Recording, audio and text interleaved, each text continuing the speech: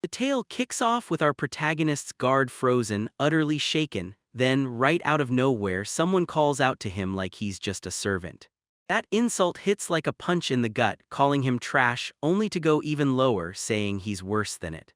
Guard hauled us along and spilled how he ended up here, saying he was an orphan when he was little and this family picked him up and took him in.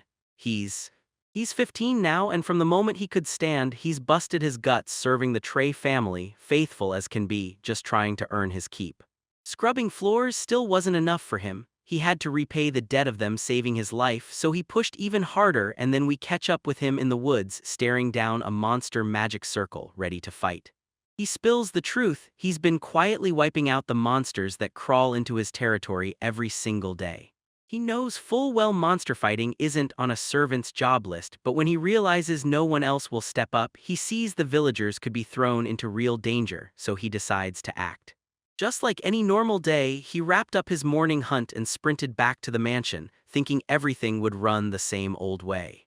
But when he finally returns, the head butler is waiting, staring him down hard and firing off a message, repeating what Count Trey just said.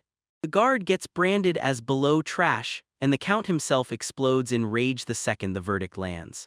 The head butler storms in, stares down at the guard and barks a question. Does he finally get why he's getting reprimanded? Guard just stood there, sweating buckets, staring around like he had zero clue what was happening. He bows and apologizes with real politeness, then admits, straight up, that he has absolutely no clue what any of this is about.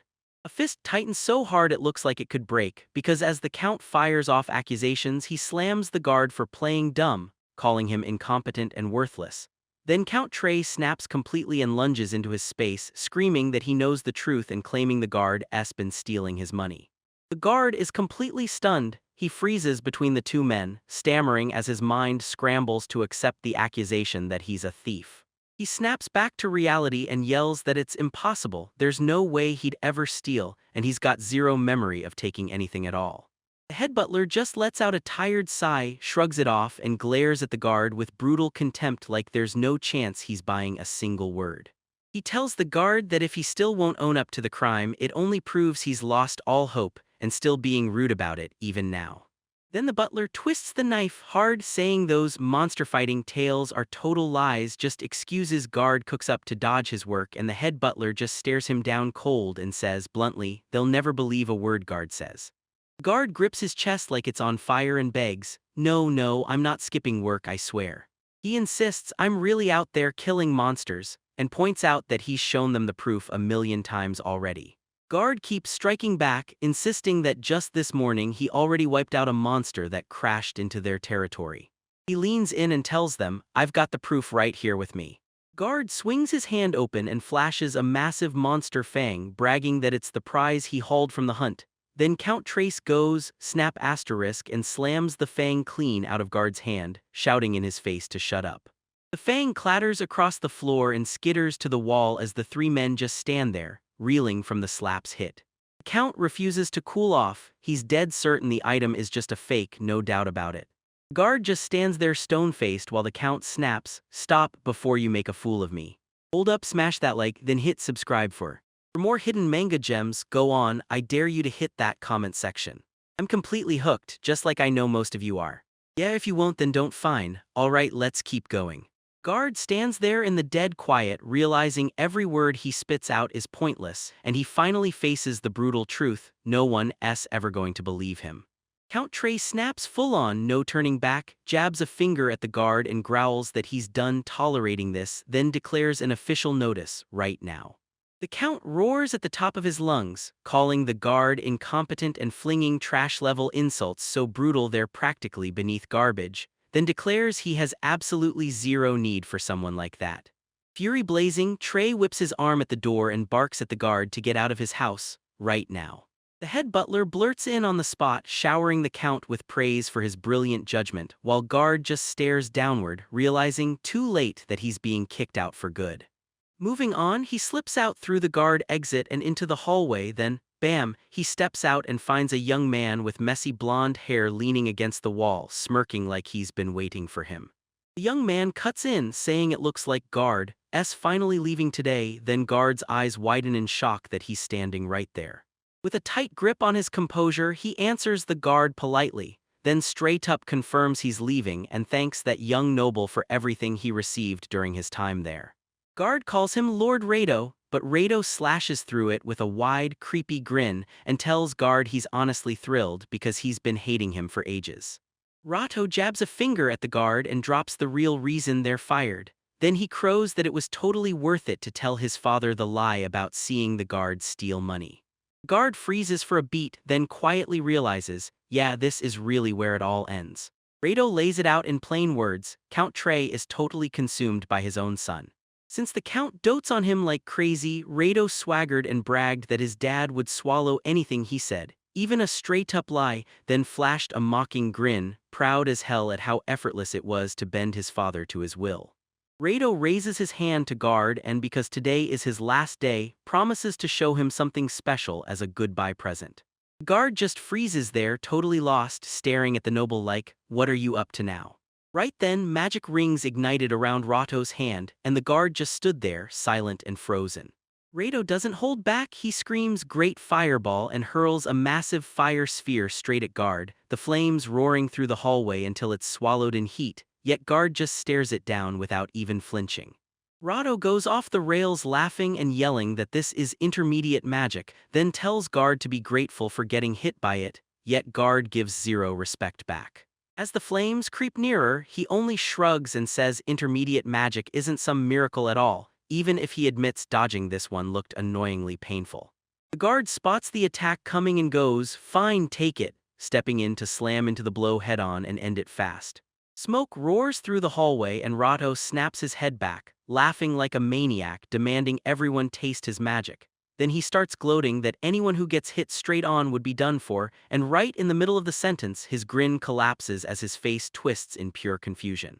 As the smoke finally thins, the guards stand there, alive, unscathed, while Rato freezes, stammering in disbelief and demanding to know why only his clothes got burned. Rado snaps to attention when his attack misses, then scrambles to save face. He screams that he meant it all along, steering the flames to scorch only the clothes and never touch the guard, claiming it's proof of his insane precision. The guard locks eyes with dead silence and dryly says, yeah, it really is amazing. Rado twitches, no way he's buying that sarcasm. He marches up to his servant, snarling, what's with that attitude, and blasting how the guard always acts this way.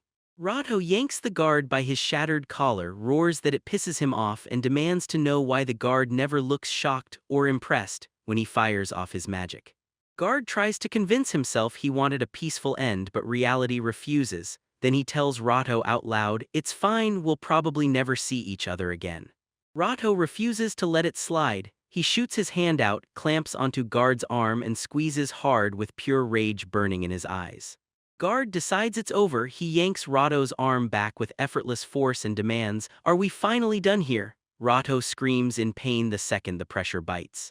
The noble is fully unraveling now, sweat drenches his face as he stammers, pleading with the guard to stop, admitting he's had enough. The guard lets go and Rado yanks his hand back, trembling so hard he can barely keep it under control. With that point landed, Guard bows politely, says he's out and turns to leave, while Rado stands there clutching his throbbing wrist, muttering curses under his breath as he tries to piece together how that just went down. He just stands there gaping at the guards from behind, totally wrecked by the raw power he felt, like it came from a lowly servant. Guard strides off like nothing even happened, because right now all he cares about is changing his clothes after that fire spell blasted them to ruin. Down the hallway, Guard bursts into the master of the house, Count Trey. Guard keeps his cool and silently bows to the Count with respect as he strides past. But right as he slips by, the Count snaps his voice out loud and tells the guard, wait, there's something I forgot to tell you. Count Trey isn't letting him breathe, he glares down a guard and hammers out a brutal warning. A mere human like him shouldn't expect to live anywhere inside Trey's territory after this. The guard doesn't snap back or lose his cool, he just glances over his shoulder with calm eyes and bows his head, thanking the Count for everything and giving a proper farewell. As he strides away, the truth finally slams into him. Guard admits he's totally stuck, because he has absolutely no idea what common sense or basic norms even look like in this era. He keeps moving, slips past the estate gates and leaves the whole place behind, while the guard starts rethinking everything he's lived so far. remembering how he used to sneak out to hunt monsters and guard the territory, only to realize that all that secrecy kept him from ever truly mixing with normal citizens. But then his old master's furious angry face guard snaps into focus, and he realizes he's got yet another problem. He's certain the Count is about to lay waste to him, guard of Maginese or not. That warning is already tearing through the whole territory, slapping a blacklist on him. Everything looks grim and he can't shake the truth. Landing a job is going to be brutal, and at this point, even grabbing something to eat might be impossible if one rejection after another keeps slamming the door in his face. He exhales, realizing he's somehow managed to land himself on the bad side of a seriously dangerous opponent. Lost in grim thoughts about what's waiting for him, he's suddenly jolted when a random piece of paper rockets out of nowhere and slaps him straight in the face. Guard snatches the paper mid-stumble where it smashed into him, staring at it like, what the heck is this? He glances at it and bam, it's a flyer for Le Million Magic Academy, and right there it announces they're recruiting brand new students. Guard scans the file and his eyes lock in. This school sits in the royal capital and they brag it's the best magic academy on the planet. He hums under his breath as a plan starts to click into place. He starts cooking up a plan on the spot, betting the Count would never, ever see him enrolling in a magic academy coming, and since the school sits outside the Count's territory, even a heavy hitter like him can't just muscle his way in to mess with the guards. Guard steels himself since he's got nowhere else to go. He decides the entrance exam isn't just an option, it's his best shot.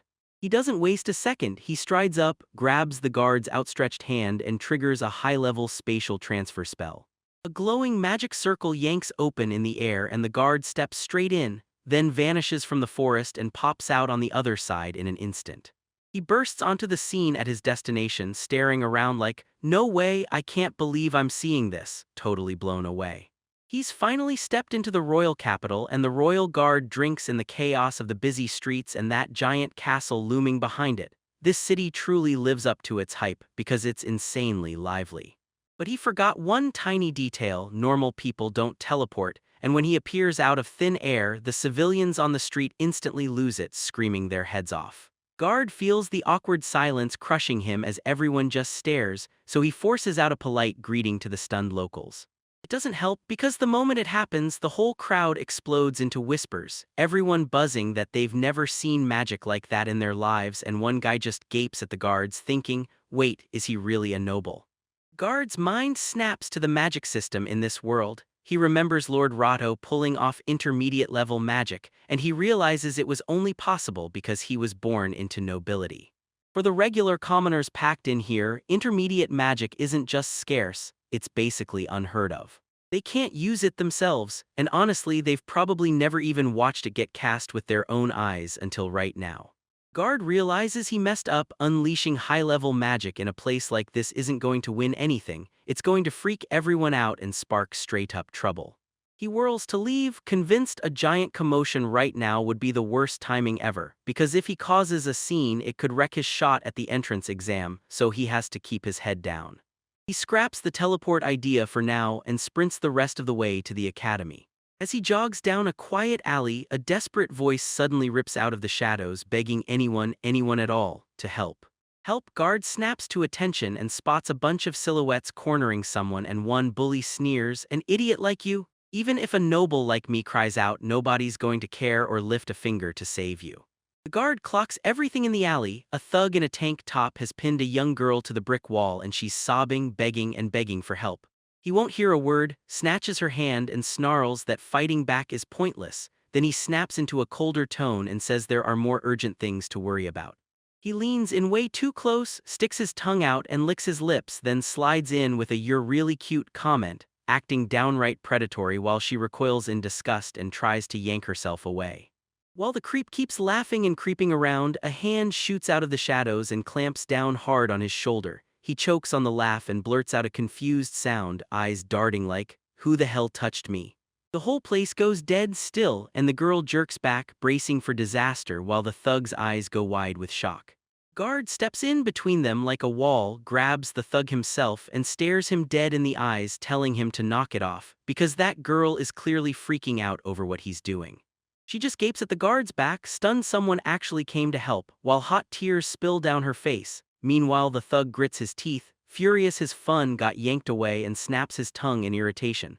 Then he stumbles back, staring at the guard in disbelief, bursts laughing and demanding, "Is this a joke?" He jabs a finger at him and scoffs that it's hilarious a scrawny noble actually wandered right in like a free meal. He charges straight into the guard's personal space, firing off a murderous glare to scare him, yet the guard doesn't blink or flinch. Then the thug's expression twists, that nasty realization hits, and a nasty grin spreads across his face. He erupts into laughter and mutters to himself, "I think I finally get what's going on here." The thug's eyes rake over the guard's clothes with a sick grin, and when he spots that swallowtail coat, he snaps to the conclusion that the guard must be a noble, just like the others he can't stand. Thinking he's got the upper hand, the thug grows cocky and starts snapping at the guard, barking that nobles can't legally lay a hand on commoners, so by this rule the guard can't do a single thing to stop him. And the creep keeps escalating. He tells the guard that if all he's doing is standing there watching, he might as well jump in. Then he outright invites him to help torment the girl, like it'll be fun to mess with her together. He lunges for the terrified girl again, but he can't make it. Right as he moves, the guard crashes in, clamps down on the thug's wrist, and shuts the whole assault down cold. The thug bursts back into yelling, trying to pull the "nobles can't touch me" card, but guard calmly flashes a smile and tells him to chill. The guard snaps out the confusion and explains it. This isn't noble attire, it's a butler's uniform, so they're both just commoners, which means no law stands in their way, and they can finally settle this with a clean, fair fight. Reality slams into the thug like a truck. His whole body breaks into sweat as guard calmly asks what he's planning next now that his safety net is gone. Cornered and shaking with panic, the thug snaps and lunges, screaming his lungs out as he hurls a brutal, desperate heavy punch straight into guard's face. The guard doesn't even blink, he just steps in and snatches the attack out of the air, then slips in a quiet burst of magic the moment they make contact, turning defense into something deadlier. The thug jerks back like he's been slapped by something invisible, eyes wide and totally lost. He screams that his body suddenly feels scorching hot, and since he has zero clue about magic, he can't stop wondering if his own secret superpowers just woke up. The thug's body locks up, sweat pours off his face, and he stammers like his brain can't even keep up with what just happened. Guard snaps, fed up with this whole mess. He mutters that he's basically done, and then he breaks his grip, flicking the guy's hand away like it's nothing. The guard dumped a huge wave of magic into the guy in the blink of an eye, like slamming a waterfall into a single cup. And if you shove more magic into a human than their body can hold, the whole thing just explodes with overwhelming consequences. The knockout hits instantly. The thug crumples to his hands and knees, trembling hard and can't control it as he spirals on the ground. While that guy breaks down, guard fixes his jacket like nothing happened, totally calm and completely unbothered. Guard leans over the trembling man with a sly little smile and tells him, "Don't worry, I'm not letting you die from this." Then he shuts his eyes on the chaos he just caused, turns to the girl, urges them to get out of there, and asks if she's still able to walk. She's still dazed for a second, then snaps back fast, stammering a quick "yeah." She grabs his hand and lets him pull her out of the alley. They rush into a safer, wide-open spot in the town square by the fountain, and the girl practically bursts with gratitude, thanking him nonstop for saving her. The guard clocks how flustered she is and snaps, "All right, calm down a little." Once she finally settles in, she flashes a smile, tells him her name is Yuri, and makes it crystal clear again, he saved her. He brushes off the compliments like they're nothing, then shoots back a quick intro telling her his name is Guard. Yuri's jaw drops, she's totally blown away by what she just saw, then she blurts out that he's incredible for taking down a brutal opponent in the blink of an eye. Locking eyes with him, she can't hold back her real question, why is he so strong? Guard just freezes, staring blankly for a beat, letting that curiosity hang there. As Yuri twists around, Guard stares at her and thinks, there's no way she'd actually buy that answer. The truth is straight up wild, he's insanely strong because he was a sage in his past life. Then the story snaps into a flashback, his memories from 600 years ago when he roamed everywhere, chased every secret on the map, and hunted monsters all day long until his name turned into legend, earning him the job of guarding the world's order. But here's the catch, things weren't that simple. All that responsibility crushed his freedom. He had zero time to breathe, just drowning in work and duties day after day. As the flashback keeps rolling, chains start cinching tighter in the dark. Guard cuts in and says the higher he climbed in his past life, the more he got trapped, chained down by public duties and everyone's expectations. He drags us into his old study, choking with books and scattered papers, and tells us he had research he'd been dying to finish and magic he was desperate to perfect, but life never gave him the time. In the present, the guard's face hardens as he remembers his choice, because that's exactly why he tossed it all aside, chose reincarnation, and jumped into a new era where he could finally live free. Then reality slaps him in the face, guards start sweating, and he panics hard because there's no way he can spill the truth about his past life. His mind races on how to deal with this while Yuri just stares, frozen in expectation like she's waiting to pounce. She leans in, eyes glowing, and asks him straight, again, what's the real reason he's so insanely strong. The guard glances away, scratching his cheek, feeling the trap tighten, because if she asks, he's done for, while Yuri is practically vibrating with excitement, bouncing behind him as she insists she's dying to know his secret. Guard stares at his past self reaching out, and he just knows that if he blurts, "I'm a reincarnated sage," she'll never believe him. Sweat drenches his face as his heart pounds, so he decides to improvise, wings it, and blurts the first words that pop into his head, stammering hard. He shoots an awkward glance away and mutters that it's just muscle training, nothing fancy, just good old-fashioned workout. Yuri just stands there repeating muscle training with this awkward, confused laugh while the guard slaps his face in disbelief, fuming inside because he has no idea why he's even saying any of it. Guardian cuts the conversation short and bolts. He insists he's got to rush off to apply for the Magic Academy entrance exam, and Yuri gasps in shock right behind him. Yuri cuts in and tells him straight up, she's taking that same exam too. But the moment it lands, her face crumples, then she straight up admits she has zero confidence in herself. She grips her clothes tight, blurting that she's barely got any magic at all and that she's weak through and through. He meets her eyes with a calm stare, then asks the obvious question, if you hate it that much, why not just quit? He tells her to stop forcing herself and live her life exactly how she wants. Yuri's voice cracks, then she snaps back that it's not that simple. Right as a tear drops and splashes the dirt beside her shoe, the whole mood flips. Guard spots her trembling, he blurts her name and demands to know if she's okay. Yuri throws her hands over her face, trembles, and blurts a heavy confession. She tells everyone she's an unwanted child. We get a quick peek at what Yuri's up against. She plants her feet, pours every ounce of power into one shout, fireball, and you can see her straining like her limits are right on the edge. But the outcome is a total letdown. She flicks her hands and all you get is a pathetic little puff of smoke that pops once, then disappears right away, no fire, nothing. Then she unspooled the whole situation, and as she spoke, her father's memory slammed into her. He thrust an application into her hands and demanded she take the exam right there. Yuri stared at the paper in stunned silence because it was for La Million Magic Academy, the single highest summit of magic schools in the entire world. In the memory, Yuri tried to shove back, stammering that someone like her couldn't possibly do this, but her father snapped her down cold, saying he wouldn't put up with a single bit of whining. He leaned in and lectured her, telling her their family's been graduating from La Million for generations, and that exact legacy is why their house has stayed prosperous for so long. Then the ultimatum hit like a hammer. He laid it out plain and warned her exactly what would happen if she failed.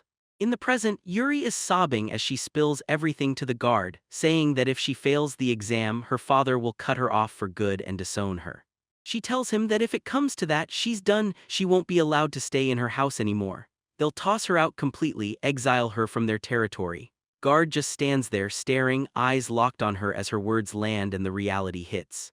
Yuri scrambles to steady herself, wiping the tears from her eyes, then blurts out an apology, telling him she dumped a way too heavy story on him and begs him to just pretend he never heard it. The guard can't just brush it off. When he hears her say she got kicked out for being weak, his mind snaps back hard to his own nightmare. Count Trey stood there, jabbed a finger in his face, raged that he didn't want incompetent trash in his home, and screamed for Guard to get out on the spot. It's the same cruelty all over again. Guard locks eyes with Yuri and realizes, wow, he can't stop seeing his own reflection in her pain, so he breaks in mid-silence, blurting her name and urging her to hold out her hand. Yuri freezes, confused by the sudden ask, then hesitates before answering. She shoots her arm out and the guard snaps onto her wrist, gripping her hand with brutal firmness. The instant he makes contact, Guard grins like he cracked the code, tells him he finally understands what's going on, and Yuri's nerves spike as she blurts out what he's doing. Guard studies her magical structure and realizes her active magic is shockingly low, but the real tank, the storage, is massive. She's running on empty, yet her capacity is ridiculous. Without wasting a second, Guard slams his magic gift into action, channeling energy straight into her. He locks in on the flow, remembering how he earlier ripped that thug apart by flooding him with magic, but this time it feels totally different. He clenches his focus, swears he'll be careful, and feeds the power in slow just like that, matching Yuri's exact capacity to the perfect drop. That sudden surge slams into Yuri like a truck. She jolts, gasps, and turns bright red as she stammers that something is seriously wrong with her body. The feeling ramps up fast, and when the magic finally floods her, she yells, "It's burning me up." When the transfer finally ends, Yuri gasps, staring at her hands like they just betrayed her. She's totally stunned, power suddenly surging out of nowhere, and she blurts to Guard that it feels like something's awakening inside her. Yuri whips around and demands what this power even is. The moment she asks, Guard's sweat breaks instantly. He's got to invent a cover story before she notices, and the only thing he can think of is one way to explain it without blowing his disguise.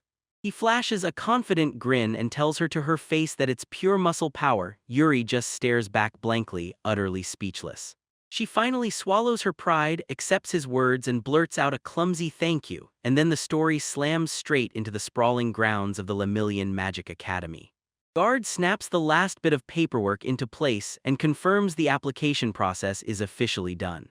They start heading back from the building, and the guard tells them the exam hits the very second tomorrow. Then Yuri admits her nerves are through the roof. The guard glances at her and blurts out that she really went for it. She even decided to take the exam too. Yuri straight up confirms it. She says in her current condition, she actually feels like she might pull off passing, so she's ready to take that shot. She halts mid-step, spins back to face him with a grin, and teases that there's one more reason. Yuri grins, clenches her fist, and says she got that special muscle power from him, so she's ready to go. Even with her fresh resolve, Yuri still cracks, admitting she's not over the fear yet. The guard watches her with soft eyes and says he thinks that's totally fine. Yuri drops her gaze, grumbling that scary things stay scary even if you try to pretend otherwise. Guard keeps her pinned with his stare, saying she's really fighting that fear head-on, and then drops the line that whatever her reason is, her attitude alone deserves respect. Then, right inside his head, Guard winces like, "Yeah, that sounds way too smooth for a guy like me," but it hits Yuri anyway. She blushes hard, calls his name with pure excitement, and promises she'll give it her all. Guard just nods back, simple and steady. They slam their agreement, no backing down, as the story whips us into the towering academy. Inside the exam hall, a robed instructor stands tall before the sea of applicants, then snaps, "I'm about to lay out everything this exam covers right now." The crowd reacts in wild waves. Guard keeps his cool like nothing can touch him. Yuri's jaw tightens with visible nerves, and the other nobles whisper and chatter to each other like they're trading secrets. The instructor raises 3 fingers in the air and declares the exam splits into 3 separate parts. He tears the process apart. First comes the magic capacity test. Anyone under the bar gets cut on the spot. Next is the practical skill exam, where they have to put their specialty magic on full display for the judges. And last is the anti-personnel exam, a straight-up one-on-one magic tournament. A tournament bracket lights up on the diagram, and the instructor snaps that missing the target score in even one section means instant disqualification, but getting through isn't just about scoring points. The instructor hits the applicants with a bombshell instantly. Only the top 16 candidates get through. Yuri whips her head around, panicking while a huge crush of examinees closes in on them, and the thought that almost everyone here is going to fail slams into her like a truck. The group finally gets it. Out of everyone here, only 16 are actually making it through. It hits you like a punch. Lemillion Academy isn't built for everyone. It's a fortress for the elite, cutting the masses out before they even step in. But the instructor isn't finished. He slams the news down and promises a special incentive. If you score ridiculously well on the exam, you'll be pulled in as a scholarship student. Then he lays out the perks: full support from the academy no matter which road you pick, whether that's more schooling, landing a job, or diving into magic research. Guard's eyes snap open at the news, and he tells himself, this system sounds downright irresistible. Then the instructor finally tackles the elephant in the room, this mix of social classes, admitting that today nobles and commoners are both taking part. In this exam, the usual rules don't matter at all. He declares that everyone will be judged the same by strength alone, no matter what rank you hold or who you're connected to. Guard smirks like, yeah, that actually tracks. Because how can you even run a real one-on-one combat exam if everyone's too busy sweating over social rank? Yuri snaps her guard into place and tells him that status doesn't matter at all, so none of this can screw him over. Then she clutches her chest, exhales a massive sigh of relief and admits she's just glad. But the mood isn't bright everywhere. Some stuck-up jerk in the background clicks his tongue and snaps that commoners don't even belong in the exam, and the guard just tunes him out. The instructor throws his hand up again to silence the room, then blasts the news. The first exam magic power measurement starts right now. He jabs toward the exits and roars for everyone to scatter. Everyone heads straight to their assigned venues right now. Guard checks the exam ticket in his hand, scans it again and realizes he's been assigned straight to the magic laboratory. Right then, Yuri barrels in from behind him and shouts his name. She snatches a look at his ticket and grins, because it matches the exact same venue they're both assigned to. The guard tells them to head over there together, and Yuri immediately scans the chaos of people everywhere, worried she could easily vanish in the crowd of exam takers if she isn't careful. So she shoots out her hand, snatches the guard's and holds on tight just to stay connected, face blazing red while she lags behind him, heart hammering. She stammers and guard snaps his gaze back, clocking that she's suddenly acting shy about the way their hands are linked. Yuri's cheeks burn bright red as she clings to the guard, then shoots a quick explanation. She's only grabbing him so she won't get lost, and that's it. Guard just rolls with it, nodding along like her logic clicks the whole way through. They finally roll up to their target spot, the magic laboratory. But peace doesn't last. Lord Rado spots them in an instant, jabs a finger at the guard and screams for everyone to look, yelling that a commoner, the kind who used to be a servant, is lurking around a place like this. Guard straight up ignores him at first, so Rato loses it, grabs the guard by the collar and screams, "Do you think it's acceptable for a commoner to ignore a noble?" Guard doesn't blink, he stays icy calm and starts talking, telling Rato to stop stressing because the whole room goes silent as everyone watches their clash unfold. And Rato's face tightens, clearly furious that he's not getting the reaction he was fishing for. Guard ends his calm rant and tells Rato straight up, "Forget the drama, focus on the exam." Guard snaps his tie into place and doesn't even flinch, unbothered to the core. Rato tries to get to him anyway, but when he realizes he can't rattle Guard, he turns away and fires off a warning. "Just watch, I'm absolutely passing this exam." As the noble steps away, Yuri whips around with a worried stare and asks if he's okay. Guard brushes off the whole confrontation, tells Yuri it's nothing, and pushes for them to just step right back into line with everyone else. At the front, Rato strides up with a smug smirk because it's finally his turn. He faces the instructor and shoots back, asking exactly how they're going to measure his magic power. He grips a chunky magical tome with both hands, then Rato fires himself up, declaring he's ready to go. Rato clutches the book like his life depends on it, then magic surges out of him and the grimoire erupts into a blazing glow right in his hands. Suddenly, the book erupts, its pages burst open and whip around at insane speed, all powered by his magic. It starts slow as the cover lifts, but the moment the magic clicks in, the pages whip past in a total blur, so fast even the instructor leans in to stare. He checks where the flipping stops and confirms that Rato's magic power crushes the required standard. The instructor declares he passes and Rato clutches his fists and celebrates like he just won everything. Up in the back, Guard watches the whole moment unfold and mutters that he finally gets how it works. He cracks the trick. Those pages don't just flip randomly, they snap open based on how much magic power you pour into the book, so every page you turn basically exposes your total magic capacity. The Guard stares at the scene and his voice dies off mid-thought, like he can feel there's more hiding in the shadows. The Guard scans the exam hall with a sly little smirk, thinking, "Man, the world has gotten way too convenient these days." He stares back at his own era, remembering the old days when measuring magic power wasn't something you just checked, you needed a real specialized appraiser to do it. Now he realizes the entire process can be pulled off with a simple magic tool, just like this book. Rato suddenly barrels into Guard as he swagger walks back from his turn, and Guard just chuckles out a casual greeting. But Rato plows past him, blaring to the room like he owns the place and demanding everyone saw his performance. Guard's eyes narrow because this guy is nothing but trouble. As Rato cackles with that arrogant swagger, Guard clocks the truth fast. This is the same kind of menace he's dealt with before, the exact troublemaker he remembers, so he shuts it down and refuses to engage. Rato smirks over his shoulder at the Guard, telling him, "Your move." Then he needles him, barking that he should go up there and parade his humiliation like some cheap commoner. Guard shrugs off the taunt and strides ahead, calmly snapping his gloves into place while Rato watches from the sidelines. Up front, the instructor calls the next candidate and mutters, clearly unimpressed, that he's just a commoner. The instructor straightens his glasses, stares down the Guard, and bluntly says he's basically guaranteed to fail. But if he's going to lose anyway, he might as well try. Guard just nods like he gets it, then he shoots his hand out and grabs the magic appraisal book. The second his fingers land on it, the magic appraisal book snaps into total chaos. Pages whip around at mind-blowing speed and force, shocking the instructor so hard he loses his temper, while everyone else can only gasp as he stares in disbelief because he's never seen paper flip like this, never, not once. The book starts rattling violently in the Guard's grip. He jerks his eyes down, stares at the shaking thing, and lets out a bored little sound like, "What are you even doing?"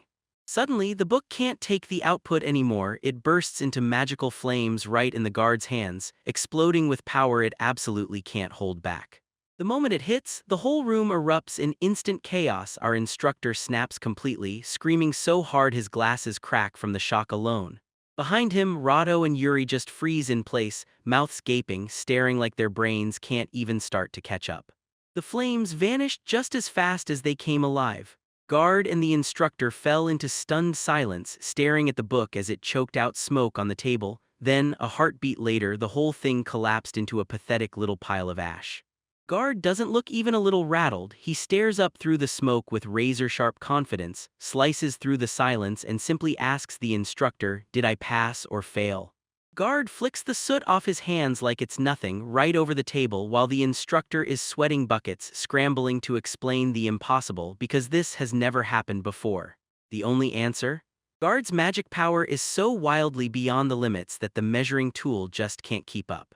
With his voice back on track, the instructor bluntly declares that Guard's pass comes naturally, no tricks, no hesitation. Guard snaps his tie and collar into place like a pro, looking sharp as a blade.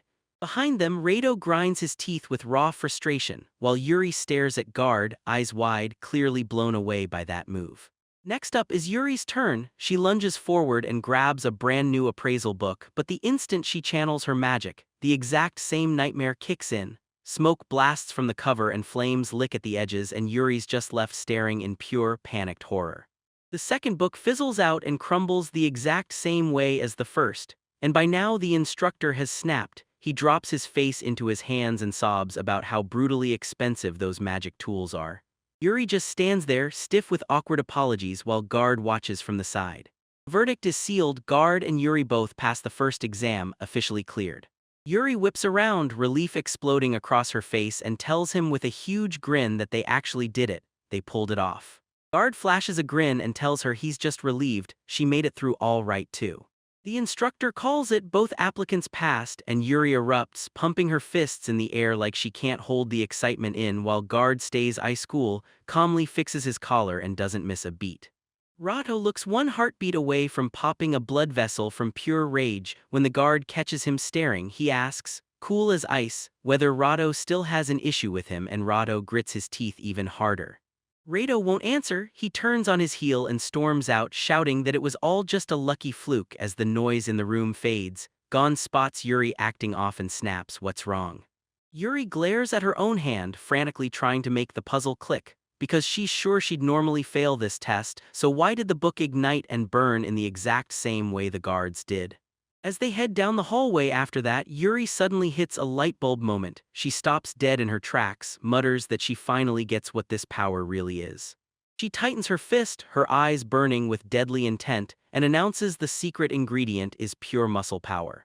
The Guard just stands there, sweating buckets, looking completely out of place, so instead of calling her out, he freezes up and gives a shaky, vague nod like, Yeah, definitely the muscles. Guard tells Yuri the exam's officially done for the day, then asks if she'll be okay heading home all by herself. Yuri beams and waves goodbye, promising she'll see him tomorrow, and as the guard shifts to his next move, he suddenly spots a girl in a frilly dress sprinting down the hallway right after him. Before he can even blink, the girl bursts into a scream, begging someone to wait, then charges straight at him with zero brakes. She drives straight into the guard with everything she's got, smashing him off his feet like he weighs nothing. They slam onto the floor, she drops on top of him, then the guard, still pinned, jerks his head up and asks if she's okay. She scrambles off with a rushed, "Sorry," and before the impact even settles, her eyes lock on the door sign. She barrels right back into his space, shouting at him to pay attention, jabs her finger like it's on fire, and demands to know if this is the right spot, the magic experiment room, right? With the calm of someone who's seen it all, the guard stays seated on the floor, jabs a finger at the door and says there's no mix-up, this is the right place. Then the girl's shoulders instantly drop with relief. Guard takes her apology in stride and nods, "Thanks." She breaks into a grin and says her name is Sasha, adding that if they might bump into each other again, she just had to say hi. Guard replies with his own name, and before a second can even pass, Sasha waves like sunshine and barrels into the room, yelling that it's nice to meet him. Guard straightens his tie, still processing the whole thing, and admits to himself he hasn't run into a girl with this kind of energy in forever. Honestly, meeting her feels like it gave him a boost. Staring over the castle grounds, he tightens his resolve. Tomorrow, he's going to give everything again. The next morning hits the academy, then one brutal shout rips through the air and shatters the moment.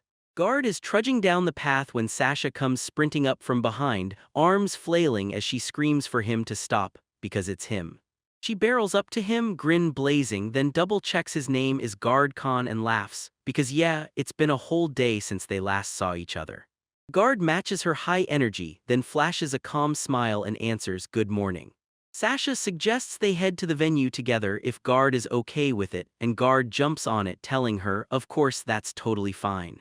But that calm stroll gets yanked to a stop in an instant. Two blazing, furious eyes lock onto them from nearby, blasting out pressure so intense that Guard and Sasha both freeze dead in their tracks. Turns out it's Yuri, and she looks downright terrifying. She storms right up to Sasha, barks her question about who she is, and demands to know why Sasha is walking with the Guard. That sudden hostility slams into Sasha out of nowhere. She whips around to Guard, panicking, blurting his name with shaky words and demanding who this terrifying girl even is. Guard steps in and snaps the tension with one bold move, bringing the intense girl straight to Sasha, then saying with total calm, "This is Yuri." He freezes for a split second, not knowing what to call their bond, then follows his gut anyway, telling her she's his friend, or at least that's the word he can live with. That one word crashes into Yuri. She quietly repeats "friend," and the moment she does, her eyes blaze with instant sparkles. That terrifying vibe melts away instantly. She clamps onto Guard's hand with a hard squeeze and blurts out that hearing him say it makes her insanely happy. She pushes forward, bright and buzzing with excitement, yelling that she's never been happier because she never really had any friends at all before.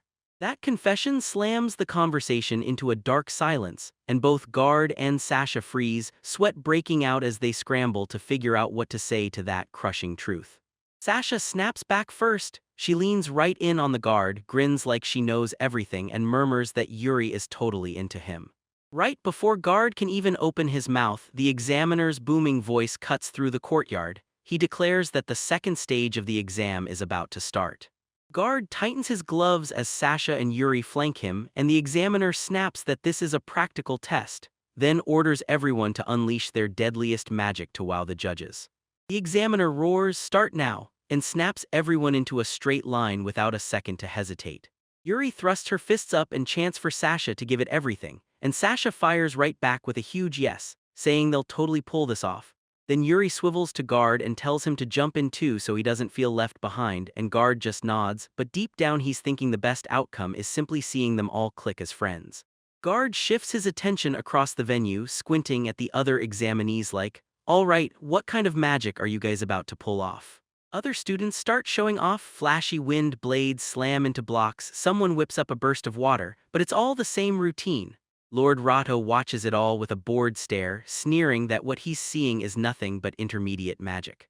He muses that since this is basically the world's top magic academy, the standards have to be sky-high. The guard stands there dead silent, as Rado keeps firing off sharp thoughts in his head. Rado insists that applicants can't just coast on intermediate spells, they need to prove off advanced magic, the kind of brain-melting stuff like spatial transfer. Rato strides right past Guard, shooting him a nasty grin and saying it's wild for some lowly commoner to make it all the way to the second round. Guard shrugs off the jab, but the crowd's electric with noise. One guy sneers that no commoner could ever rise up, and another student snaps back, Guard is the same guy whose book got torched in the first round. A girl beside them leans in, voice trembling, and says maybe, just maybe, he's got something incredible behind him. Rato lets out a loud, careless yawn, totally checked out, then waves a dismissive hand at the guard like, come on, start already. Guard shrugs off the attitude and cinches up his white gloves, because he's heard the doubts and this time he's done holding back. He tightens his mana and snaps to a decision, intermediate or advanced just won't be enough, because he's going straight for the top-tier supreme magic. Guard snaps his hands up, and a massive, intricate magic circle erupts in the sky right above him. Sasha shoots her eyes up in shock at the sheer magnitude of it, while the guard stands tall and confident in front of the examiner. He tears into the spell *Hellfire*, and a massive column of flames erupts upward, blasting into the sky with terrifying, unstoppable force. With the flames finally dying down, Guard drops his arms, knocks the soot off like it's nothing, and figures that's gotta be proof enough. But the reaction hits him like a brick, dead silence from the examiner, and every other student freezes in pure terror, while the guards break into sweat, scrambling to figure out why nobody's saying a single word. He couldn't stand the awkward silence, so he snapped his fingers, then the magical energy hanging in the air shattered like glass and vanished. The spell's flash dies out in an instant, exposing the torn ground, yet the examiner just stands there, frozen, staring at the guard in complete silence. Guard totally misreads the room, while Rato, Sasha, and the whole class freeze in shock. Sweat pours down Guard's face as real panic hits, and he starts wondering if what he just did still wasn't enough to get him through. Deciding he can't afford to slack, the guard drops into a crouch and mutters that just to be safe he should probably toss one more spell. Then Sasha clocks him gearing up for round 2 and turns completely terrified. Suddenly, the entire area erupts into violent shaking. Sasha jerks back, and Rado screams in panic as the ground starts to rumble under their feet. Earth rips open for real, massive cracks gouge through the stone floor with a brutal, grinding roar. This time, it's not destruction at all. When the guard's gloved hand presses the cracked, barren ground, a burst of light erupts, and within seconds grass rockets up and flowers explode into bloom right around his fingers. In seconds, a giant tree looms over them, leaves rattling in the wind, and then, out of nowhere, a tiny rabbit hops right into view. Gardniel stood beside his creation, grinning like he hadn't just reshaped the exam grounds from scratch. The scene turns pure chaos. This hooded instructor throws his arms around like he can't believe what he's seeing. Rato sprawled on the ground, pale and frozen like he just saw a ghost, while Sasha blushes hard, completely enchanted by the sudden parade of cute animals. They call it life gift ***, the top-tier supreme magic that can forge life from nothing, and pulling living beings out of absolute zero is so advanced it's basically unheard of. Guard is still sweating buckets, praying his terraforming stunt actually worked. Then he glances at the instructor and whispers, shaky as hell, this has to be enough for a pass. Behind him, Sasha and the other students are stunned into chaos, absolutely losing their minds over what they just witnessed. The crowd explodes instantly, everyone shrieks at full volume, yelling that the guard is incredible and pounding the question again and again, who the hell is he? Guard forces himself to stay calm amid the chaos. He straightens his jacket, fiddles with his gloves, shuts his eyes, and asks politely, is this a pass? While the students behind him keep gaping like they can't look away. With that turn over, Guard strides off the exam field and Yuri immediately steps up to fill his spot. In the foreground, Sasha looks absolutely wrecked just from watching Guard's performance, wiping sweat off her forehead like she's trying to wrap her mind around how insane it all was. Guard halts mid-step, snaps his focus back to the field, and murmurs Yuri's name under his breath as he watches her get ready. Yuri is absolutely terrified, sweat pours down her face as dark memories crash in, and suddenly she's back with her father looming over her with a cane, roaring that she's not really his daughter and calling her a failure. Her hands shake so badly she can barely stand, and she admits to herself, heart pounding, that she's scared. But the fear won't let up. Guard's smile flashes in her mind and she steels herself like, since Guard gave me courage, I'll push through no matter what. She snaps her gaze upward, determined to take the challenge head-on, then hurls both hands up and summons a glowing magic circle above her. Next, she screams as her spell ignites, and a roaring fireball blasts out, a giant sphere of swirling flames that dwarfs her tiny frame as it crashes downward. Firelight flickers in Yuri's eyes as she looks up, staring at the power she just unleashed, and down below Sasha watches in shock, like she can't believe the quiet girl actually has magic like that. The instructor admits he's stunned, telling Yuri that pulling off that kind of massive power with low-tier magic is straight-up impressive, then wastes no time declaring she passes. Yuri's face lights up with relief, cheeks blazing red, and she bows deep and loud, thanking him for the chance. Meanwhile, Guard watches from the foreground, smiling because she's finally safe. But right when it clicks, Sasha jumps in from the side and tells the Guard no, he's actually amazing. The Guard looks totally thrown off by the sudden praise, but Sasha doesn't stop. She presses on, convinced that if he's a noble, he has to know every trick of high-level magic. But she waves that idea away on the spot, snapping back that there's no way, surely nobody has ever seen magic like what Guard just pulled off. That hits him like lightning. Guard drags a hand to his chin, suddenly realizing he'd been assuming nobles already knew top-tier spells. Now he has to rethink everything. He studies the scene and the conclusion lands hard. Compared to the days when he was a sage, modern magic hasn't just stalled, it might have actually slid backward. A sudden lightbulb moment slams into him, and he freezes solid as everything clicks into place. He glances at the instructor and fresh sweat explodes from his skin, panicking. Then it clicks. When the instructor went dead quiet during his own exam, it wasn't judgment at all, he was just frozen in stunned silence. The Guard stands there dripping sweat and spiraling in his own head, then it hits him. Modern magic standards are laughably low, and he blurts that he might have absolutely wrecked himself during his own exam. Sasha just stares at him from the side with a big question mark floating above her, completely lost about what set him off. The scene snaps to the exam floor when the instructor yells for the current examinee to stop, bragging that the magic display was absolutely splendid. Turned out it was Rato, and the instructor declares he passes, but Rato instantly explodes into arrogant laughter, roaring that it was all a total breeze. Rato smirks and stares at his own hand, and when he says it, he sounds dead sure, like yep, just as he predicted, his magic is absolute top-tier, first class. He's strutting around, drunk on his own ego, convinced his power will carry him even in the world's top magic academy. But his mood flips in an instant. He hammers his fist into the wall and his thoughts turn pitch black as he fixes his eyes on that servant. A memory hits him like a flashbang. Guard stay cool, unfamiliar faces stare and someone just smiles and says, "That's amazing, right?" Rato's face contorts with rage. He can't stand the thought that some lowly commoner Guard would dare humiliate him.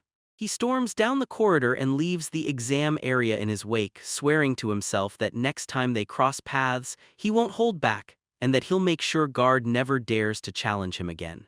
A dark shadow claws across half his face as he smirks like a villain, then he swears, loud and final, that he'll smash the Guard to pieces. Yuri is absolutely buzzing, cheering because she finally passed the exam, and right there beside her Sasha shoots the Guard a look and lets his earlier weird behavior slide, since she made it through too. The scene cuts to the main floor where the instructor storms in front of the students and tells them face to face that they crushed the second exam and made it through. He barrels straight into it, announcing the final test, an all-out tournament-style battle where every examinee goes head-to-head. With a sharp gesture toward the diagram behind him, the instructor lays down the rules: one-on-one battles where magic is the only way to climb the bracket, and all you need to make it through is surviving long enough to reach the top 16. The Guard whips his eyes around the room, clocking roughly 100 people left, then crunches the odds in his head. If he can grab 3 straight rounds, his place is basically locked. The instructor snaps, "Tournament brackets now," and whoosh, papers shoot through the air by magic toward the students.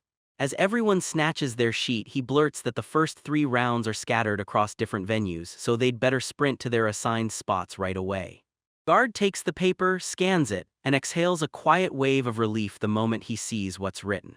He scans the bracket like it's personal, and sure enough, neither Yuri nor Sasha is anywhere near his spot on the chart, which means he's not stepping into either fight until the best 16 at the earliest. Sasha swings around to the group with a bright grin and urges them to give it everything. Yuri nods right there with him, pushing the same idea. They all go for this pass together. The instructor strides into the center of the arena, slams the first round into motion, and introduces the lineup: Guard on one side, his opponent, the student Riddle, on the other, then barks for both of them to take their spots and get ready to fight. Riddle barrels straight into the guard's space with a cruel grin, asks if he truly clawed his way this far alive, then sneers that it's downright arrogant for some lowly commoner to stand on the same stage as him. He keeps yapping about how he'll school Guard and prove the real strength of a noble, but Guard doesn't even spare him a glance. He turns to the instructor and asks, "Can we hurry up and start the match already?" That's when Riddle snaps. He jabs a finger in Guard's face, roaring that they better not ignore him while he's talking. The instructor brushes off all the drama, sprints straight through the victory rules, and says the match ends the second one side throws in the towel, or when he decides to call the fight to a stop as the referee. With those rules locked in, the instructor darts his eyes between the two students, lifts his hand, and readies the signal to kick off the bout. The second the word "start" slips past the instructor's mouth guard, he snaps his fingers and unleashes a water blast. Boom. A massive geyser erupts under Riddle, blasting him into the air before he even gets a chance to react. Riddle's face goes dead silent with total confusion as he rockets upward, then gravity grabs him a beat later and slams him straight back down onto the arena floor. One-hit knockout. He just lies there twitching, eyes rolled back, completely out cold, while in the stands the other students and the observing teachers stare on in stunned silence. Before anyone can blink, the instructor snaps into action. He calls the match, points at the victor, and slams out the guard's name, declaring him the winner of the first round. Guard stands in the wreckage of his instant win, scratching the back of his head like he can't believe he just did that, and he starts worrying he may have gone too hard with his attack while the crowd watches in stunned, thoughtful silence. Right by the entrance, a familiar face clocks Guard slipping out of the arena. It's Lord Rahto, and the instant he realizes the servant is that commoner, shock hits his face like lightning. Rahto's hand shakes with raw rage at his side, and he can't even believe it. Guard actually slipped into a place like this. But that shock flips fast. Rahto's face twists with a vicious, warped grin as he leans in and whispers that he's actually excited about all this now. Up in the spectator stands, the crowd split. Yuri stares on with a heavy, worried look, probably panicking over the spotlight the guard just pulled onto himself, while Sasha is absolutely loving it, blasting cheers with a giant smile, while the terrified girl beside her sobs and cries her heart out. The exam instructor snaps everyone into gear and calls the start of the third match, and right when the next phase kicks off, Rahto saunters straight up to the guard with a cocky swagger. Guard clamps a hand over his face like a migraine just hit, then clocks Rahto taking the exam too, and his mind instantly screams, "This is the absolute worst-case scenario." Rahto immediately bursts into a rant and tells the guard he's stunned by just how ignorant he's being, like the guard only stumbled in here because he had nowhere else left to go. He sweeps his hand grandly toward the hallway, booming at the guard that this is the world's top-ranked magic academy. Then he leans in so close the guards freeze, his shadow swallowing their faces, drops the act and snaps, "Move, this isn't a place that lets trash worse than garbage run around." Rahto suddenly hits that light bulb moment, his eyes widen, awe slips out of him, and he blurts the guards' names like he's just cracked the perfect plan for what to do next. He whips around at the guard with a vicious glare and snaps that everyone needs to know how useless he thinks he is. Then the guard just shrugs it off, calmly tugging his gloves like none of it matters. Rahto whips his head toward the crowd and the officials, jabs a finger straight at the guard, and yells at the top of his lungs to steal everyone's attention. He slips into a fake, polite voice and blurts out apologies to everyone for the interruption, then leans into the crowd and dares them, "Has this pathetic commoner been messing with you nonstop?" While Guard just stands there, Rahto suddenly starts spilling their whole history, telling everyone Guard used to serve in his house, then insisting he threw him out because Guard was nothing but useless. Rahto keeps stacking one lie on top of another, saying Guard used to ditch work by pretending monsters were showing up, then going after him for stealing household money, and ending it by spitting that Guard is trash, even less than human. Facing the exam officials head-on, Rahto puffs out his chest and declares he'll own this whole mess, then says he'll crush the Guard himself. He tells the instructors they probably keep the guards in the exam out of pure pity, then snaps that they don't need mercy for someone who's worse than garbage, while the bald instructor stares, sweating nervously as Rato's show of rage takes over the room. Rato thrusts his hand out dramatically, yelling that he's going to get Guard kicked out of this academy, just like he tossed him from his own house. As the two lock eyes, Rato grins like an absolute maniac, veins bulging in his face, while Guard just stares him down with a stone-cold, zero-bother expression. The exam official tries to kick things off like it's business as usual, but Rato instantly slices in. He snaps up a hand and tells the instructor to hold up for a second, right there. Rato shoots the instructor a smug, arrogant glare and tells him to step back even farther, bragging that he's not sure he can rein in his power enough to keep everyone safe from the collateral damage. Then the story cuts off at the efficient. The official shuts his mouth, nods in full surrender and slips away from the chaos of the combat zone. The moment the official makes the move, Rato snaps, screaming as he lunges in on his own, no signal needed, and slams off a surprise spell straight at the guard. Rato rips a blazing fireball out of a magic circle, going full throttle the instant it starts. He's convinced that if he dumps maximum firepower right now, this ends with one single shot. The magic comes roaring in, but Guard doesn't even twitch. He just stands there cool as ice and lifts his gloved hand toward the charging blast like it can't touch him. With a move that sounds impossible, Guard rips the fireball out of the air, clenches his fist and crushes the magic spell in his bare hand, snuffing it out instantly. Rato's breath catches, his eyes go wide and ice-cold, and a cold sweat starts pouring down his face as he blurts out stammering nonsense, totally unable to process what he just saw. Guard just stands there silent as the last wisps of smoke vanish from his hand. Rato gapes at him, sputtering in disbelief that his magic got smashed by one simple hand grip. The balcony crowd gapes in stunned silence, and Rato clenches his teeth hard, rage and fear twisting in his chest, as he grabs Guard and demands, "What the hell did you just do?" Guard calmly shakes off his gloves like they've just brushed something filthy, then snaps out Rato's name, and the noble flinches hard, jumping back in pure terror the second he hears his voice. A guard looms in crushing shadow, terrifying as his eyes blaze with power, and he fires off a question to Rato. Is that really all he can do? Otto snaps completely. He starts screaming and fires off another spell right away, terrified he'll lose Guard. Guard stares at the incoming magic with a deadpan face, thinking Rato still never learns, and when the spell comes flying, Guard just snaps his arm out and swats it aside. With one raw chop of his bare hand, he cleaves the guard's magic clean in two, slices the energy in half, and blasts the spell apart on the spot. Rato's spiraling into full panic. He grips his head and curses like he can't stop, his legs trembling as he staggers backward to escape while the guard marches straight at him, trying to realize what's happening. Rato. Realizing magic won't save him, Rato drops it and goes for a new play. He forces a shaky grin, throws his arms wide, and yells at the guard to stop fighting, admit defeat, and get it over with. He plays the boss card, telling the guard, "Surrender now and Rato will let you slip back to serving our house," and he just keeps pushing Rato. Rato won't stop. He even promises he'll ask his dad on the guard's behalf. Then he leans in like, "Tell me that's not the best deal ever," and he blurts, "Rato R." Rato lets out a breath of relief, convinced his offer finally hit the mark. Then a voice, calm but firm, quietly confirms it's perfect and says, "That sounds right." He reaches for it, picking up. Guard picks up the moment the last sentence hangs in the air and finishes his thought, telling Rato that the offer sounds tempting, but he's passing on it. Rato's eyes bulge as the truth hits way too late. Guard was just messing with him.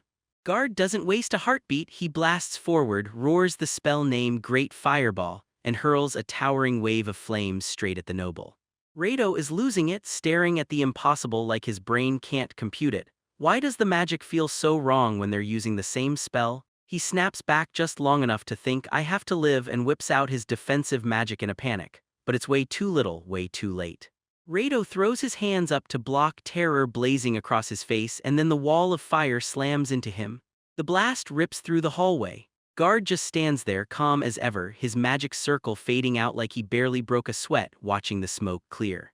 When it finally settles, Rato crumples against a cracked wall, his fancy clothes shredded and still smoking, looking wrecked out of his mind. Rato sprawls there, crushed under rubble, totally defeated, while the exam instructor just stares in shock, whipping his gaze between the unconscious noble and the guard. After a long moment, he finally snaps out of it and declares the guard the winner. The guard just stands there, a little sheepish, worried he might have gone too far, until he realizes a beatdown like that could be exactly what Rado needs to humble that ego. The instructor is still reeling from the sheer power as he gapes back and forth between they. On the ground, Rado's barely awake, hate burning in every breath, tears streaming as he grinds his teeth, refusing to believe he just got beaten by someone he thinks is worse than garbage, and then, up in. In the viewing area above, Count Trey locks in with piercing eyes, staring down at the arena like it's haunting him, muttering in pure disbelief at what he just witnessed. The scene jumps straight into Count Trey's memory, where the past replays like a punch in the chest. There's a younger guard standing there, desperate and dead serious, yelling that he's not slacking off for a second.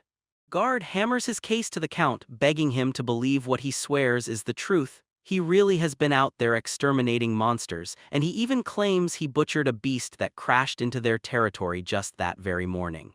Trey's flashback slams in. He's frozen, staring at a towering cloud of dust and wreckage in the distance, jaw clenched as disbelief chews through him. Trey stands by the window, watching everything spiral out of control, and the truth finally slams into him. Those words the boy told him weren't just talk. The second they kicked the guard out, the whole territory went straight to hell. Orcs and goblins flood the village, tear into people, and smash everything in their path now that the village's secret protector is gone. Back in the present, Count Trey locks eyes with the arena, dripping sweat and pure fury, because he knows he made a massive mistake by letting that power slip away, and right then and there he vows to drag Guard back to his household no matter the cost. Leaving the Count's schemes behind, the story snaps back to the tournament grounds as the third round of the final exam finally begins to wrap up. The exam instructor slams it into place, yelling to the crowd that the winner of the match is Guard. Guard strides up to him, clutching the tournament bracket sheet, points at his spot, and demands a straight answer. Because if he won the third round and punched his way into the top 16, that means he's cleared the entrance exam, period. The instructor flashes a grin and hands him the news: he's officially passed. The guard exhales in relief because the main goal is finally locked in. Even though Guard won, the exam instructor still has one more thing to lay down. He makes it clear the matches aren't over, while in the background, Guard's opponent keeps writhing on the ground in pure agony, again and again, still writhing. The instructor lays out the real stakes: win and you get picked as scholarship students, and only the top performers make it. Guard repeats every word under his breath, and suddenly he realizes this isn't just another shot, it's bigger than he ever imagined. Still rattled, the guard's hand meets the instructor's, and he promises that the academy will back every kind of research these students dare to take on. Bard starts mulling it over, and the moment he realizes that one push of support would rocket his magic research ahead faster than ever, he snaps to a decision: he's going for the scholarship student spot. The instructor blasts out the next step, announcing that from now on the matches for the top 16 will all go down in one venue, and he demands everyone move there right now. As Guard storms down the corridor, it hits him: everyone at the next venue must have already cleared the main exam, and now he can't stop hoping Yuri and Sasha made it through too. Out of nowhere, an old man with a long white beard steps up behind him and barks, stopping Guard right on the spot, no warning at all. Without warning, the old man whips his wooden staff straight at him, and the Guard only barely slips out of the way, because that hit would have landed hard if he hadn't moved, so he stumbles back, throws out a "what's going on," and the old man glares at him, cold as ice, and declares the fight is over right here and now, then bluntly tells him the Guard won't need to waste time heading to the next match venue. Guard just freezes there, totally lost, then stammers out that he has zero clue what the old man is talking about. The old man finally spits out the real reason he attacked the Guard, saying it straight: if some mere commoner lands a scholarship, it's going to cause problems for them, and he keeps going with his lecture, hammering the point that this place is the top of all magic academies in the world, and that the school's name and reputation can't be tossed aside, so they're not letting just anyone claim the top title. Then he slams the hammer down on the Guard's victory, and tells him he'll be allowed into the academy, just not as anything special, only as the absolute lowest-ranked student in the whole school. He won't just swallow that insult. He pushes back, objecting right away and speaking up politely but with steel in his voice to fight the decision. The old man snaps him shut with a chilling glare, and just like that, he reveals he's the academy principal, then hammers guard with a dark warning. Does he really get what's coming if he won't keep his mouth shut and follow orders, really? Guard finally gets it. He's totally outmatched by the top authority in the school, so he clamps down his pride and lowers his eyes for a breath, then taps his chest and silently bows to the principal's orders. The moment flips to the academy, where Guard's voice rings out that he understands the deal. Down a hallway, Yuri scans around in panic because Guard is nowhere to be seen, while right beside her Sasha is practically glowing, gloating that she crushed the exam too. Yuri doesn't stick around to celebrate at all. She bolts, making Sasha shout for her to wait, and Sasha sprints after her while grumbling that Yuri's way too fired up for just the first day of school. Yuri keeps charging forward, cutting Sasha off and insisting it's not about that. She admits she's scared for real, like she's already sensed something's off about the guards being gone. Yuri finally slows in the hallway, still shaking with nerves. She blurts out whether Guard actually made it through, and right at that moment a familiar face suddenly appears in front of her. It's the guard is fully dressed in his school uniform, casually waves them over and roars out, "Good morning."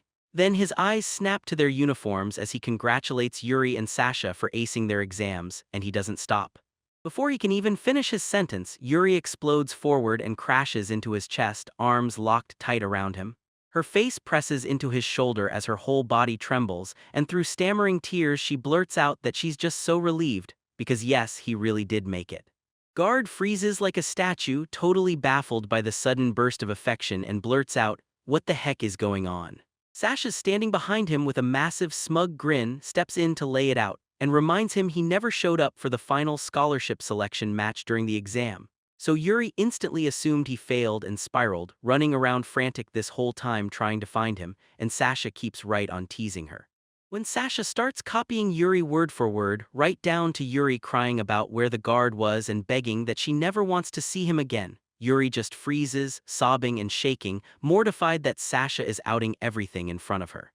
Rushing into the classroom, Yuri finally snaps out of her haze and explodes at Sasha for teasing her, but Sasha only cracks up, blurting out apologies she doesn't even mean, like she's having way too much fun. Sasha still pins Yuri down to keep her from spiraling, and she tells the guard, "I knew you wouldn't actually fail. Something had to have blown up and thrown everything into chaos." Sasha barges right into the guard's space, stares him down like she's got answers, and asks straight up why he skipped the match. Then she taunts that if he'd actually fought, he could have been a top-tier scholarship student. Guard freezes solid, and a dark warning from the principal slams back into his mind, "Stay quiet about what really went down behind the scenes." He acts clueless, rubs his head while Guards asks questions, then spits out a vague line about random stuff, before he darts the conversation elsewhere to keep from lying or letting the truth slip. Guard blurted out something way too obvious to derail them, pointing at the fact that all three uniforms are colored differently, and then he says, Turns out this academy sorts students by color to broadcast their rank: yellow for the elite scholarship kids, white for the general crowd, and red for the bottom of the barrel." Sasha spots a guard in a red uniform, winks at him, and clocks the trap. Since he did fight in the final match, the school likely dumped him at the lowest rank. Then she tells him straight up not to let it crush his spirit. Yuri bursts into the chat with pure excitement and swears the color coding is 100% dead on. She pumps her fist into the air, grinning like she just won the whole world, and declares she snagged the yellow uniform. She's officially a scholarship student. Yuri jabs her bicep and insists her win is probably Guard's muscle power training, while Guard stands there dead awkward and swears it had nothing to do with him. Bard leans in and tells Yuri that her win was earned through pure hard work, then he hits her with a heartfelt congratulations. Yuri's grinning from ear to ear as she pumps the guard's hand and blurts out thanks, but right in the foreground, Lord Rato stands frozen, watching every second in eerie, dead silence. Rato is trembling with rage, biting his thumb as he glares through his glasses at Guard, thinking, "What the hell is wrong with you?" But he Rato seethes because even if that guard is just some bottom-tier dropout, he still has the audacity to try and actually enjoy his student life. Rato slams his nails into his desk, fuming that Guard should fall into line and grind non-stop to redeem his failure. Yet even as rage burns, a darker truth slips out: he's jealous. He glares at the guard while Yuri shakes his hand, and it's so ugly it turns his stomach. watching them tanks his morale in real time.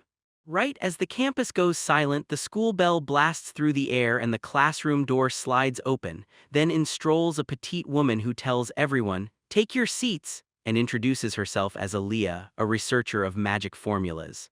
She steps up to the podium and announces she'll be the homeroom teacher for the first years, begging them to treat her kindly. Guard drops into his seat between Yuri and Sasha, glancing at the new instructor and muttering that she's honestly pretty cute. The guard's warm thanks for the new teacher flips to instant suspicion, because he remembers she's supposed to be the principal's subordinate at this academy, the same old man who tried to screw him earlier. He warns himself to watch his back, then stays on high alert, making sure he doesn't slip up and get flagged by the faculty as a target. Aaliyah snaps her hands together to steal the whole class's attention, tells everyone, "All right then," and drops the bombshell. They're starting with a textbook check, right now. Then she continues talking. He shouts at everyone to yank the books out of their desks, and while the other students scramble to obey, Guard slips his hand into his own desk, then stops dead, staring like he just saw a ghost because it's empty. He repeats the order again, "Take the books out of your desks." He clocks that he's acting weird, snaps, "What's wrong?" And the guard starts stammering, then realizes his book is gone. Meanwhile, over on the side, Rato is fighting not to burst out laughing, totally loving every second of it. Rato slams a massive pile of books onto his own desk with a bone-rattling thud, and you can practically see the smug satisfaction on his face. Guard snaps his eyes around, pieces falling into place in an instant, motive still fuzzy, but the truth is crystal clear. Rato swiped his textbook. Guard refuses to start a scene on day one and steal attention, so he decides he has to improvise. He swivels toward the girl beside him and calls out her name. He blurts out an apology for the hassle and asks Yuri if she'd mind letting him borrow her textbook for a little while. Yuri's eyes widen at his sudden request, gripping her own stack of books, then she laughs it off and tells him it's totally fine. A guard snatches the stack of textbooks from Yuri and actually thanks her for the help. Meanwhile, down the aisle, Rato glares with a confused face, totally baffled at what the lowest ranker could possibly be up to just by borrowing books for a moment. Lee declares she'll check everyone's materials one by one to make sure they're truly ready.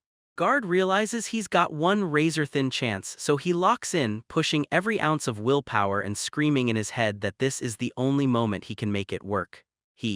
He snaps his magic on the moment the spell flares, casting duplication straight onto that stack of borrowed books. Rato snaps his head up the second he spots the magic flash, stunned stiff. Then, before anyone else even clocks what happened, Guard shoves the original books back into Yuri's hands and thanks her again with a grin like it was all totally normal.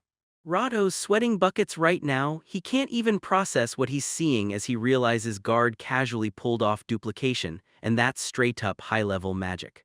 Watto's brain is short-circuiting. Why would the lowest-ranking student pull off spells that advanced, and what on earth is going on with Guard? Right then, Aaliyah finishes checking the kid beside him. Aaliyah storms up to Rato's desk, then stops cold, staring down like she can't believe what she's seeing. Rato jerks with nerves, eyes wide, and she finally looks. He flashes a nice smile that never quite reaches her eyes, then hits her with the obvious question, why is he the only student lugging 2 full sets of textbooks? Rato. Otto folds under the pressure like paper. He blurts, stammers, and tries to say no, then stutters out, "Oh well," but nothing comes out right. He finally wheezes a weak excuse that he just somehow has extra copies while Guard sits inches away, calm as can be, reading his freshly made book like none of this is happening. Now that Rato is fully exposed, Aaliyah wraps up her inspection with a slow, thoughtful hum, scans the rest of the line, and confirms everything's fine again. Guard sits there totally calm, reading the book he just made with magic, while Yuri watches him like he can finally breathe, like the whole mess didn't explode. Aaliyah heads back to the front of the room and calls out that the materials check is done, everyone has their textbooks, and it's time to jump to the next agenda. She slams a thick stack of papers onto the lectern with a thunderous bang, flashing this giant, playful grin like trouble. Then she drops the bomb on the class. They're taking a new student assessment test right now. The whole class goes stone still, Yuri, Guard, Sasha, and everyone else wearing the exact same look of pure shock because nobody saw a pop quiz on day one coming.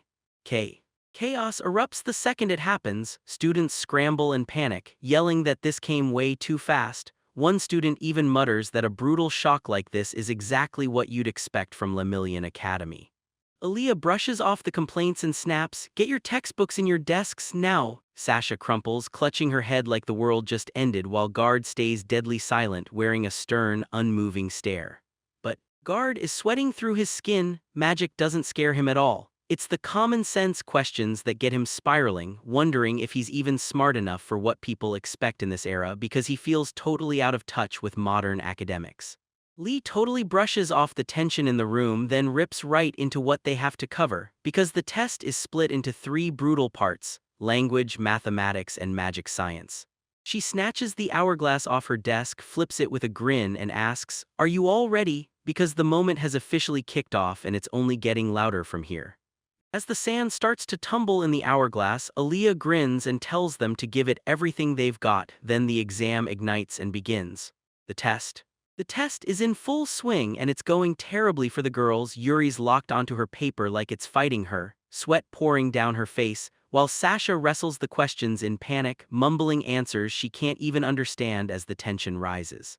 Card's not exactly calm, he's dripping sweat and furiously scribbling with his quill, while Aaliyah sits at her desk and watches the struggling students like it's the funniest show in town. Aaliyah finally snaps the moment shut. She declares they're done, orders everyone to drop their pens right now. She snaps the session shut, tells the class that's it for today, and promises the test results will drop tomorrow right as. The instant it's over, Guard's whole vibe flips, confidence blasts back, and he smugly tells himself it was nothing, like a total piece of cake. He tears apart why it feels so effortless. Turns out the grammar and the math formulas haven't changed a single bit in 600 years, and that whole magic science section? Yeah, it was just middle school level for him. The Guard lounged there, smirking like he already won, convinced that if this was how Le Million's new students were tested, a flawless score was basically a guaranteed thing for him. Right then, Sasha leans over his desk, pops the question, and asks how he did on the test, only for the Guard to start explaining the questions when Sasha cuts him off mid-sentence and rants, slamming her hand down on the desk. Every single question was brutally hard. She swings her gaze to Yuri for backup, and Yuri nods, admitting she could only get so far. The Guard just sits there, stunned, realizing his own experience was nothing like everyone else's. After the exam, Yuri keeps saying the test was tough, and Sasha turns back to the Guard, thinking that even someone as skilled as him had to struggle with those same questions. The Guard decides to play it safe. He even nods along, lying through his teeth that he got a little anxious during the test just to blend in, but then he blows his cover completely. He blurts out that he was anxious because the test felt way too easy. Sasha and Yuri instantly lose it, screaming that his arrogance is unbelievable. Guard immediately realizes he screwed up. Panic spikes through him as he scolds himself. Standing out like this is exactly what he should avoid if he wants any chance at a calm school life. As the evening rolls in, the story jumps to the academy grounds, because at Le Million Magic Academy it's full boarding life, and once that first day of classes finally ends, students head straight for their living quarters. Guard stalks down the halls, grinning like the earlier slip-up didn't even happen, telling himself he can finally chill, dive into magic research, and take it easy in what's basically the best setup in the whole current era. He starts to say he sent. He pauses to ask for directions, and the staffer waves him away from the main building, saying his dorm is that way. The Guard nods politely, then strides off. He finally reaches his destination, already itching to see what room they'd throw at him. Then bam, reality hits like a truck. He's staring at a busted, rotten wooden shack, sagging like it's moments from collapsing in on itself. Guard freezes for a heartbeat, then throws the creaky door open and calls out his arrival, only to have two other students in the dark lift their heads and welcome him in. Turns out this isn't some random shed at all. It's the dorm the lowest-ranked students get stuck with, and a Guard is posted right there, staring down the backyard warehouse that's supposed to be his brand new home. The Guard stares into the shack's crumbling inside and admits the structure's banged up, but he keeps his cool because at least there's a roof overhead, and that beats freezing out in the wild. He whips around to the other students and asks if this spot is really going to be his living space, and the kid sitting on the ground just flat out confirms it, quick and blunt. The law. The long-haired student lifts his head with a grim look and tells Guard that a senior passed him advice: prepare yourself because this place will hit you with the truth. He leans in and says the lowest-ranked students get slammed at every turn, and it's not just bullying. The academy's administration even quietly lets it happen. Guarding the hierarchy, he suddenly gets it. Nobles see the lowest-ranked students exactly like commoners, so these kids get shoved into the crosshairs of unfair discrimination just for the way they're ranked, and the room feels dead hopeless. Wavy-haired student stuffs his face in his hands, groaning that he just wants to run home to his parents, while the long-haired senior slouches back and mutters darkly that he wishes the whole academy would blow up. Guard refuses to let the gloom swallow him. He smiles politely at his downcast seniors, asks permission to freshen up the dorm, and they. Two students stare back at him, totally baffled by his attitude. Then the long-haired senior shrugs and says he's fine with it, and the other one jumps in, basically telling him, "Do whatever you want." With the go-ahead locked in, the guard grins and leans in, asking if they can hold tight outside for a second while he gets to work. The long-haired student steps outside and scratches his head like he can't believe what he's hearing, utterly stumped, muttering to himself, "What on earth is this Earthguard guy thinking I can do to fix a place this far gone?" Outside the shack, the long-haired senior shrugs it off like it's no big deal, arms crossed, a cynical smirk on his face, saying, well, they really should back the new student's hype even if it feels pointless, but... Next to him, the wavy-haired senior lifts his eyes to the sky, utterly crushed, and the thoughts spiral fast. What about the normal students, and what kind of dorms are they living in while he's stuck in this miserable dump? The wavy-haired senior talks, and the scene snaps to what he's picturing. He's betting they've got private rooms, and just like that, Sasha and Yuri appear in a spotless, bright hallway. The senior's voice won't stop, insisting the place is basically built for studying, and when we cut to the vision, Sasha steps into a stunning room. Then, yeah, a fluffy bed is there, and Sasha proves it by diving face first onto a soft mattress like it's heaven. The senior's imagination keeps sprinting, and he starts wondering, what if, just what if there's a huge public bath we can use anytime? And once again, he's right on the money. Yuri is shown melting into a steamy, luxurious spa, savoring every splash, while the wavy-haired senior just lets out a dreamy sigh like, "Man, that sounds perfect." The moment snaps you back to that bleak shack in front of you. The fantasy evaporates, and the long-haired senior looks completely lifeless as he spits. Yeah, reality's harsh. No, it's downright cruel. But inside the shack, everything's exploding into motion. Guard isn't just tidying up. He slams his creation magic on, kicks off a full renovation, and debris whirls through the air as the broken wood knits back together, room by room, in the blink of an eye. Guard drops into a tense guard stance, one hand pressed over his face as he wrestles the magic under control, figuring if he tweaks the outside, he'll stick out like a sore thumb and the academy administration will come down on him. So he goes all in, ripping apart and overhauling only the inside. Just outside, the two seniors stand there, then the whole shack explodes into violent shaking and thunderous rumbling, and they stumble back, utterly baffled by what's blasting from inside. The guard cracks open the rickety wooden door with a grin, apologizes for the wait, and beckons them inside. The long-haired senior stares down, suspicious sparks flickering in his eyes as he mumbles to himself, trying to figure out what in the world is going on inside with all that non-stop shaking. Then he cuts himself off. They creep through the doorway, tentative as they come in, and the senior's already trying to say, "As long as it's not worse than before, anything's fine," when his words slam to a halt. Both seniors' faces twist into total shock and they burst out screaming in disbelief at what they're seeing. The inside is completely remade, pristine, modern, spotless, so they shout, "What the hell is this?" And reality slams into them. This nasty, warehouse-like shack has been remade into a cozy dorm, all set up with private rooms, and they can't even finish their sentence as they stare. The wavy-haired senior can't believe his eyes. What once stabbed his skin and kept him from sleeping is gone, swapped for a top-notch mattress that hugs his body in total comfort. The long-haired senior is just as stunned. He remembers cramming homework while kneeling and hurting on the floor, but now he's imagining himself studying in comfort at a real desk with a proper chair.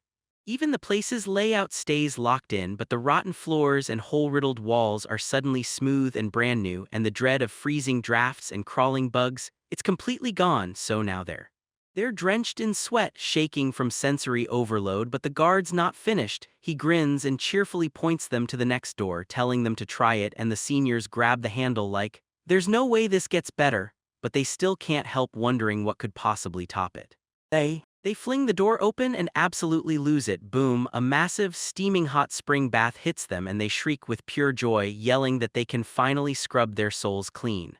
The way. That wavy-haired senior is freaking out, stuttering as he demands, did Guard really rebuild all this with magic? He swears he's never heard of a spell that could do something this wild. Still reeling, the senior stares at the guard and demands to know if he's really the lowest rank student, because his skill level is nowhere near that rank. Guard just scratches his head with a calm little grin, admitting, no doubt about it, that he's the absolute lowest rank student. And the seniors, they instantly crack, breaking down in happy tears, bombarding him with thanks over and over, so overwhelmed they tell him they'll call him master from now on. The guard gets snatched into a group hug by the seniors, and even then he shrugs off their praise with a humble smile, saying he's just relieved they're happy with the new dorm later. Later on, everything finally goes quiet. Guard sits alone in his room at a desk lit by a lone lamp, surrounded by towering stacks of books, fully locked in and studying like his life depends on it. Yuri and Sasha storm into the room, staring in full shock at what's happening, and Yuri blurts out to the guard, "What's going on here?" Sasha panics the second she lays eyes on the stacks. She jabs her finger at the mountain of books like, "No way, there's no chance I could read all this in my whole life." Yuri snatches one and flips it open to see what's inside, only to realize it's way tougher than anything in their school textbooks, and she's forced to admit she can't make heads or tails of what's written. Guard lays it all out for them and admits he's chasing a specific kind of magic, so he swiped these books from the library to read them cover to cover. Sasha glances at the pile, then snaps to the guard that he totally grabbed way too many books, while Yuri just stares in awe, because even the library seemed shocked to actually let him check out that huge stack in one go. Yuri leans in hard to get a clear look at Guard's face, spots the deep dark circles under his eyes, and shoots a question. "So did you actually sleep at all, Guard?" Guard scratches his cheek and blurts that she's right, then admits he pushed his research forward just a bit, so he stayed up all night. Yuri's face tightens with worry and she blurts out, "Why are you driving yourself this hard in the first place?" Guard leans in, eyes locked on the magic circle in the book, his fist crushing into the page as he declares that this research is the whole reason he's even here. Yuri fires a sharp question at him, shouldn't magic research be something teachers handle, not students? The guard's face tightens instantly, sweat pouring down his cheeks. He shoots the idea down on the spot, swearing it has to be him, and he's the only one who can pull off this research. A chained magic circle snaps through his mind as he finally spills the truth. He's dead set on finishing a forbidden spell, even if it costs him everything. The scene snaps into a flashback in a dark forest, then a voice suddenly shouts, warning Island to stop wandering before she goes too far. In the flashback, Isla, still a kid, marches through the woods with a grin, singing about being an adventurer on a pathless path, while a young boy follows behind, guard and all, staring ahead like something's wrong. In the flashback, Isla whirls around with a huge grin and blurts out thanks to her big brother for bringing her along, then admits the forest is seriously fun to explore. The young guard flushes with embarrassment, but he's relieved the moment he sees her happy, then he blurts out that he's just glad she's actually enjoying it. Guard's inner narration snaps into place, and suddenly we learn the jaw-dropping truth from his past. He used to have a younger sister, a law member. Memories hit him hard as he watched her play in the grass, then he tucked a flower into her hair, staring like she was the most precious thing in the world, and The two of them keep trudging through the woods, and Isla's practically glowing, marching ahead, singing a tiny adventurer tune, daring herself to summon the courage to keep going. But the fun dies out in a blink. Massive, muscular werewolf monstrosity bursts from the bushes, towering over both of them. Guard hard freezes up as he stares the beast down, then stammers that it's a monster while the creature bares its teeth and growls straight at them. Guard doesn't even hesitate. He lunges in front of Isla and takes the hit meant for her, and she clings to his back, shaking with terror, screaming his name. Guard is shaking to the bone, but he forces a brave grin for her, telling Isla it's going to be okay and swearing he'll protect her no matter what. Isla sobs, then nods, trusting him with everything. Guard lunges into the attack, hands out, he slams a magic circle into place, then blasts a fireball spell straight at the beast. The guard's fireball zips past them and splashes harmlessly, while the werewolf sidesteps it with effortless speed. The guard gasped when he realized he'd missed, then he didn't waste a heartbeat. He instantly grabbed for his next spell, shouting that he was going for one more shot, but he still was. But it's not fast enough. Before he can even cast, the werewolf rockets in, closes the gap, and slams him with a vicious backhand that hurls him flying through the air. Guard gets thrown to the ground with a brutal crash, rolling out of control until he smashes hard into the base of a tree. Blood blasts down the guard's face from the hit, but the werewolf doesn't even flinch. It drops him instantly and rockets straight for Ayla, claws out, as terror freezes her in place. Alas trips backward trying to get away, and when Guard sees it, he hurls himself upright, desperate to shield her, then roars at the monster, "Don't you dare touch my sister."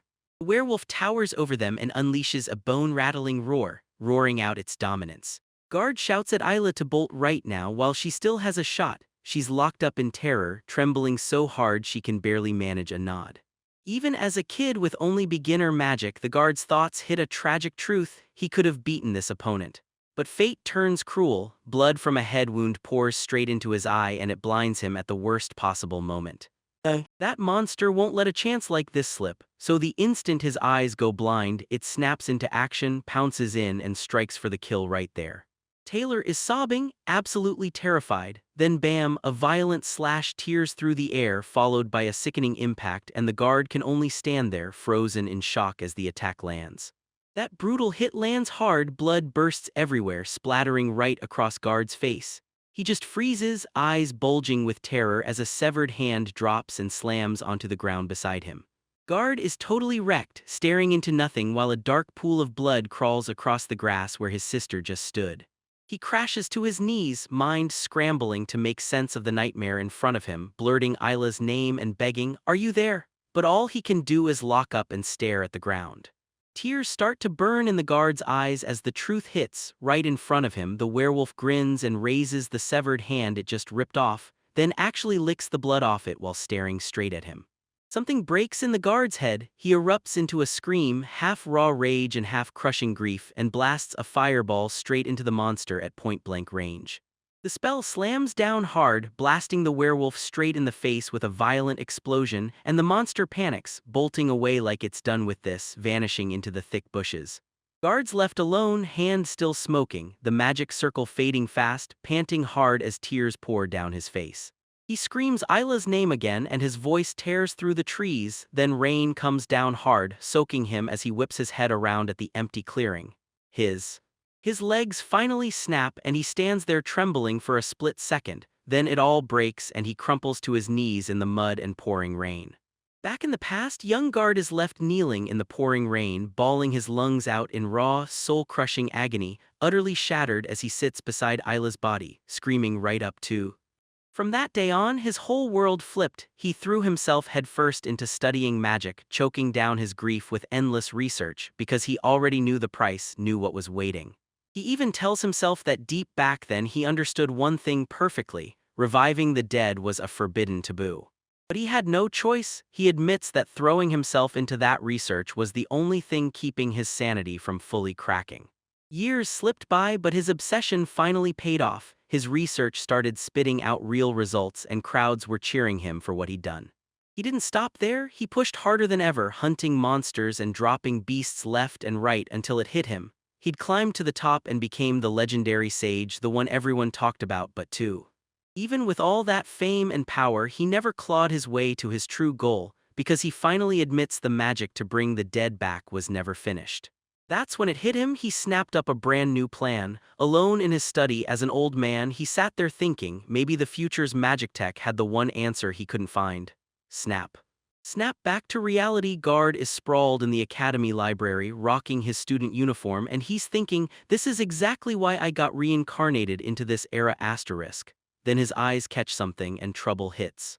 He stares down at the open textbook in front of him and a wave of disappointment hits. Every book here is packed with lessons he already knows by heart. Guard keeps reading, but it only gets worse. Instead of answers, he finds out that the notes from 600 years ago are stamped undecipherable by today's standards. The crushing disappointment smacks him in the chest. Then his mind starts screaming that his whole reincarnation plan might have been a mistake, and he quietly apologizes to Ayla for keeping her waiting even longer.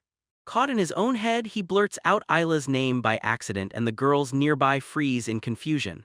Right when the school bell screams it saves him, he stammers, tells them to take their seats and insists it's nothing, but they don't buy a word. Sasha leans in and hisses to Yuri that this Isla might be a dangerous new love rival. Yuri snaps to attention, instantly defensive and coldly fires back, "Who is this random nobody?" Aaliyah strides up to the podium in the classroom, scans the room to confirm every single person's there for attendance, then turns sharp and tells them today is where real classes begin, so don't fall behind. She tells them, "I'll personally run the magic science from here, but for everything else, specialized teachers are coming in to cover the rest." She orders the whole class to stay put until the first period instructor shows up, then she snaps to a stop because it hits her that she's forgotten something crucial. He snaps her focus to the guard and tells him he's been summoned, then orders him to rush to her research lab the moment this is over. As Aaliyah heads out, Sasha whips around to the guard and demands to know what in the world he did to get summoned on the second day of school. The guard starts sweating like crazy, then admits he has absolutely no clue what's going on. Guard barrels up to the research lab door and knocks hard, then when Aaliyah calls from inside, "Come in," he swings it open and rushes out a quick, polite apology for the interruption. Aaliyah is already waiting in a big chair framed by towering bookshelves, smiling as she welcomes him in and gestures for him to sit, because there's something she's dying to talk about. Guard drops into his seat, shoulders tight with tension. Aaliyah grins and tells him that before they dive into the real topic, she's got one question, just one, and she leans in like she already knows the answer. She looks. He locks eyes with him and demands straight up, "So who exactly are you?" Panic spikes in Guard's chest. Did she already smell something off or clock his vibe? He clings to the memory of the hard choice he made. Bury his past as a sage. This is the kind of moment where one wrong move gets him caught, so he keeps his face calm, but when they press him, he flat out says he's just a commoner. He used to work as a servant. Lee won't buy his simple excuse. She straight up reminds him that he used advanced magic yesterday, the duplication spell he pulled off, and when the guard jolts, it's obvious he knows she caught it. She looks at me and snaps that she isn't using magic spells, but she keeps saying it like that's exactly what's happening. He tells him that a commoner wielding magic like this is totally unheard of, then the guard starts breaking into a sweat, convinced she might have just cracked his real identity, but then she pivots the whole talk, dropping the written test he took yesterday. She starts to say it, and everything hangs on her next words as she goes. She shoves the papers into his hands, every single mark dead perfect, and then she leans in to say it's even better. He somehow scored full marks on all 3 subjects, with answers so advanced they basically flip common knowledge on its head like it's brand new, revolutionary science. Guard finally tackles the elephant in the room and demands to know from Aaliyah what their conversation is really about. Aaliyah leans in and asks if he's already met the academy principal, and the guard nods, then pauses, remembering that nasty run-in with the bearded old man. She rises, tells him that if he's met the man, he already knows what's coming, and then drops the bomb. The principal despises commoners, and the man thinks they're a useless, helpless species that'll never measure up to nobles. She drops the brutal truth: this academy won't tolerate a commoner who's too capable, so they guard it with their lives. Guard takes it all in, and you can tell it hits him. His high scores and magic skills have stamped a huge target on his back. He knows this is exactly where the bad news drops. We're staring at the school grounds as Guard spirals in his head, thinking, "I never thought I'd get booted from the academy this fast." He clamps his fist on his knee, frustration snapping through him. He came back to research magic, and just like that, the dream is slipping away again. Then Aaliyah barges into his thoughts and blurts, "I'm sorry." Malia slams into a deep bow, screams that he's a hopeless trash heap and a total failure, then with no shame at all drops the real twist. That's exactly what she wrote in her official report to the higher-ups.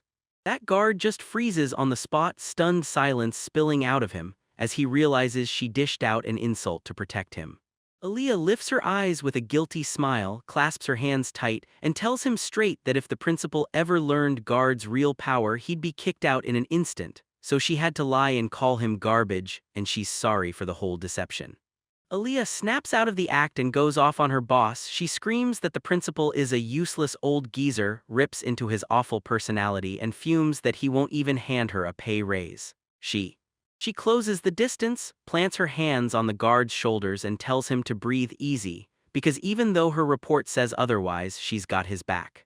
She admits she had to play it just like that, set the stage so one day even that stubborn principal would finally have to bow to the truth. The guard's abilities are undeniable. Aaliyah. Lee leans in and spills that she's cooking up a whole plan to boost his status in the academy, so he's got to hang tight for a little while she finishes it.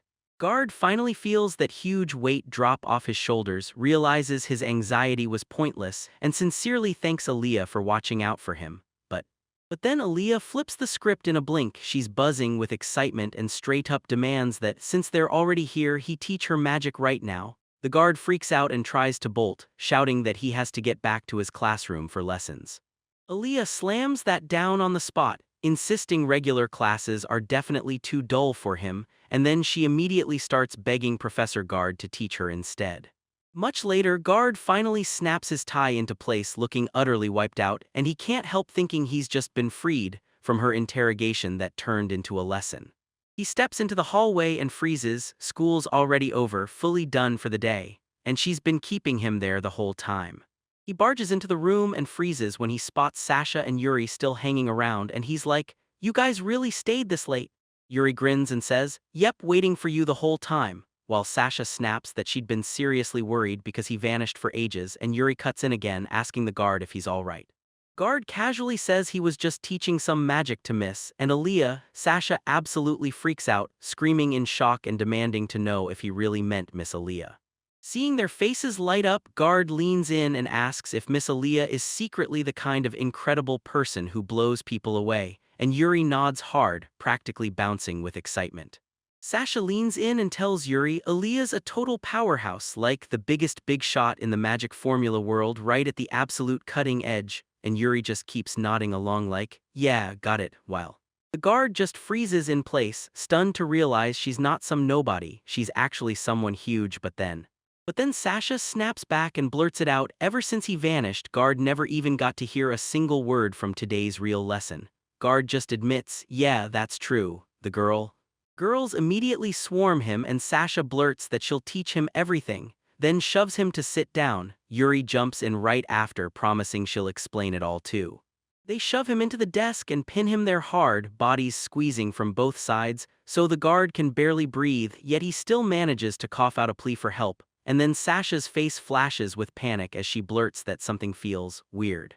Sasha steps up to teach the guard, and it all explodes in her face instantly. The lesson flips on its head and she realizes she's the one getting schooled. She pauses mid-breath, a sheen of sweat on her skin, and whispers, "This feels seriously weird." Yuri doesn't let a second pass before she fires back at her friend. She glances off, deadpan says Sasha is hopeless, and then hits the real kicker. It's honestly amazing Sasha's lasted this long. Sasha snaps into tears right away, crying and whining that Yuri is being insanely mean to her. Chaos keeps roaring as Sasha fights to grab the reins, insisting Guard won't get to go home until he solves the problem. Guard groans that he's way too wiped out for all that. Then Sasha's instantly all smiles, chirping that they'll just dump the work for tomorrow's them instead. But then everything flips. Sasha spots the guard, lights up, and blurts out that she's thrilled he finally smiled. The guard is left completely baffled by the sudden comment. Sasha jabs her finger at him and blurts that she'd been freaking out all morning. He kept frowning with those deep, tangled wrinkles on his brow.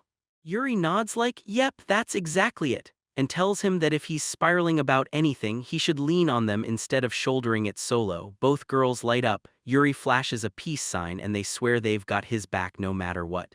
The guard drops his gaze and for the first time lets a real smile break through. Then he thanks them, stunned to realize he's not alone and someone's got his back. Far away, the exam instructor keeps his eyes on them, watching their team-up click into place, and he can't help thinking, this time, unlike 600 years ago, you really can find reassuring allies, and now go. Guard snaps his gaze to the sky, his resolve turning iron-hard, and swears to himself he'll keep pushing like this, quietly telling Isla to hold on a bit longer.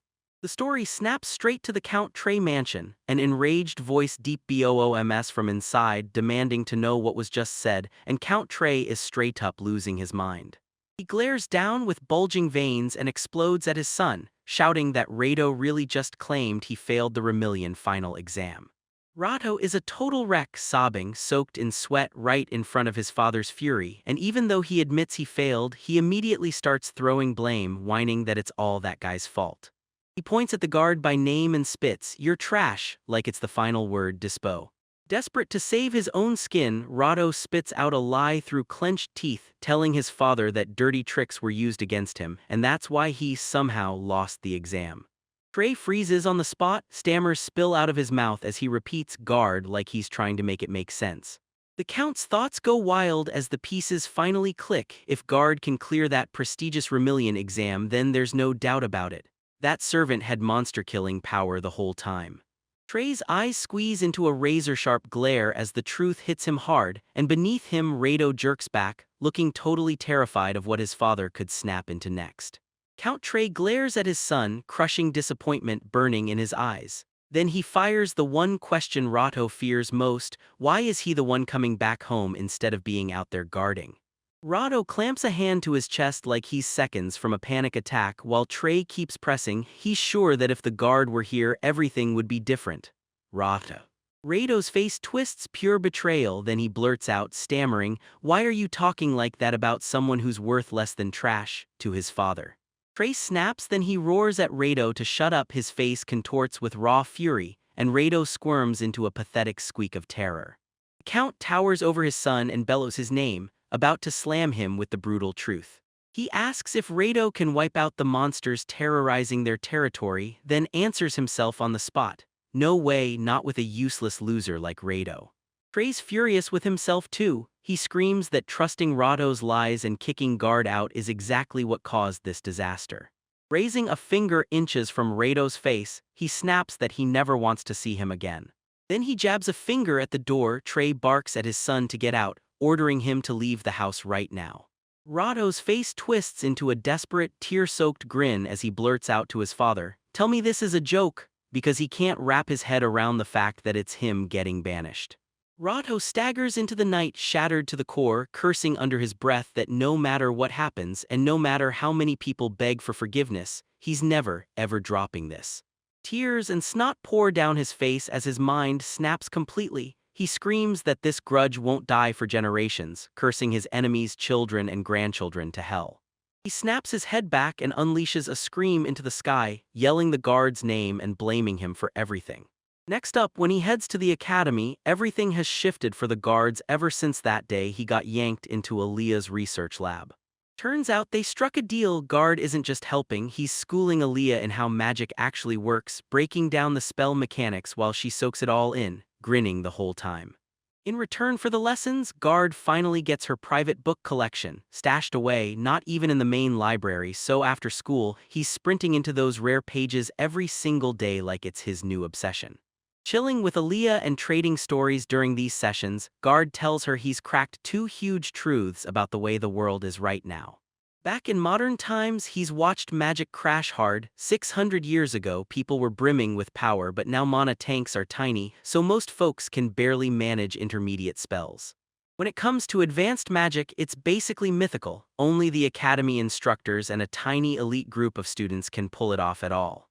Guard sinks into deep thought, replaying everything that just happened, because now it hits him. Dumping all that supreme-level magic during the exam was probably a huge mistake, and maybe he stood out too much. Then his mind snaps to his second observation, and it swings straight back to Aaliyah. You've gotta give it to her, she's an absolute wizard with magic formulas. Turns out it's not just that she's amazing with modern magic, she's got ancient magic knowledge too, and that's insanely rare. Guard admits he doesn't just want answers, he wants advice based on his own research, and the second that hint slips out, Aaliyah suddenly leans in like she's been pulled there, eyes blazing with interest. She blurts out what kind of research he's working on, right then and there. Guard freezes a poo solid, his words tumble out as stammers because he knows he can't tell the truth here. Bringing the dead back is a giant taboo even in this era. He figures if he pulls his teacher into something like that, she'll get slammed with a mountain of trouble, so he slams his book shut and cuts the conversation short. He tries to play it cool, telling her he's just digging into books from a bunch of different fields, studying everything, yet Aaliyah doesn't buy it at all. She goes completely silent and he just locks onto him with this brutal stare and won't say a single word. Then the guard starts sweating like crazy and with an awkward gulp finally asks if something's wrong. The guard tries to act clueless, but it crumbles instantly. Aaliyah steps right behind him and starts reading the book titles out loud, dropping death and life magic, the secrets of the soul, and even flesh construction spells like she's exposing him in real time. She points out right on the spot these are the exact books he was just devouring. Then she clocks his general study stack and realizes it's locked into a very specific, suspicious field. She adds that his earlier stumbles, the way he hesitated and stuttered, only made things worse for him, while Guard breaks into a sweat because she's basically reading him like he's an open book. Aaliyah snaps his name out loud to lock his full attention. She stares him down and starts asking, dead serious, if he's doing exactly what she thinks he's doing. She skips the games and fires off a blunt question. Are you trying to break a taboo? And the second it's asked, everything goes dead quiet. Guard just freezes there, unable to move, while Aaliyah locks onto him with a razor-sharp stare that won't blink. God snaps fully into a corner. There's no escape now. He realizes Aaliyah's too sharp to fool and one more lie won't stand a chance, so he throws in the towel, clamps his book to his chest, and quietly admits she's right. Then he makes his move. He finally decides to stop hiding and comes clean right to her face. He admits he's researching magic to resurrect the dead, and Aaliyah's jaw drops because he says it out loud. Her face hardens as she mutters, "I knew it," eyes locked on him. Then she calls out again. She presses him hard with the sheer weight of the moment, laying out how cruel it is to break a taboo. Then she snaps, asking if he truly understands what that choice even costs. She keeps going, making it clear that bringing the dead back isn't some easy magic trick. She calls it a monster that scrambles the world's natural order, and tells him it's basically the same as picking a fight with God. Aaliyah leans in with a sharp warning and tells him, "Sure, you might pull it off, but what will it cost?" Then she stares him down and asks if he has the guts to face whatever he's about to lose. Hard snaps his head around and starts spilling the real reason behind everything. He admits he once had a sister, and then his thoughts cut off midstream. He snaps back to the past, replaying her in his mind. She was always bursting with energy, and just being around her felt like pure fun because she wasn't just any sister to him, she was everything. Guard drops his gaze with a hurt expression as the memory turns black. Then he mutters that she ended up shielding him. He finally comes clean to Aaliyah. Her death happened because of him. Hand pressed to his chest, Guard blurts out his real mission. He just wants to see his sister one last time. He locks eyes with Aaliyah, jaw set with pure determination, and tells her straight up.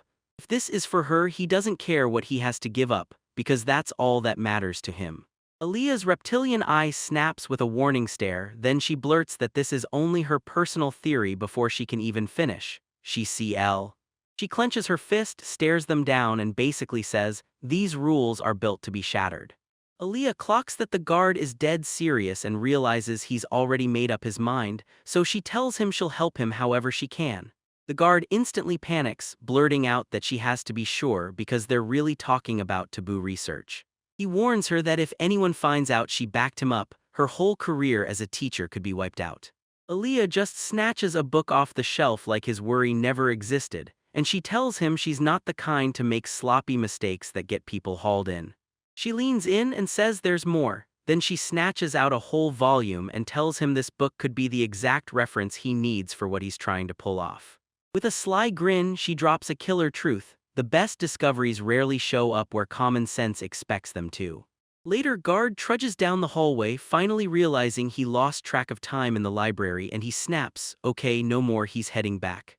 As he slips past a classroom door, he spots a lone figure inside, Yuri, curled up by the window, sitting there by herself. And he's like, he yanks the door open and shouts her name. Then the second the sound hits, Yuri jerks hard with a shockingly sharp flinch. Yuri nearly jumps out of her skin when Guard barges in. She blurts his name in a panic, then snaps, "What are you doing in the craft room?" Guard says he spotted her while heading back from Aaliyah's lab, and right as Yuri scrambles to bury her project, chaos hits and something slips off the table with a brutal clatter. Guard drops to a crouch, snatches the fallen item, and asks what Guard is making. Then Yuri goes into full panic, insisting he truly doesn't need to pick it up. He grabs it anyway and inspects it up close, cold, heavy, and packed with intricate metalwork until it clicks in his head. It's a bracelet. Yuri's cheeks are blazing red as she fumbles with her fingers, then quietly blurts out, "Yeah, it's exactly that." Guard blinks at the thing like it's clearly way too huge for Yuri's wrist, and when he says it out loud, he shoots off a guess that it's probably a present for someone, so Yuri goes totally stone cold, frozen in place. He shoots her a grin and says that if she slaved this hard, whoever ends up with it is guaranteed to be over the moon. Yuri thanks him, yanking the bracelet to her chest, and inside she's just drowning in relief that he didn't pry into who she's making it for, but she won't slip it away. She freezes, gripping the bracelet as she stands right beside him, and that hesitation utterly throws Guard off. She stares down at the metal band with a heavy heart, then tells him she's hunting for a very specific component to lock into the bracelet, but it's the one piece she can't get her hands on yet. Guard leans in and demands, "So what exactly is this thing you're missing?" Yuri whips around and asks if he's heard of magic stones, and the moment she does, a glowing crystal flashes in his mind. Then Guard blurts out that he knows exactly what they are. These rare gems are packed with real magic, beat monsters, and they might drop if you're lucky, and once you slot them into your weapons or armor, they unleash crazy special power-ups. Yuri clamps the bracelet shut, cheeks burning as she leans in to confess. She swears those stones bring good luck, so she's dying to slip a whole set of magic stones into this band as a gift. Guard nods like it's the most obvious thing in the world, then he hesitates, but he calls out the obvious truth, getting a drop that rare means mowing down mountains of monsters, and Yuri nods, sure, yet his hesitation hangs in the air. She snaps the rules in his face. No one is allowed to fight monsters without permission, not ever. Guard stares at the school building, sweating a little as he blurts that he totally forgot that rule even existed, then Yuri chimes in that it's there for safety reasons. He digs into her problem. She just enrolled and the school won't hand her combat permission. Worse, she can't buy her way in either because those weapons are priced at pure madness, completely out of her reach. She stares at the half-made bracelet, sadness flooding her face, and tells him straight up that getting a hold of that magic stone right now is basically out of the question. Yuri blurts out that she's dying to finish the bracelet right this second, so she can hand it over, and the Guard tilts in with a smug grin and asks, "Wanna go right now and hunt some monsters?" Yuri totally freaks out, blurting out, "Did you even hear me? Those school rules are strict, like you can't do that." Guard shrugs it off, saying his old teacher taught him that the rules are really just meant to be broken. Yuri freaks out and blurts that it sounds deadly, but Guard slashes through her panic, insisting she'll be okay, because as long as he's there she'll stay safe, and then he locks eyes with her and tells her to pick what she truly wants to do. Yuri grabs her hands to her chest and finally spills the truth. She wants to go for real. That's all Guard needs. He nods like it's done, declares the decision is final, and slams a magic circle into action the instant he's ready to bolt. He tweaks the spell coordinates and zeroes in on the closest zone packed with monsters. With the destination locked in, he unleashes spatial transfer, then the two of them rip out of the room in an instant.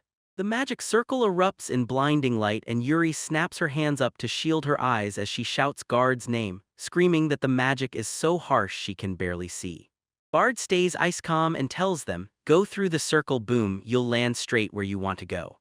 Yuri gasps and clamps her hand over her mouth as reality hits. No, they're really leaving right this second, but before. Just as they're about to fully commit, Yuri snaps in front of him, serious as stone, making direct eye contact and telling him she's got one request: let her take the monsters on herself. Guard glances down and sees her legs trembling hard with pure fear, then he asks, "Are you sure?" and offers to step in to help because she's clearly not okay. Yuri shuts it down right away and declares she'll do it all under her own power. Holding the unfinished bracelet to her chest, she blurts out her reason. She swears the gift only matters if she forges it herself with magic stones she earned by her own strength, and then she trails off. She gives a shaky little smile and admits it's not just a plan. By having Guard carry her there, she's already leaning on his power. Still, she drops her head low and pleads with him to let her take over from here, telling him she can't keep leaning on him anymore. Guard notices Yuri's hands trembling as she grips the unfinished bracelet tight, and he clocks it instantly. She's got steel-level resolve, so this present has to be for someone who matters more than anything. He finally gives in and agrees to her request, and Yuri's eyes blow wide as relief crashes through her, because he's really letting her do this. A deep hum crackles through the magic circle, and in a blink, whoosh, both of them vanish out of the room in a warp of light. They crash into the forest, and Yuri instantly spirals, whipping her head around and yelling, "Are the monsters right here?" Guard shuts her down. No, he explains. He teleported them a bit farther away so they wouldn't get surrounded the moment they showed up. Then he stops like he just can't believe what happens next. He snaps his attention forward, sensing everything in a heartbeat, then tells her the monster's trail is leaking from one exact direction, and points straight at it. Yuri just freezes, staring that way with a dazed look, and lets out this confused little sound like she can't believe what she's seeing. She stares at that wall of trees and calls out the real issue: there's not a single path to step on. Guard tells them the woods are so deep that nobody ventures in, so there are no roads at all, and Yuri is completely frozen, speechless at what he's seeing. Guard shoves through the brush and glances back, making sure she can keep up. She's shaking with nerves, then she snaps into position and blurts out that she'll give it her all. The forest floor is crawling with nightmare energy. Beetles scatter past their feet, spiders loom in sticky webs, and huge caterpillars squirm over the leaves, and it's alive in the worst possible way. Yuri is not having a good time at all. She goes pale, breaks into a cold sweat, and looks like she's seconds away from fainting from all the creepy crawlies swarming around them. The guard flicks a glance over and sees she's totally frozen in place. Before she even realizes it, her body starts to tremble and she clutches his arm like it's the only thing keeping her safe. He tells her the real mission is just beginning, then he leans in and asks, "Are you sure you can handle this and be okay?" Yuri jolts as it hits her. She's been gripping him this whole time. Then she whips back, freaked out, blurting apologies as she explains she grabbed him without thinking, pure fear taking over. She grabs a breath, clenches her fist hard, and steels herself, because leaning on the guard for everything just isn't an option anymore. She straightens up, flashes a brave smile, and tells him, no doubt, no hesitation, that she's totally fine. As the guard watches her snap back into control, his eyes catch her unshakable determination. Suddenly the guard's face hardens. He stares straight ahead and snaps that their target is right up ahead and it's close. Yuri senses the atmosphere flip in an instant, and with a shaky breath she blurts, "Is this what I think it is?" Guard just snaps, "Yeah," with no extra words. A crushing weight slams onto the clearing as a massive shadow swallows the trees, and both of them freeze, tensing hard, bracing for whatever hits next. Yuri fixes a fierce stare on that ominous gap tearing open the earth, and she whispers, half in awe and half in disbelief, that it's a dungeon, because yeah, this is the first one she's ever seen with her own eyes. He barely looks at her, then shoots back a quick, barely there nod that says, "Yeah, I see you." He starts laying it all out for her, breaking down the truth piece by piece, because really, it's nothing more than an underground labyrinth. Guard keeps lecturing, pointing out that yeah, some sparks of power are natural, but there are plenty of man-made ones too. But no matter how they're made, Guard lays down the rule down at the bottom: it's just a monster nest. And as the second they step into the gloom, Yuri is right back to gripping Guard's arm like she can't breathe, even after all that confidence. Then Guard glances at her and flat out tells her she doesn't have to be that terrified. They keep pushing deeper into the dark, and Yuri stays right at his side, refusing to fall behind. Guard tries to calm her down, saying it doesn't look like any real powerhouse monsters are lurking around here, when Yuri snaps her gaze up at him, stunned by his bold confidence. She blurts, "How on earth do you know something like that just from a single step in?" Guard stiffens, suddenly acting awkward, and scratches his cheek. His sage explanation almost slips out, but he slams the brakes mid-sentence, trails off in embarrassment, and realizes he just about exposed his cover. Guard awkwardly tries to patch up his slip, because yeah, he just admitted he knows exactly where the monsters are, so he blurts out this ridiculous excuse, saying his intuition is pure muscle power, the usual nonsense. Somehow Yuri actually grabs the deal. She beams at him like, "Wow, muscles really can do everything." And while Guard's sweating bullets and praying nothing else goes wrong, he just awkwardly tells them to head inside, knowing he barely slipped out of that one. They kick into the dungeon path. Guard snatches the lid and carries it while Yuri trails a few steps behind. Right as they push deeper in, the natural light dies out fast. Yuri's voice shakes as she blurts that it's getting pitch dark in there, and she offers to halt and cast a light spell, but Guard snaps it down. He conjures a magical glow in his palm and tells her he'll handle the illumination so she can keep her eyes sharp on hunting for monsters. The Guard's magic erupts in blinding flares, instantly flooding the dark cavern with light and laying bare the route ahead. The tension vanishes the second Yuri exhales. She lets out a huge sigh of relief and says that even a little light makes her feel way safer. Then she swings her arms wide and declares, loud and proud, that she finally feels ready to go hunt some monsters. Right then, Guard jerked his arm back and screamed at Yuri to stop. No more steps.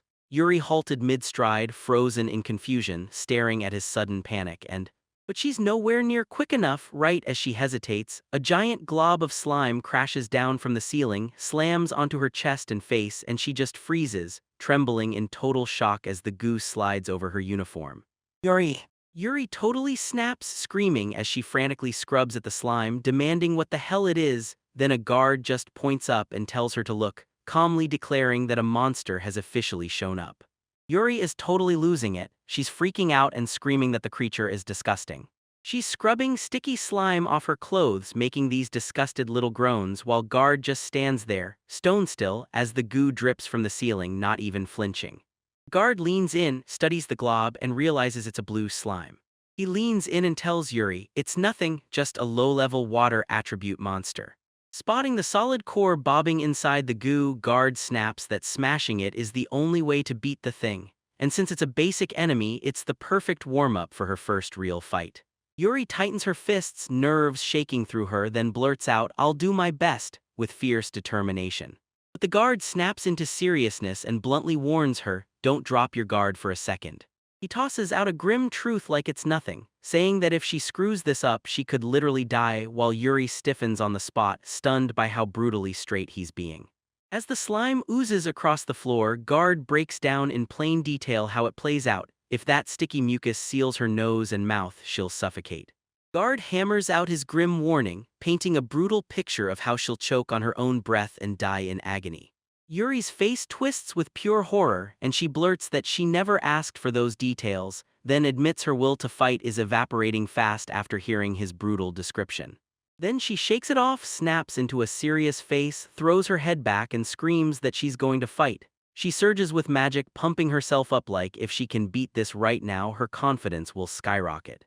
Yuri detonates her attack, screaming, fireball, as a giant sphere of flames rips straight into the slime. It lands, but the slime only sizzles, barely dented. Guard stays cool, then realizes he left something out. This is a water attribute monster so fire magic is way too weak to do real damage. Yuri realizes her plan failed and scrambles to set up her next move, but the slime is lightning fast. Tentacles burst out and slam into her mid-sentence, yanking her into a scream. In the blink of an eye, it crawls across the floor and clamps her feet in place, and she can't even figure out when it sneaked underneath her. Guard eyes the scene like it's dangerous because low-level monsters usually just charge straight in on instinct, and he's never ever seen one pull a slick fake-out like this. He whips his gaze around as a dark aura swells through the dungeon, and a cold thought hits him, something in here is seriously wrong. Guard leans in, sizing up the danger, and realizes those blue slimes are water attribute monsters that can shift shape at will. He's clocked it for sure, since their bodies keep changing shape. Anyone who doesn't hit dead center can't land a fatal blow. Right now, everything is a mess. Yuri's feet are pinned in the sludge and her movement is cut down to almost nothing. Guard finally realizes how brutal it is to lock onto a moving core while getting hammered by non-stop attacks. Meanwhile, Yuri is completely swamped, drenched in sweat, and frantically thinking, what am I even supposed to do in a mess like this? Guard lunges in, grips the moment, and yells her name to break through, telling her to shove the kill worry aside for one breath and focus on freezing the enemy's movement first. Yuri snaps out of her panic, blurts a solid yes, wipes the doubt clean off her face and zeroes in on that exact goal. She scans the battlefield and realizes one brutal truth: if she charges straight through that wall of tentacles, every one of her attacks will slam into a block and get shut down. Yuri knows she needs a brand new plan, so she steels herself and hunts for the one move that can finally shut it down for good, only she can't. She snaps off freeze on the spot, jagged ice spears blast up from the ground and rocket ahead to pin the monster down. The spell locks in perfectly, trapping the slime inside a solid ice block, and Yuri explodes with joy, yelling that she nailed it and sealed its moves. She wastes zero time. While it's stuck, she hurls her next spell out of pure momentum, a glowing magic circle blazing in front of her. Green arrow, she screams and unleashes a brutal rain of sharp energy spikes that slam into the frozen target, then rip it apart with a shattering blast. The monster sputters out and vanishes like it never existed, and Yuri just freezes for a beat, speechless, stunned, then stammers, half in shock, half in disbelief that she actually won. Elsewhere in the dungeon, things look way darker. Two adventurers are hogtied in thick vines, beaten to the bone, while a mysterious woman in a witch's hat looms over them and cackles as she rubs in the fact that they just lost. The woman flashes a cruel, sadistic grin and says, "Since you lost, you're getting your reward," and right as Yuri's back at her spot, a sharp clatter slams her back into reality. She looks down and freezes when she sees what fell from the defeated slime. A magic stone. She panics instantly, blurting that they got a drop on the very first monster. The guard doesn't even flinch, he just congratulates her and tells her she's insanely lucky. But right away, guard throws up the hand and calls it quits, telling her they should shut it down right here. Yuri just stares, clutching the stone, demanding, "We're really done already?" Guard just gives a quick yeah and cuts it off, leaving everyone hanging. Then the story dives in, but inside, his mind is sprinting, replaying the fight, clocking how that slime moved, and realizing it was nothing like some run-of-the-mill low-level monster. Guard keeps rewinding the fight in his head. Yeah, they won, but something about how slime moved still gnaws at him.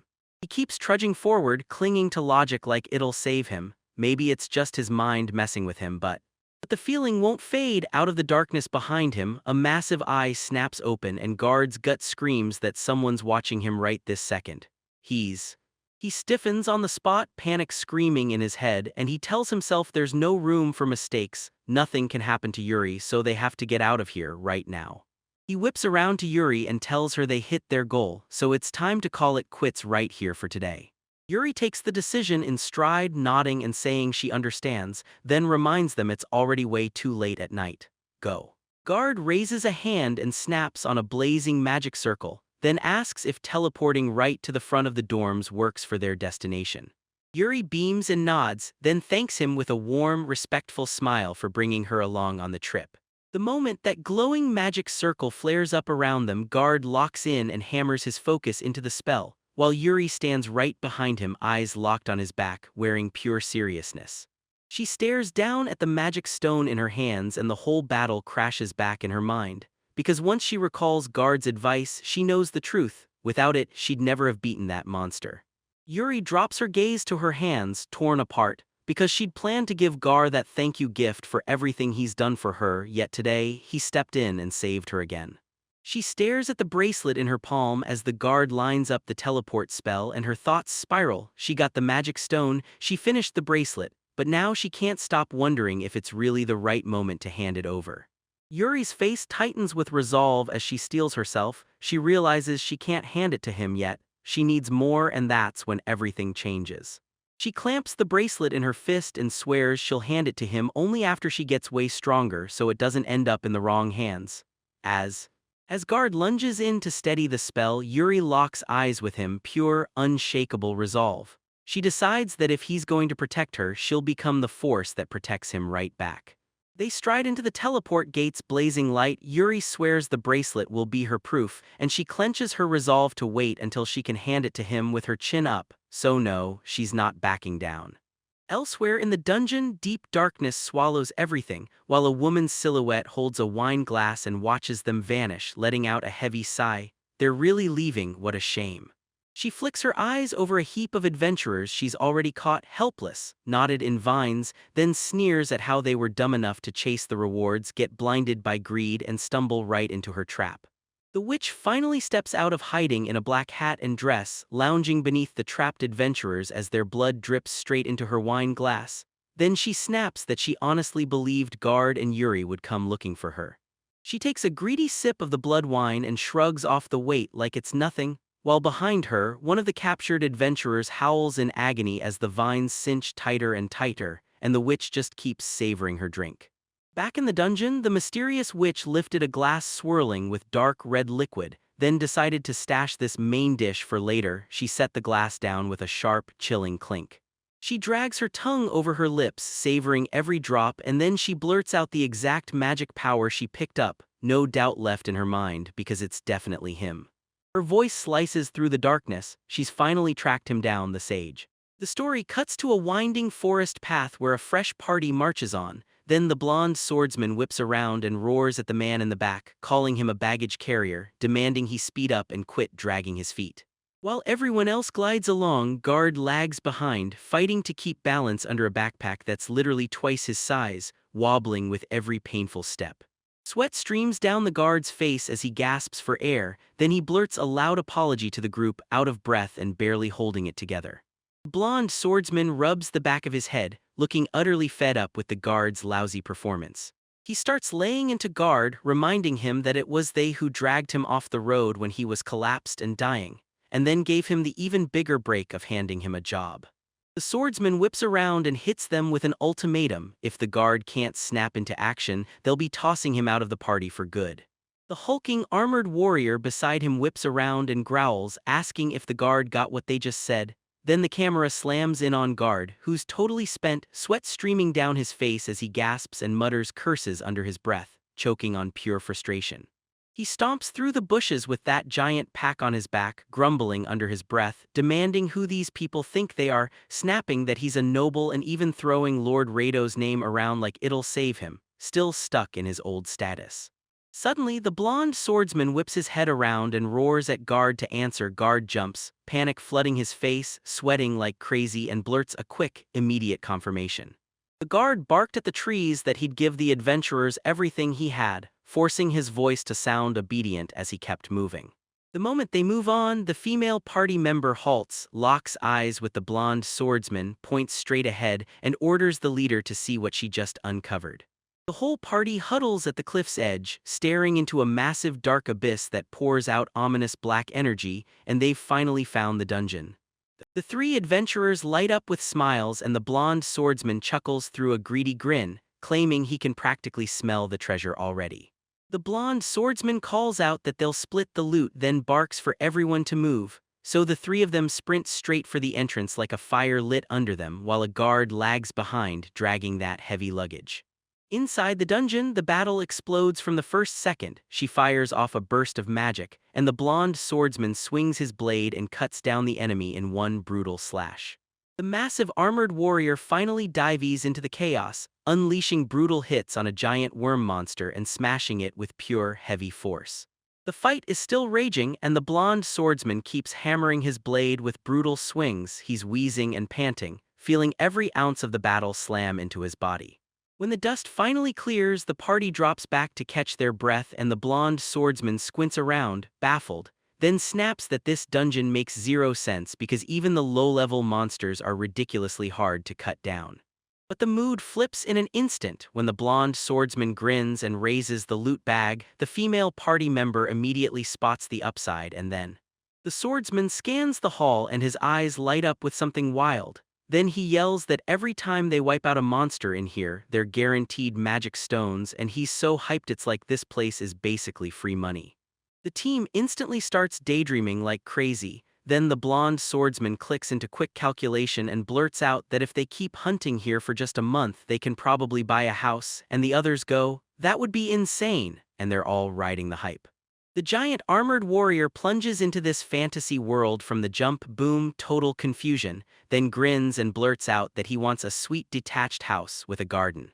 The female party member lays down her demands. She's daydreaming about a life of luxury, insisting she needs a canopy bed in a mansion that even comes with a butler.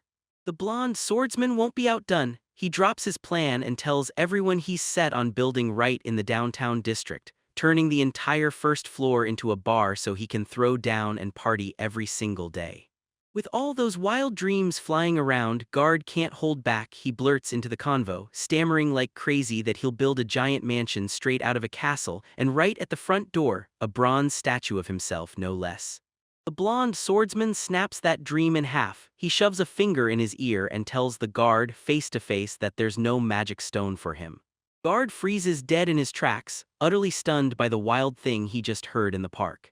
The party starts marching off, and Guard blurts out a fight, stammering that they promised earlier they'd split the treasure, but the blonde swordsman just snaps his tongue in pure irritation like, "No." The swordsman snaps around and warns the porter, "Don't you dare get the wrong idea." He tells the guard loud and clear that this is a fixed-wage job, nothing more, nothing less, and then he lifts a tiny coin in his hand to prove exactly what that pay looks like. Then he throws a laugh straight into the guard's face, rubbing it in that no matter how much treasure the party bags, the guard's salary never budges, still exactly the same. The blonde swordsman and the armored warrior stride past, roaring with laughter at the whole mess, while guard stands there trembling with rage and the female party member just trails after them. Right as the laughter dies out, the mysterious witch pops up behind the blonde swordsman and clamps her arms around him, smiling sweetly as she whispers that he's actually a pretty cruel person. The armored warrior and the female party member totally flip out. He roars, yelling, "Who the hell are you and where did you just pop out from?" The witch refuses to let go of the swordsman. She just stands there in the middle of all that chaos and keeps talking. The mysterious witch grips the blonde swordsman from behind, holding him close, yet she doesn't lash out about his cruelty at all. She purrs that she actually prefers men like that. He freezes on the spot, totally thrown off by the sudden touch, then his ego snaps in like a switch. He misreads everything and decides she's just some lost extra from her party. He turns his head with a smirk and asks if she's trying to seduce him so she can score protection. He whips around to face her, confidence blazing, then lays a hand on her cheek and promises he'll play along, while quietly admitting he doesn't exactly hate women like her either. The witch flashes him a sweet smile and tells him, "Good, you've got it." The swordsman opens his mouth to speak, but the witch drags a razor-sharp fingernail across his cheek, then wonders out loud if she should push even further. She locks eyes with him, slowly strokes his hair and sweetly asks if it's all right for her to pierce straight through his heart.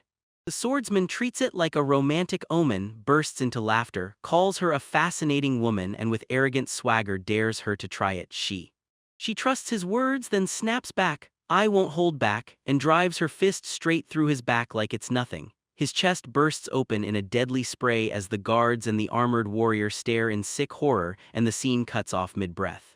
The swordsman goes stiff, choking on silence as the witch clutches his fading body to her chest and whispers in his ear, asking if she pierced his heart hard enough. Reality slams into her like a truck and the female party member lets out a terrified scream, begging her leader for help. The blonde swordsman can't even breathe through his disbelief, blood spilling from his mouth as he stammers in shock, trying to understand why she would do something like that. Then the mysterious witch lets out a satisfied sigh and purrs that she lives for moments just like this. She breaks down her messed-up logic with a grin so wide it's practically glowing, saying that cruel people somehow turn into the absolute best expression models once cruel things finally get done to them. She backs away from the corpse like she's just finished a meal, then beams and mutters thanks for dinner as she strolls off, leaving the body cold behind. Guard watches the whole thing unfold, then snaps completely, realizing she really killed the leader, so fear hits him like a truck and he wets himself, panicking that he's not ready to die. The other two party members snap into motion. An armored warrior yanks his weapon free, while the female member slams a magic circle down to shield them. The armored warrior bellows at the witch, furious, demanding to know how she could even dare, and exactly what she thinks she's doing.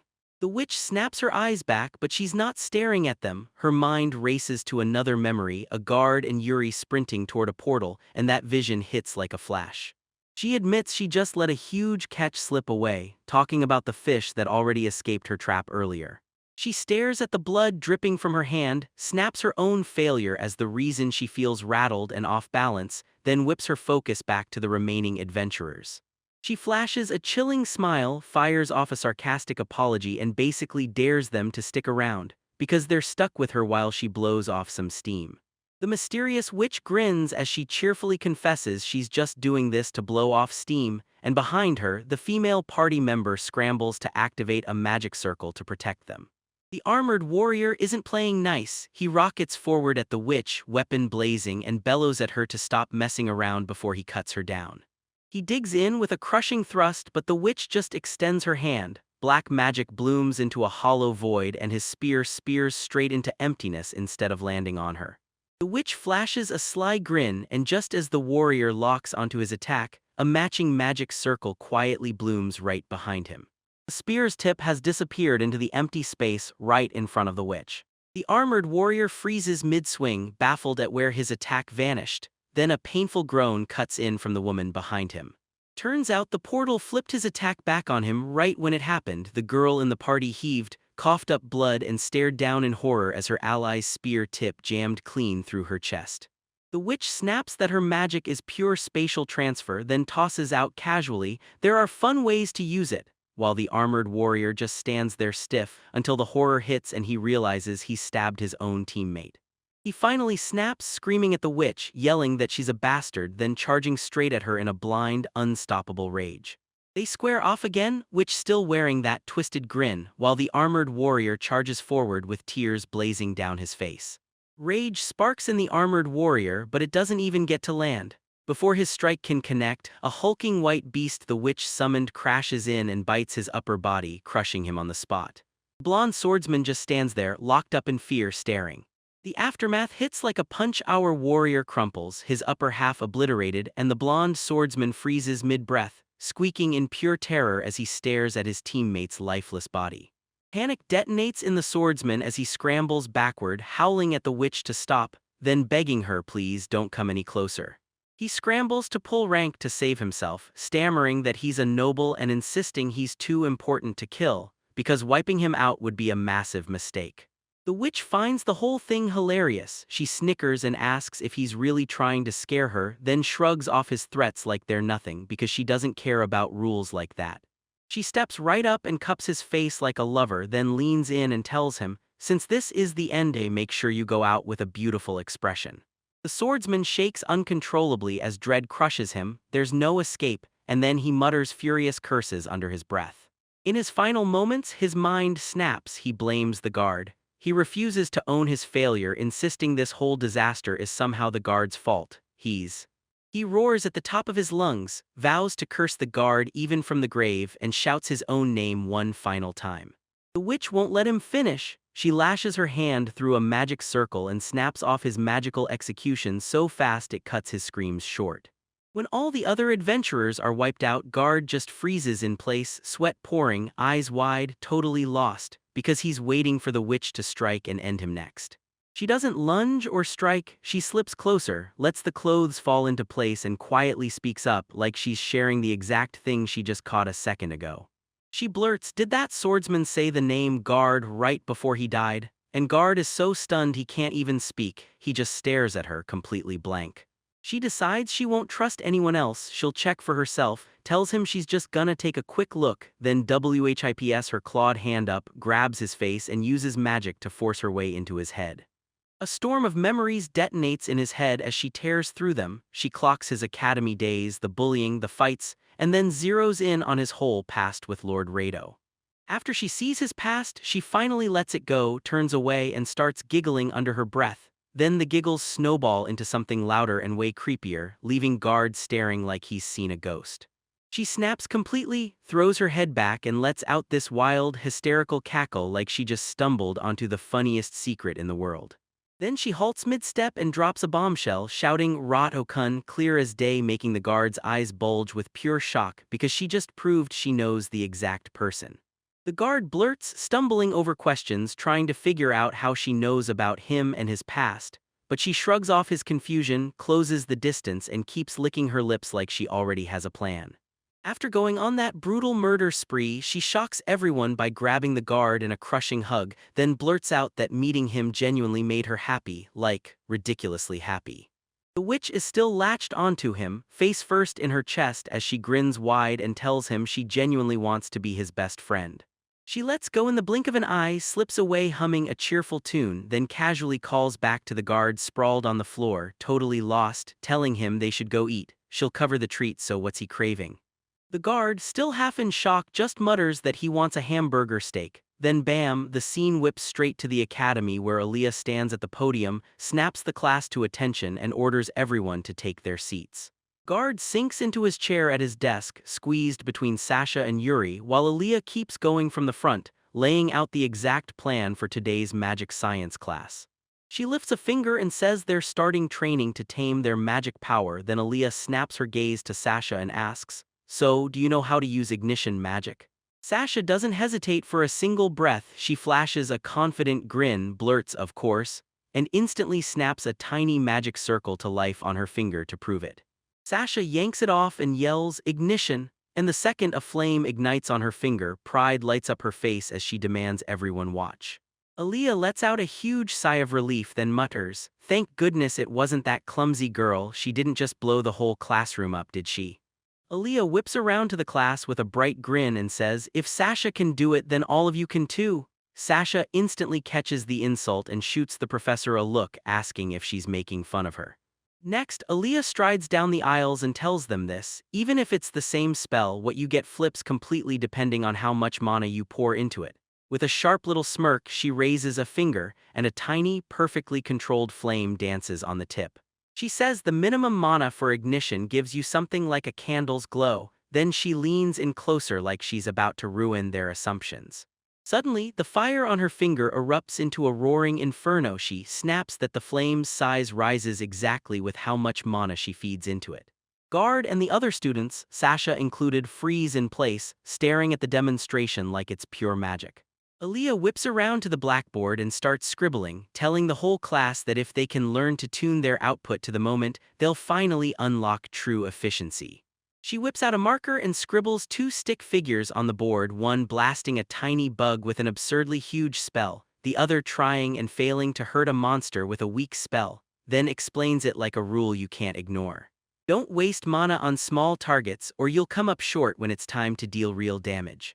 Guard is lost in deep thought, turning the lesson over and over in his head. Then it hits him hard. With mana capacity sliced so low in the modern era, this control technique has to be the very first thing he masters. Aaliyah slams her hands together and shouts for everyone to start, because she wants the whole class to test ignition right now. The results are a total mixed bag. Yuri locks eyes with her own finger, muttering that her flame won't budge no matter what she tries, while Sasha completely snaps, screaming as a towering pillar of fire detonates from her hand. Aaliyah strides between the desk rows, eyes locked on every student's progress as they pour everything into their spells. She fixes them with a razor stare and smirks, just like she figured. Everyone's still clawing their way to figure it out. Aaliyah admits to herself that mana regulation is brutally hard, because even she struggled when she first started, while Sasha fumes in the background, muttering about her own failed tries. Then Aaliyah suddenly locks eyes with something wild, stops at a desk, and tells the student there, an elegant girl with elaborate braided hair, that she's actually really good. The girl flashes a smug little laugh, glowing with confidence, and declares she's all that, especially for someone born into a distinguished noble house. Of course she can handle a spell like that. She's balancing a perfectly controlled flame on her finger like it weighs nothing, and not a single bit of sweat shows. She straightens up from her desk, strides to the front, and owns the whole room as every eye locks on her. Then she tells the class, "If you want the real trick, just ask me." The arrogant noble girl keeps running her mouth, smugly thinking to herself that no matter what, she's the one who should be teaching this class. She snaps her focus to the guard right in front of her and tells him she's heard he's just a commoner. She shoots him a condescending look and spits out how pathetic it is that he landed in the lowest rank, then slaps a proposal on the table, smug as ever, telling him that if he swears to be her personal servant, she'll finally lift a finger and help him with his magic. Sasha shoots in at once, screaming at the girl to stop talking that way about the guard, while the noble girl just stares, totally baffled by the sudden outburst. But Guard takes over right then. He raises both hands and unleashes massive, perfectly controlled flames that roar from his fingertips, and he even politely thanks her for her kindness. He smirks and flashes that blazing fire magic he's holding with ease, then tells her it looks like he'll be totally fine on his own. The noble girl locks eyes with the flames, drenched in sweat as the truth hits. She's totally outmatched. She quickly glances aside and blurts out that, yeah, it really does look like he doesn't need a thing from her. Yuri watches the whole thing unfold, then bursts into giggles, because that girl just got hit with a reality check, and Yuri can't help but love how she finally sees how absolutely amazing Guard really is. But Aaliyah isn't smiling. She scans the guards like a hawk, her face hardening as the moment turns serious, like she can feel trouble coming. Aaliyah watches as Guard controls his flames, and she can't shake the thought that his real power is beyond anything she can even imagine. She starts digging through her memories of his record, and even in the entrance exam they said his magic power levels were basically impossible to measure. Plus the rumors were flying that he was blasting out the highest tier spells back to back, and then she trails off like there's no way she can forget it. Her eyes immediately light up with curiosity, and as a researcher she swears she has to verify it herself, no excuses no matter what. She can't hold back, she lunges straight into the guard's space, snapping into his face and forcing his attention.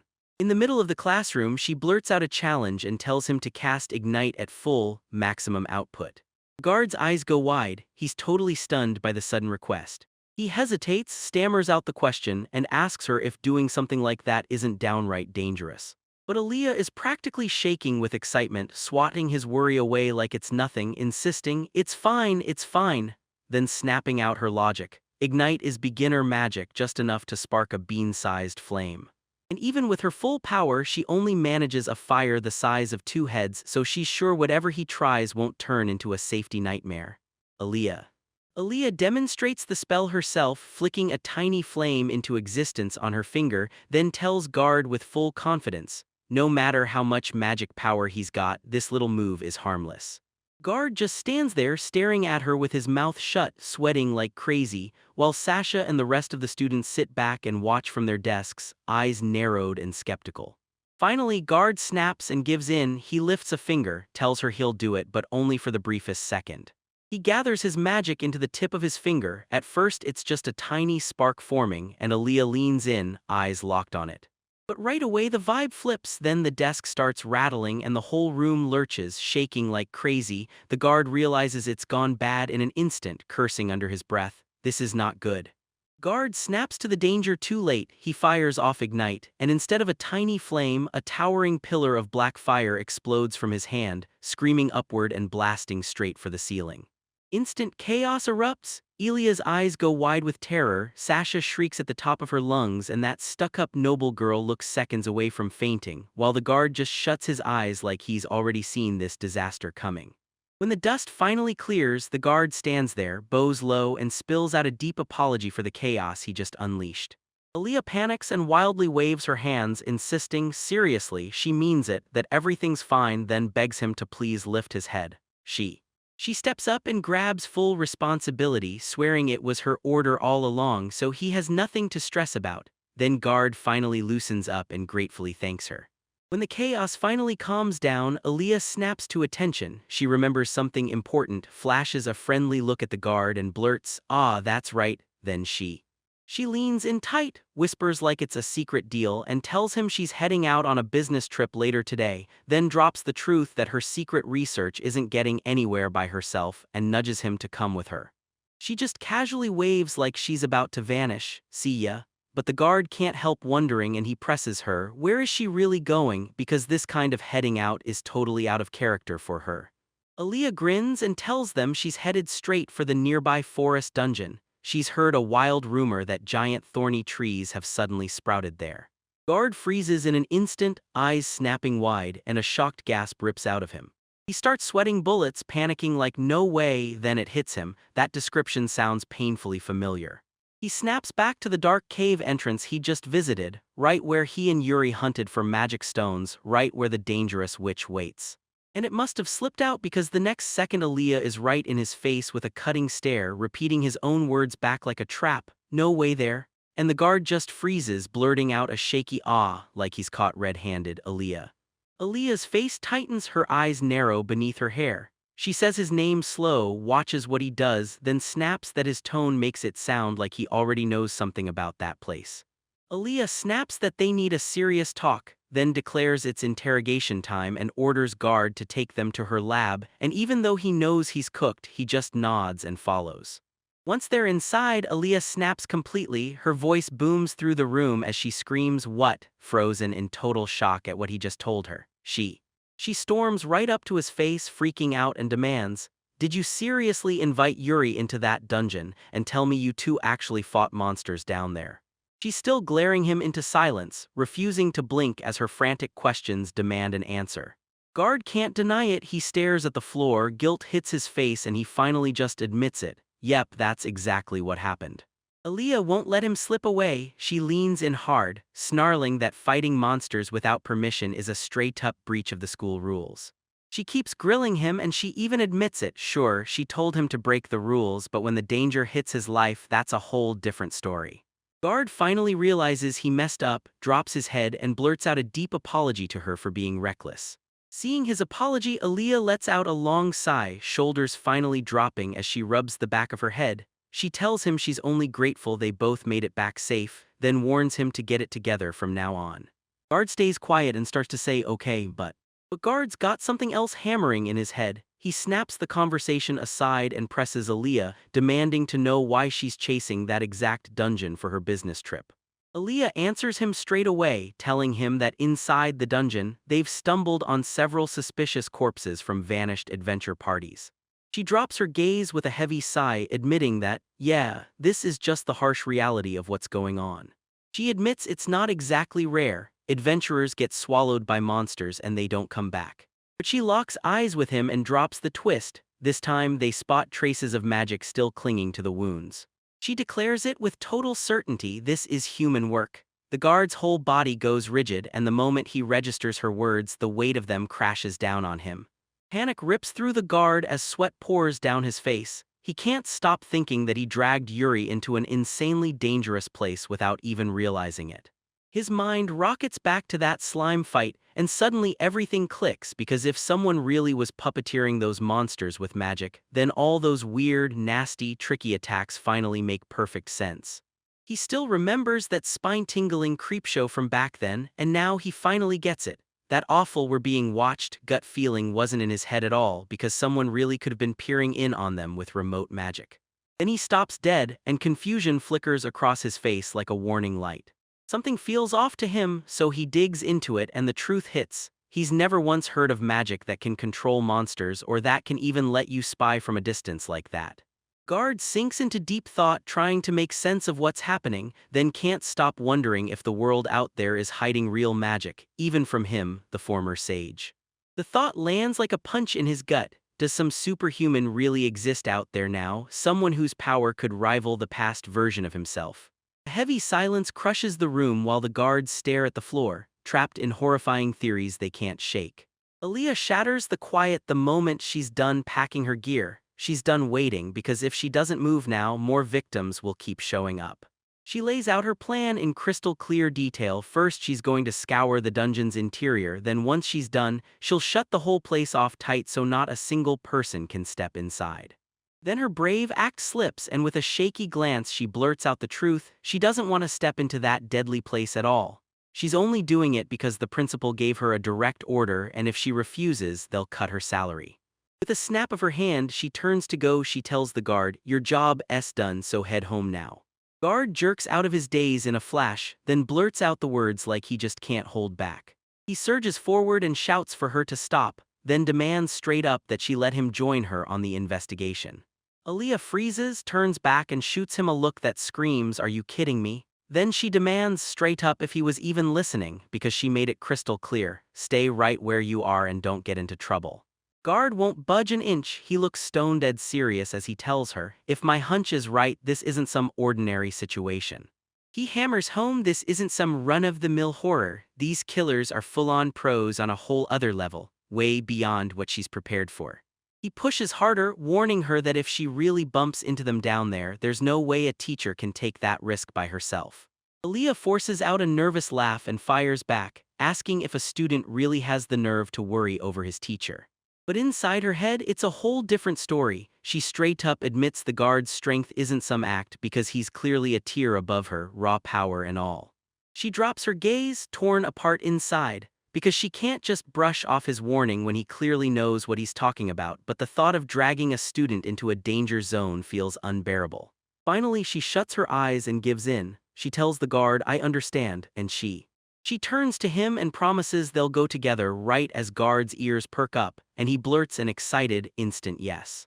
Just before they move, Aaliyah shoots her finger up and stops him cold, then demands he promise her one thing. She shoots him a thumbs up to seal it, then makes it crystal clear. If they feel even a hint of danger, they'll bolt back right away.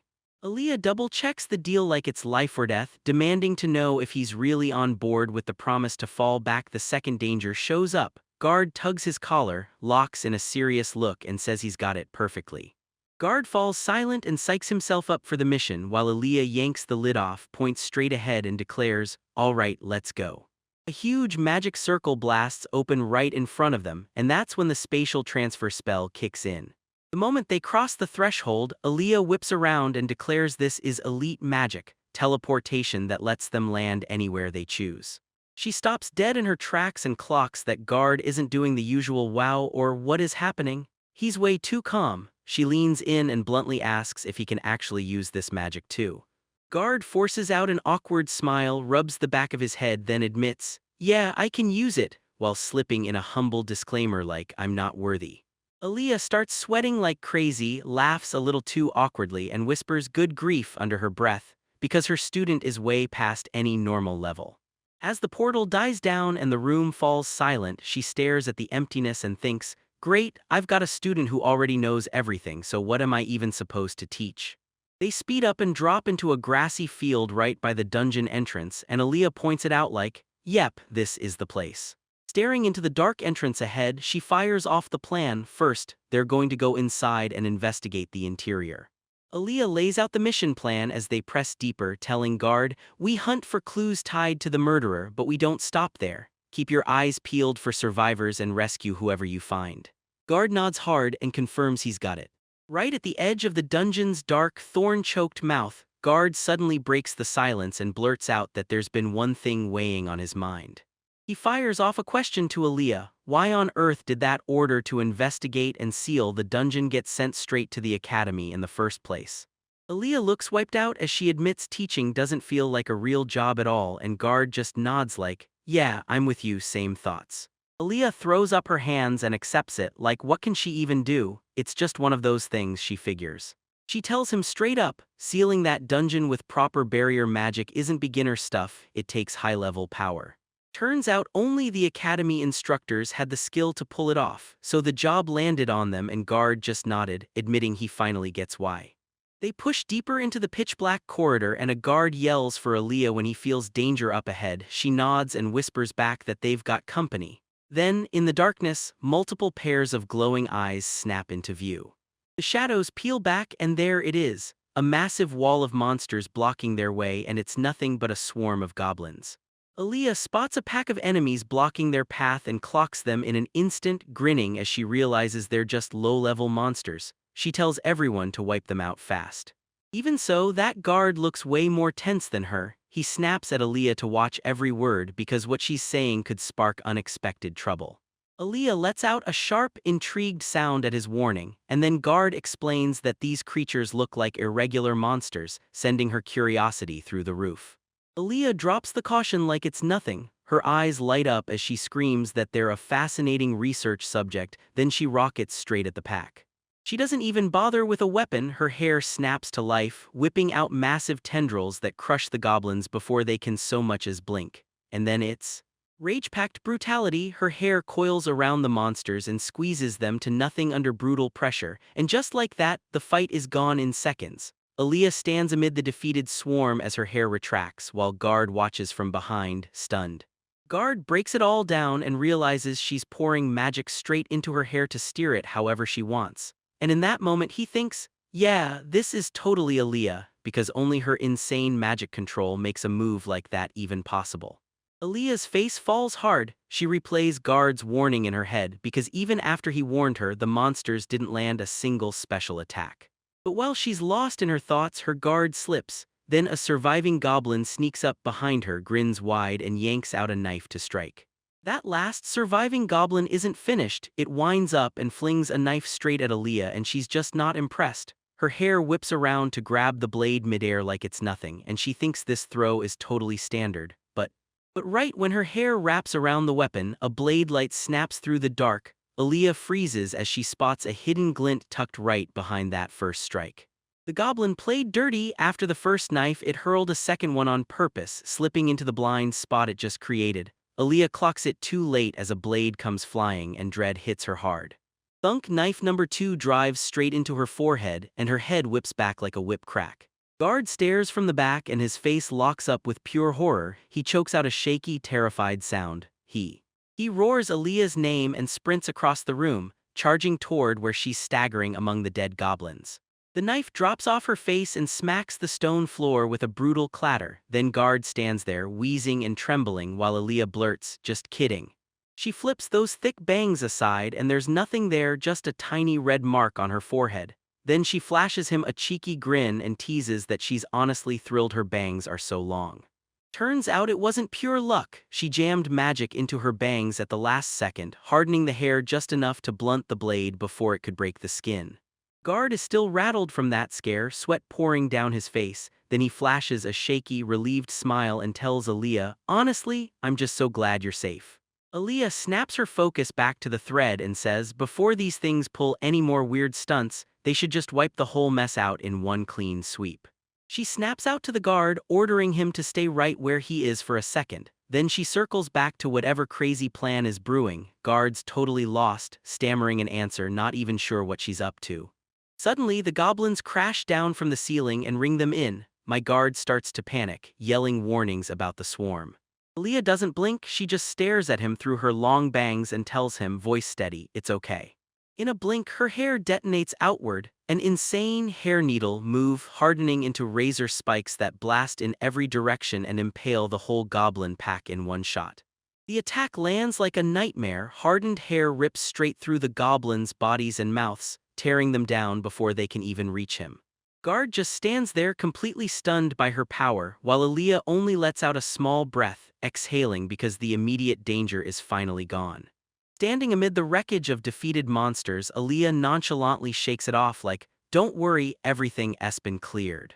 She twirls a lock of hair around her finger and tells the guard to rush ahead, because she just wants to get it over with fast so she can properly take care of her hair after using it like that. Then the guard nods along, agreeing with Aaliyah that they should cut down on all that overtime work.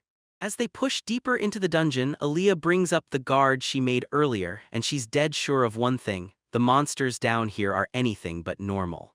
Guard leans in and asks if she felt it too. Aaliyah nods, but the words catch in her throat as she tries to describe it. She explains that for those low-level monsters, their movements were far too strategic to be a random fluke. Guard locks eyes with her and says, dead serious, that this is only his best guess. He throws out the idea that if magic was steering those monsters, everything would finally make sense, and Aaliyah pauses, then admits the logic actually clicks. She even says it really felt like they were battling something that looked human, but she snaps back. She's never heard of magic that can do something like that, and even with everything she knows, she still can't figure out what kind of mechanism could possibly make it happen. The guard starts to sweat as soon as he hears that even Aaliyah has no clue about this, and suddenly his worry spikes, like maybe he's been overthinking the whole thing. But Aaliyah isn't finished. She snaps back into the conversation, her mind racing as she starts to wonder what it would mean if a real human could actually do something like that. Aaliyah pushes her theory harder, insisting this controller might actually be a human who was yanked from an ancient era when magic was miles stronger than it is today. Then Guard leans in and demands, "So you really think that's what's going on?" Guard nervously laughs it off, insisting he's just messing around, but then he snaps right to the real problem, cutting through the excuse instantly. Before they even touch the magic, the real question hits hard. How on earth would someone from the past have made it to the modern world? The story snaps to a creepy grin, then whiplashes into a dining room. There sits Lord Rotto at his plate, but the man looks like he's seconds away from breaking, drenched in sweat and terror. Watto tries to blurt something out, stumbling over his words, but the mysterious witch across from him cuts in, straight up asking why he isn't even touching his food.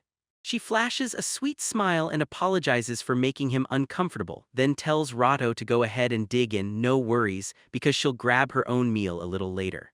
As she raises that tiny glowing magical device, she blurts out the real reason she's stuck here. Then the truth hits. A sudden guest just crashed the scene and she has no choice but to deal with it. Back in the dungeon, Guard and Aaliyah slam to a stop, because a hulking, menacing shadow has just ripped across the stone floor and blocks their way. They look up and there it is, the shadow's source. A colossal demon with razor-sharp horns and huge wings looms over them like a nightmare given form. The guard locks eyes with the creature, sweat pouring down his face, and barks, "What the hell is this monster even doing here?" He's totally lost. Earlier he scanned this dungeon and only detected low-level monsters, so how is something like this even here? Aaliyah's heart slams the moment she spots the demon. She panics so hard she yanks guard's attention, warns it's deadly just staring at it, and demands they retreat the same way they swore they would, but guard refuses to back down. As the massive demon slams its weapon down, guard stays ice calm and realizes the enemy isn't about to hand them even a sliver of space to run, no matter how badly they wanted to. The demon hammers its attack straight into the ground, detonating with a brutal blast that sends debris exploding into the air in a towering cloud. A brutal shockwave slams Aaliyah off her feet, launching her backward through the air as her scream tears out of her. Then she lands on her feet, skidding across the dungeon floor to carve out distance from the blast zone. Gasping for air, Aaliyah is rattled to the core by the monster's ridiculous strength. Then she whips her head back to the smoke, yelling the guards' names to make sure he's okay. As the smoke finally thins, the guards stand frozen in place, because he just snapped the demon's massive attack to a halt with one hand, shielding himself behind a honeycomb-shaped magical barrier, and when it's all over he just shrugs and says, calm as can be, that yeah, everything's fine. Aaliyah watches from a distance and realizes he didn't even stumble one step after that insane hit. She can't help but wonder how strong this kid really is, and then she hears herself say it, she's just relieved he's safe. The guard plants his hand in the air holding the barrier steady and tells Aaliyah, I'm taking this thing down, stay back and don't come near. Aaliyah clutches her bag and shoots guard a nervous reminder about their promise, begging him not to forget it, and guard just smirks with confidence, telling her he knows he'll never ask for something impossible. Guard doesn't waste a second, he snaps into action and hurls a spell to blast the creature back. He screams light blast and hurls a colossal beam of light straight at the demon right on target, but when the light dies out and the smoke finally thins, the guard snaps still, staring in horror at the demon's silhouette, unmoved, standing there in the dust. The monster flashes a savage grin packed with jagged teeth, and then guard realizes with a jolt that it's totally unharmed, not a single scratch on its body. Guard locked onto it, eyes burning as he sized up the danger. He thought light magic would be the crack in its armor, but it just showed him it had resistance to that too. If that's how it's going down, he flips the script and starts pumping a massive dose of mana into his hands. Suddenly the air whips and swirls around him as he charges one unstoppable blast, magic packed with every attribute at once. Aaliyah throws her hands up to shield herself from the brutal wind, grumbling that he's being reckless again, like it's a habit. But the demon keeps roaring, energy swelling in its mouth even after the multi-attribute attack. Then it hits hard. Regular magic just won't touch this monster at all. Aaliyah watches everything crash into reality, her face drained of color, and she can only choke out, that can't be true. Smoke billows away and the whole scene looks bleak, because even after that brutal barrage of magic, the demon is still standing there. He holds his ground, then it hits him like a punch. The monster is untouched, not a single scratch from that last attack. Guard doesn't panic, he snaps his hand up and fires off a rapid scan of the enemy, and from how things look right now, he lands on a theory. He locks eyes with that cocky demon and realizes one brutal truth. If he tries to blast it straight on with raw magic, it's going to bounce right off because it's fully resistant. So he flips his plan on the spot. If energy magic won't land a hit, then he'll switch to magic that summons pure physical attacks. He snaps his fingers and unleashes a complex magic circle in the floor, then wastes no time. He decides to test his theory right now. A guard screams Iron Maiden, and the ground detonates into a storm of massive spikes, earth and stone bursting from every direction to slam into the demon and crush it, only to end right there. The spell hits with savage impact, spikes crash together like a guillotine, and the demon is trapped inside a brutal, jagged cage of rubble. Aaliyah watches the chaos explode in front of her and her brain flatlines. She can't even get a word out, just stutters in pure disbelief at the sheer scale of the devastation. She finally blurts, "What in the world was that magic?" And guard answers, cool as ice, that it's a top-tier spell, one that turns the area around the target into spikes meant to skewer it. But as he talks, his face hardens and he realizes something's off. That stone prison can't even last a heartbeat before it blasts apart. Iron spikes rip out and turn to rubble as the demon rips free from inside, claws and all. The monster rockets out of the rubble, shaking off the debris like it's nothing, and when guard sees it crawl into the light, he snaps that the attack didn't even land. Aaliyah opens her mouth to speak, then the guard slams in, saying this time feels nothing like the last attack. The demon finally speaks up and confirms the guard's suspicion. then grins and admits it didn't slip out scot-free, it took damage for real. Guard narrowed his eyes, snapping the clues into place. Then he declared he finally understood what was happening right now, and that meant he knew exactly what he was up against. He stares at the shattered remains of his spell, and the question hits hard: did it really fail because he just didn't have enough firepower to end it? He locks onto the enemy's body and realizes the demon's skin must be as tough as steel, because that's the only reason those stone spikes couldn't cut through all the way. Guard's brain sprints through every option, because he's sure he's got physical magic spells in his arsenal that hit harder than Iron Maiden. But he freezes, scanning the area with shaking nerves, and then it hits him. If he unleashes that kind of power in a tight dungeon like this, the whole place could cave in and bury them both. He can't take that chance. So he drops his hand, ready to switch tactics once again for this specific. Guard decides to switch tactics. He slams his magic storage spell, and a giant zipper-like portal snaps into existence right beside him. He jammed his hand into the dimensional pocket, burrowing past heaps of gold and dust-caked old books to snatch exactly what he came for. He yanks out a plain longsword, drops onto the rubble, and clamps down on the hilt like it's time to start swinging for real. Aaliyah watches him yank out the weapon, then fires off one laser-practical question: does he actually know swordsmanship, or is he just pretending? Guard snaps back that nope, he's a total amateur. Aaliyah immediately blows a fuse, screaming at him to stop if he doesn't know what he's doing.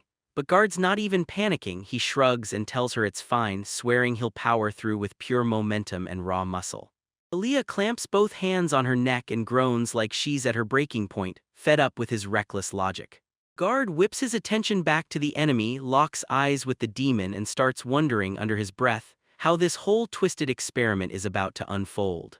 The demon wastes no time, swings in with a brutal, crushing attack, and the guard slams his defense head-on as a honeycomb-patterned magical barrier pops into existence at the impact to soak up the shock. A brutal collision rocks the air. Guards lock blades with the monster, and he stares it down, pushing his strength straight into the creature face to face. Without hesitation, the guard lunges in and swings his blade straight at the demon, locking into brutal close-quarters combat immediately. His magical honeycomb barrier smashes the first shockwave and saves him from the debris, but the moment the dust finally clears, the guard's eyes snap sideways. He feels something else charging in. He barely gets a breath out before a gigantic shadow slams in from the side, cracking through his defenses like they're nothing. Guard's eyes snap to that massive limb whipping toward him, then it hits him. That swinging tail belongs to the demon. The demon lured him in. Those frontal hits were just bait, a distraction, while its real move roared through the guard's blind spot, a massive, full-power tail whip crashing straight toward him. It hits him like a meteor, brutal, explosive force smashing right into his body. Guard clenches his teeth and fights to stay standing, driving his blade into position just to brace against the strike, because the force behind it is absolutely crushing.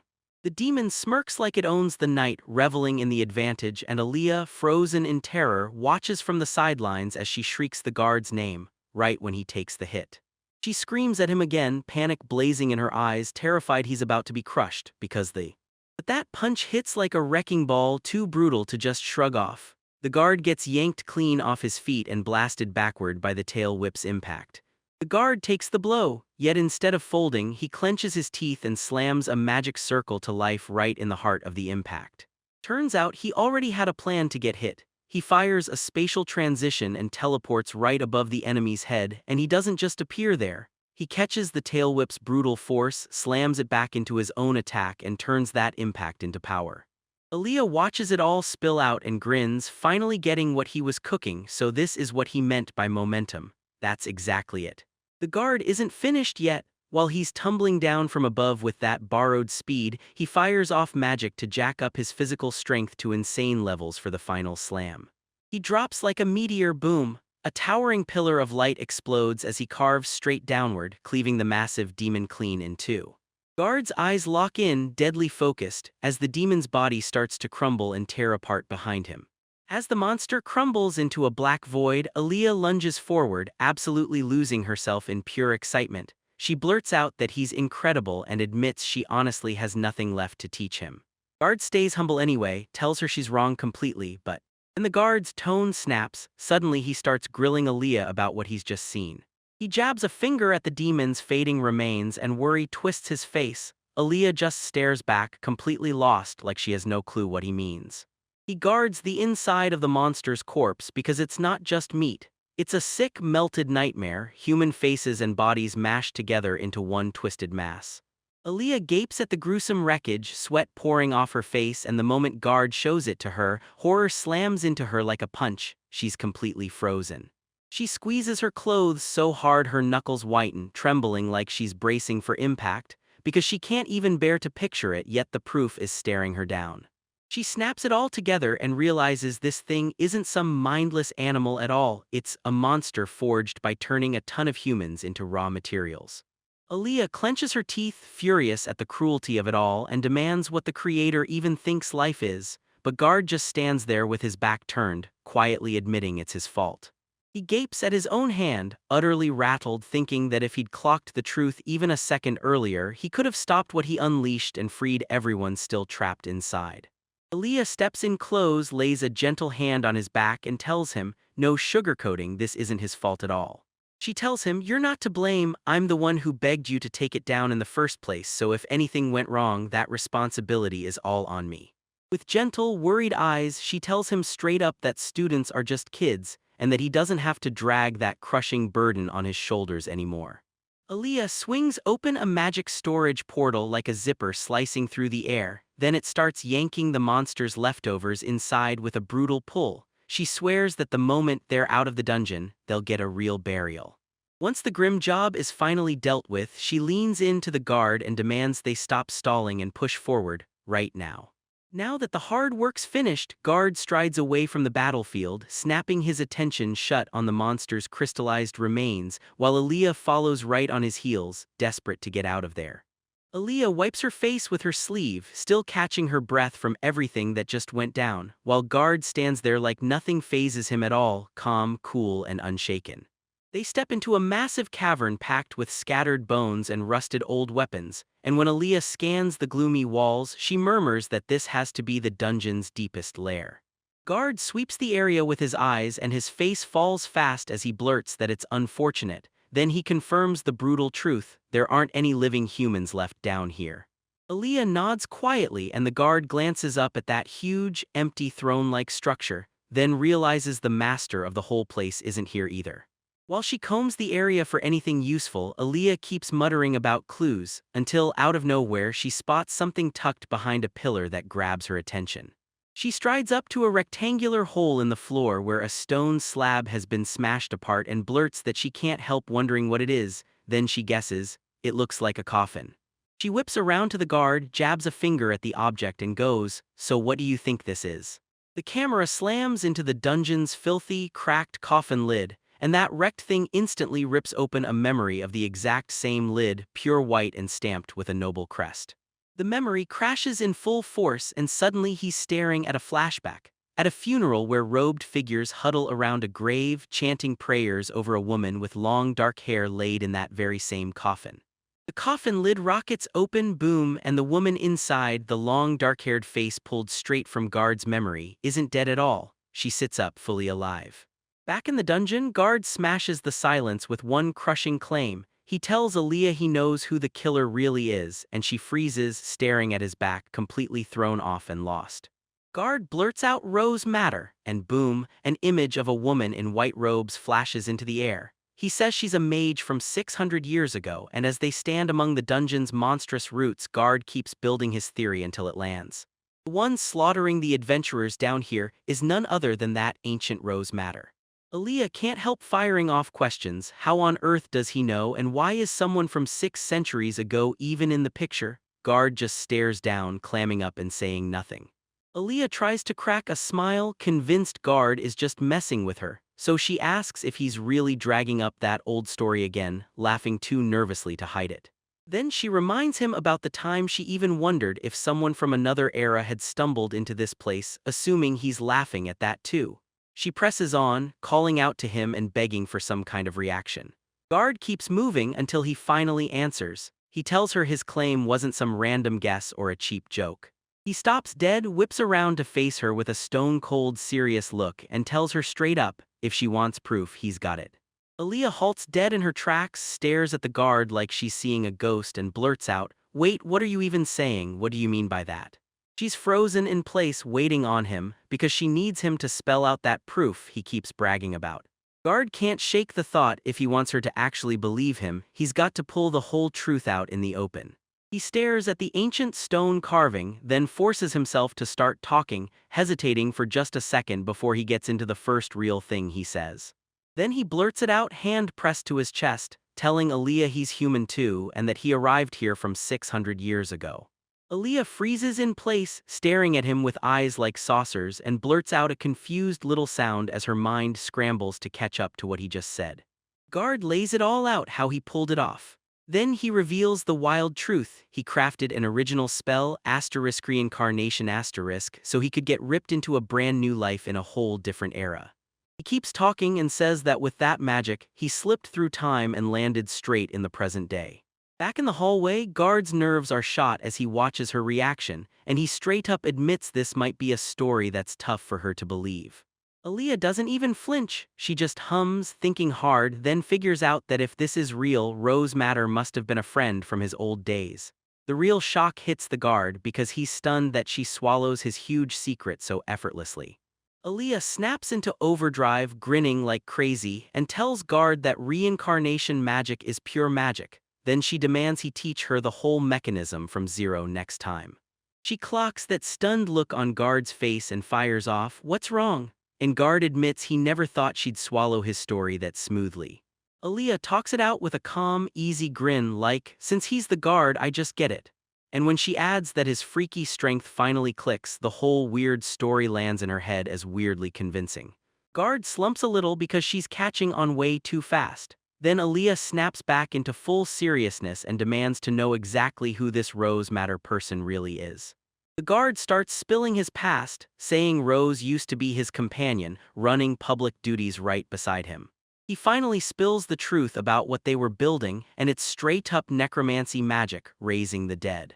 Guard keeps insisting she was the only joint researcher on that whole project. He tells her he's been pushing the research in secret, but somehow she already knows about it. Guard remembers her showing up, begging him with tears in her eyes to let her team up and research it together. Guard resumes his tale, dragging you back to his younger days, and admits the truth behind his research. He didn't chase answers for glory, he just wanted one more chance to see his little sister. Seeing Rose back then, so solemn it felt like her world was cracking. Guard just assumed she was trapped in the same kind of pain, convinced some desperate, heartbreaking wish must have been dragging her forward. Because he believed she'd feel the same pain, he couldn't bear to shut her out, so he let her tag along with the research. At first, it felt like a perfect play, because Guard says her massive magic smarts and razor-sharp instincts kicked in, and suddenly their progress started blasting forward faster than ever before. But when Guard looks back, he realizes he was totally wrong. He's horrified because he sees how twisted her feelings about the project really are.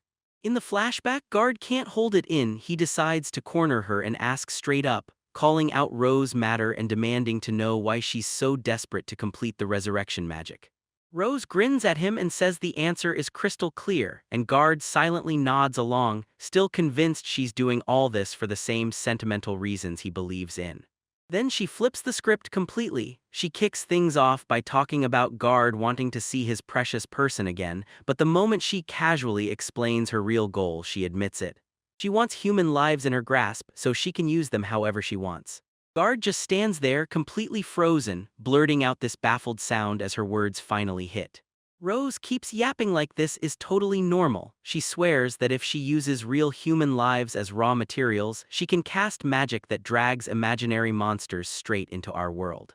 Rose Matter starts hyping her work, bragging that they can mass-produce crystals with crazy complex structures, and she's sure this is the spark that'll lead to a revolutionary invention. But then she freezes mid-sentence, her face turning deadly serious as she drops a condition on that thought. She bluntly tells them that interference is guaranteed to come knocking for this kind of research, and that people will hide behind ethics or any excuse they can grab, stomping down relentlessly until the whole study gets shut down. Walking right beside the hooded Guard, she tells him straight up that, for her, that whole situation is flat-out unacceptable. Her eyes blaze with intensity as she snaps, "I just can't stand this." She clenches her fists and snaps that they're shrinking the whole future of magic over petty emotional fights. Then she swings her smile toward him and lays it out. If they can really pull off the resurrection of the dead, nothing is going to stop them. She grins even wider, looking totally unhinged, as she flings out her twisted logic and declares that people who have already died are basically trash that's just finished its job. She puts a hand to her chest, grins bright, and happily tells everyone that nobody ever has a complaint about recycling trash. She whips her gaze to guard, Sage Sama, and asks if he feels it too, and guard just freezes in dead silence, stunned speechless by what he's suddenly hearing. The hooded sage finally snaps. He screams that she's dead wrong, yet the narration spills the truth. Even after his outburst, her thinking doesn't improve one bit. And somehow it just kept spiraling worse and worse until it felt hopeless. We're hit with the terrifying aftermath of her work. She's been digging up graves, snatching dozens of corpses, and smashing them up like nothing for her research. The sage snaps his hands together tight, face set, and tells her that holding public office means she has zero excuse to wreck the world's order like this. Then the sentence slams down, until she finally sees what she's done. Rose Madder gets locked up and banned strictly from doing any more magic research. As they march her out, Rose throws one last look back at him and sneers, saying that in the end he's just going to stand in her way too. An extreme close-up locks on her eye as it glares straight back, pure hatred blazing in that moment, the kind you'll never be able to forget. Barely any time passes before a funeral is held. Rose Madder took her own life. Now in the present, the guard squints over the records, goes dead still, and mutters no. Then the truth slams into him. She might have already reincarnated back then and faked her death to disappear. Standing beside Aaliyah, Guard lays out his theory. He insists reincarnation magic was born from experiments meant to raise the dead, so it wouldn't be shocking at all if Rose Madder cooked up a similar magic on her own. Aaliyah whips around to the guard and demands, "Do you have any real proof Rose Madder is in this era?" The guard answers immediately, yes. He yanks out the documents they found, taps one key detail, then points at the coffin drawing's pattern before steering her to the letters scribbled across the page. Guard leans in and says the coffin pattern is an exact match to the one she was buried in, down to the last detail. Then he points out that the handwriting is hers too, and he admits the script is one he knows better than anything. Aaliyah stares at it and the mood turns grim fast. When she sees that proof, she knows the odds are sky-high that it's her. Guard tightens his tie, snaps into full focus, and tells Aaliyah the Rose Madder right now is nothing like the one from 600 years ago, because her heart's been soaked in even darker evil. He points out how her behavior has spiraled out of control. This isn't just messing with the dead anymore, now she's killing the living without even blinking. Guard steps in and snarls that they can't just walk away and leave her, and Aaliyah shoots back a look of pure determination before nodding and agreeing without hesitation. Staring straight down that road, they vowed to end Rose Madder's atrocities right here, right now. Later on, the story slips into a dense forest. Aaliyah snaps her hands together and you can tell she's finally done prepping. A huge hexagonal energy shield snaps into existence in the air as she declares the barrier is finally complete. Then she turns back to inspect what she just built. Because with this setup, nobody's getting into the dungeon, and it'll even shove back any teleportation magic that tries. Guard surges up beside her and slams his magic into place, then tells her he's stacking his own barrier directly over hers, just to make sure it holds. Aaliyah freezes for a beat, worry flashing in her eyes, and asks him straight up if her barrier by itself still wasn't enough to get the job done. The guard flashes her an awkward grin, then straight up admits it. Her total lack of reliability is honestly part of why this all happened. Hearing that final confirmation crushes her, Aaliyah slumps with defeated shoulders, then mutters, "I knew it, I just knew." Guard quickly breaks it down. He says the whole reason is simple. Once a barrier shatters, it's the caster who feels it happen. He argues that if he and Aaliyah both raise their barriers, each of them will spot any breach on their own. And that double detection means they'll slam into action way faster the moment danger shows up. Aaliyah's mood flips instantly when he lays out the logic, and she can't help praising him, cracking a joke that he's got the wisdom of someone living a second life, while Guard just shrugs it off and bursts into laughter. Once the job's finished, Aaliyah pushes them to head back home, and Guard nods, thanking her for all her hard work as they turn and start walking away. As they stride along, Aaliyah lays out the next move. She wants to crack open the books and supplies they took from Rose Madder and figure out exactly how they're going to report it all to the academy. Then she turns to Guard and asks if he can stay a little longer to help her with it. Guard immediately nods and tells Aaliyah, "Of course I'll help," ready to back her up the moment she asks. The story cuts to a darker place. Rose Madder lifts a wine glass, and inside the ruby-red liquid, a magical reflection shows Guard and Aaliyah walking away, while Rose keeps watching them the whole time. Rose Madder locks eyes with her reflection in the glass, admits the thing they just defeated was her masterpiece, then snaps to the truth: charging a sage head-on is a death wish. She slides the glass down, and in the dim light across from her sits Lord Rado. She leans in and says that since Guard and the others have already clocked her, they're definitely not going to let her slip away and be alone now. Rado snaps and flinches as she croons his name in that syrupy, sickly sweet way, then shoves a dark, ominous potion bottle across the table and flashes a wicked smile, asking, so politely it feels like a trap, if he'll do a small job for her.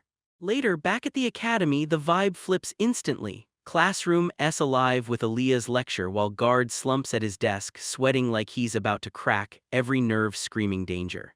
His head spins as he replays the Rose Madder incident, remembering Aaliyah promised she'd report everything, but now he has no clue what happened next. He glares at his notes, wondering if he's really supposed to sit through these normal classes while a serious threat hangs over his head. His intense anxiety is screaming loud, and it's definitely not going unnoticed. Yuri shoots him a look from her seat, instantly worried by his weird behavior. Aaliyah slams her book shut and declares class is over for the day. She steps up front, locks eyes with the class, and tells them to hit the lesson material hard on their own time. As she steps out, she stops beside the guard's desk, leans in, and quietly steals his attention right there. She flicks her thumb over her shoulder and tells him, "Come on, let's talk in my research lab." Guard shoots back at once, saying he understands, then pops up so abruptly that Yuri, who's sitting right beside him, startles hard. The second guard disappears. Yuri whips around and yells Sasha's name, and Sasha jerks her head up with a confused little sound, because Yuri's face is pure worry. Yuri asks if Sasha noticed Guard's weird behavior and whether it felt off to her too. Sasha pauses, taps her chin, and says, "Yeah, I noticed." Then she points out he was non-stop fidgeting, restless in a way that screamed something was wrong. Then Sasha's mischievous grin snaps onto her face, and she teases him that maybe he just looked like he was moments away from peeing his pants. That wasn't even close to the answer Yuri wanted. She snapped her hand onto Sasha's head in a crushing grip, and Sasha screamed through the pain for messing around during a serious moment. Sasha rubs the spot where Guard just crushed her, grimaces for a second, and then waves Yuri's worries away. She insists she thought Guard was acting just like always, and asks if Yuri is really just overthinking the whole thing. Yuri looked away, still rattled. She said it could be true, but that nagging sense that something's wrong wouldn't leave her. Sasha leans in, grinning like trouble, and Yuri's face isn't the only thing she's about to mess with, because she tells her that if Yuri's really that worried about it, then she should just go check on him herself to make sure it's true. Next thing you know, Sasha is yanking Yuri by the arm and dragging him straight to Aaliyah's lab so they can eavesdrop. And from inside the room you hear Aaliyah tell the guard to have a seat. Once he's in, she wastes no time and tells him she filed a formal report with the Academy Council about what happened during yesterday's dungeon investigation. She lays it all out. Rose Madder, the witch from 600 years ago, is back, and she's cutting people down inside the dungeon. Then she snaps in one more vital detail: she never mentioned Guard's involvement at all. She figures if she said his name carelessly, the principal would just use it to harass him or nitpick every move. Guard's shoulders finally drop with relief, and he thanks her for looking out for him.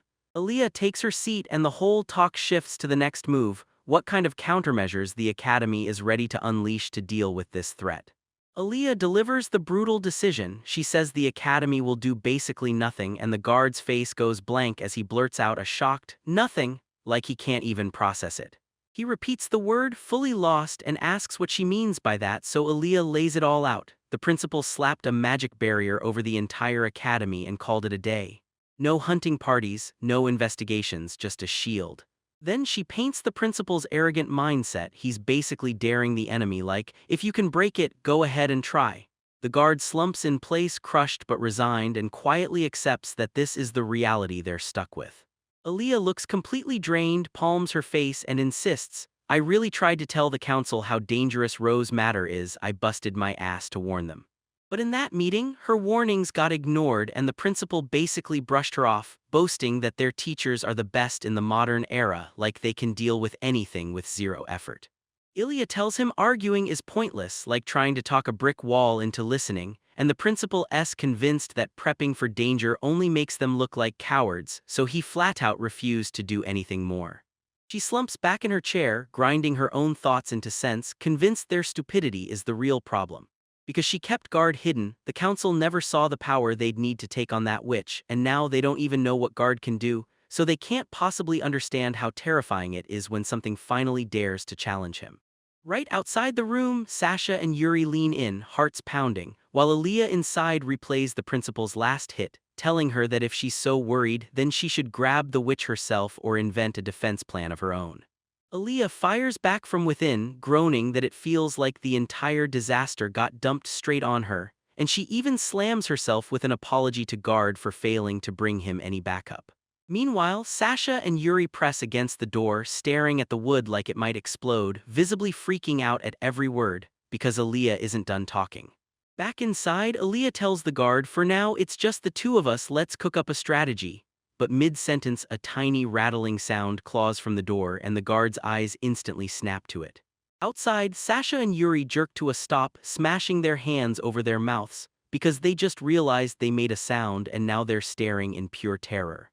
Aaliyah stops mid-sentence and snaps herself back into place. She says no, because what if their team is about to get two more people? Gar nods along at once, feeling that something's out there and there are two more. Without standing up, Aaliyah whips her hair into a blazing lash, sending it skimming straight across the room for the door handle. Her fingers hook into her hair, twist the knob, and yank it open. Then the moment Sasha and Yuri's full weight leans off the door, their support is gone and they tumble forward with a sharp, shocked gasp. The door rips open and two girls tumble in screaming at the top of their lungs, smacking the floor right in front of the guard. It's a full-on train wreck. Yuri freezes, shoots up with a nervous, sweaty grin and a shaky laugh to kill the tension, while Sasha faceplants into the carpet with her butt in the air, awkwardly blurting out ahaha. Lying beat on the library floor, one of them swallows hard and admits they were caught, no doubt about it. They immediately drop to their knees and bow hard, begging for mercy, shouting "We're sorry," as they panic, insisting they only freaked out because they were worried about the guard. Guard frowns at himself and fires back, asking if he's the reason they were snooping around. Yuri drops her gaze, admits it was, then explains to the group that today's guard felt weird and that's why she couldn't stop worrying he might not be okay. Aaliyah cuts straight to the point and demands to know how much they actually overheard. Yuri admits it was through the door, so they only caught broken bits, but those bits were scary specific. Rose matter, a witch clawing her way back to life, and the urgent need to invent countermeasures. Yuri stares at the floor, snapping the clues together, and says something awful is going down. Then she admits with a tight voice that she might not have enough power for what's coming. She steps forward with grit, slaps a hand over her chest and tells Aaliyah, "If there's anything we can do, I'm in, just name it and I'll help you fix it." Aaliyah looks completely torn. She darts her eyes away and admits, straight up, that she doesn't want to pull her students into a mess like this. She lays it all out, insisting they pour their energy into their studies, and making it clear she won't let them panic for no reason or risk dragging them straight into real danger. Sasha totally rejects that logic. She jabs an accusing finger at the guard and fires back, "You're a student too, so why do you get to do it?" Aaliyah looks trapped, admits, "Yeah, technically you're right." Cornered by Sasha's logic, Aaliyah turns to the guard and demands his take, basically saying, "I want to hear what you think, since you're the one who really understands how dangerous our enemy is." The guard delivers his answer and straight up agrees with Aaliyah. He's just as against hauling them into dangerous places. Yuri tries to cut in politely, but the guard just keeps talking and won't let her, saying the enemy is something only he can handle, so direct combat is completely off the table. But he flips the script on the spot, telling them that if it's anything besides fighting, he wants full cooperation. He lays it out plain. Since they have zero idea what wild magic or tricks Rose Matter might pull, he's gearing up for the absolute worst-case scenario, no exceptions. He glances at the girls and flat-out tells them it'd save him a ton of hassle if they'd help him. Sasha and Yuri suddenly look relieved to finally be useful. Aaliyah absorbs it, face set like stone, and she realizes one brutal truth. If a guard power user is even talking about worst-case scenarios, then that witch isn't just dangerous, she's terrifying enough to make them plan for the end. Guard locks eyes with a grim stare, nods yeah, and hammers home that they've got to be ready for every single scenario. When she hears that, Aaliyah folds like it hit her straight in the heart, then she just nods and says, I understand. The call gets made, then a request blasts out for Yuri and Sasha to bring their strength, and both of them snap back with a roaring, enthusiastic yes. Sasha flashes a peace sign and Yuri tightens her fists like she's ready to fight for it. Once they're finally on board, Aaliyah flips straight into action mode. She leans toward the guard and drills him on exactly what he's expecting the two of them to do. Guard weighs Lee's question in his head for a beat, then snaps into action, shaping the plan as he goes. Time jumps ahead while he lays the whole truth out in front of them, piece by piece. As soon as the briefing finally ends, the girls collapse, straight up wiped out. Sasha clings to Yuri, groaning that she's done for, and Yuri nods along, saying they just got bombarded with so much info that their heads feel stuffed to the brim. The guard steps out behind them, leans in and asks, "You holding up all right?" They snap into action the second it's needed. Sasha sits up, eyes bright, and vows she'll work her hardest, while Yuri steps in with rock-solid determination, promising she'll show him exactly what she can do. As they stride down the hallway, Yuri suddenly turns a little tender. She grins, clenches her fists with joy, and tells them she's just happy she can finally help someone. Sasha doesn't hesitate, she calls her bluff on the spot, leans in with a smug grin and tells Yuri no, that's not quite right. She snaps back at her friend, insisting Yuri isn't flirting, she's just thrilled to be useful and help the guard. Yuri jolts to a stop, heat flooding her cheeks as she's caught saying it so plainly, but she's not about to swallow the embarrassment. In a heartbeat, Yuri clamps Sasha in a headlock, flashes a menacing grin, and growls her name while cranking the grip tighter and tighter. The whole moment spirals into pure chaos. Yuri practically bodychecks Sasha to the ground, screaming for her to shut up about all that unnecessary nonsense, while Sasha cries out in pain. And Guard just stands there like a statue, staring as they tangle, completely unsure what he's even supposed to do. Yuri grins like a threat, tightens the headlock on Sasha, and spits out a thank you to her friend with zero sincerity for that unnecessary comment. Guard snaps into action, staring at his own hand, and admits he's never had friends who treated him like an equal or cared about him, until now. He smiles softly at them, admits it hits him again how lucky he is to have great friends, and tells them he's truly grateful for the strength they bring. Sasha isn't finished stirring up chaos. She flashes a mischievous, cat-like grin and calls out to the guards. She starts to spill the truth that Yuri wants more than friendship, but Yuri snaps into action, slamming a hand over her mouth before she can finish. Yuri hauls Sasha over her shoulder like she's throwing a sack of potatoes as she strides past a bewildered guard, saying cool as ice that she's got to shut that loose mouth before they go after the witch. The moment she's freed, Sasha jerks in desperate breaths like someone else tried to choke the life out of her. Yuri lets out a sweet little whistle while Sasha catches her breath, and then the guard's eyes snap toward something ahead. Sasha recovers fast, then pivots hard into something way more serious. She calls out to the guard and demands answers about the witch because there's one thing she's been burning to figure out. She quizzes him straight up, why the witch Rose Madder was reanimated in the first place, and how he even knew she was the one Sasha accused behind those evil deeds. Then she pushes again, asking him to confirm they never truly met Rose Madder, because it's creepy how he can spot someone from the distant past when he's never even met Yuri. Yuri just stares, nodding along, and points out it doesn't make sense since Rose Madder's name isn't written anywhere in the history textbooks either. Then the guard snaps his gaze to his clenched hands, realizing he can't keep this secret from Yuri and Sasha any longer. Staring at the backs of their heads, he makes a silent call. Right then, he tells himself he has to spill everything to them and he has to do it now. He starts talking, stumbles over his words, and tries to squeeze out the truth about who he really is. Before he can even finish the sentence, a shockwave slams into his senses, something in the air screams like it did 600 years ago, and a flash of shattered glass explodes in his mind. His pupil snaps tight with pure disbelief, and instantly he understands. The dungeon's barrier has been smashed. Guard doesn't waste a heartbeat. He slams a spatial transfer spell into motion, and a huge magic circle erupts under the floor. Sasha and Yuri lurch backward, eyes wide as they blurt, "What in the world is going on?" Sweat pours down the guard's face as he snaps his head toward them, yelling that he has to go right now. Right as Yuri bursts into the portal's light, he blurts, panicked, "What's wrong?" And when he looks back, the guard yells that Rose's matter might have shown up, then he disappears. Guard steadies Yuri with a calming hand, and he snaps in a firm voice that everything's going to be okay. He shoots them a confident grin and swears full-on that he'll definitely return to them as. Right as the teleportation magic snaps into place, the girls burst out calling his name. Sasha yells that they'll be waiting and Yuri sobs, begging him to come back soon. Guard whips a look over his shoulder one last time, then tells them, "I'll finish our talk about my secret as soon as I get back." Then his smile drops into seriousness. He tells everyone he's going, eyes fixed on the danger ahead, and right when he turns, the world flips. Guard stands on a cliff overlooking the forest, locked in, staring at a disturbance far off. A massive dark rift rips open through the air near the trees. Guard's worst fears come true, and he realizes the barrier is busted just like he feared. Out of nowhere, a voice snaps from behind him, then Aaliyah steps out of a magic circle, grinning like she's been waiting on him for ages, and cheerfully announces, "I'm here." She steps up to the guard hiding in the bushes and cuts right to the chase, asking where the rose matter is. Guard jabs a finger at the rift, sweat streaking down his cheek as he tells the truth. He can't spot her shape anywhere, but that's only half the nightmare. Right when Guard and Aaliyah lock onto the rift, a blood-curdling scream rips through the forest. Someone's yelling for help at the absolute top of their lungs.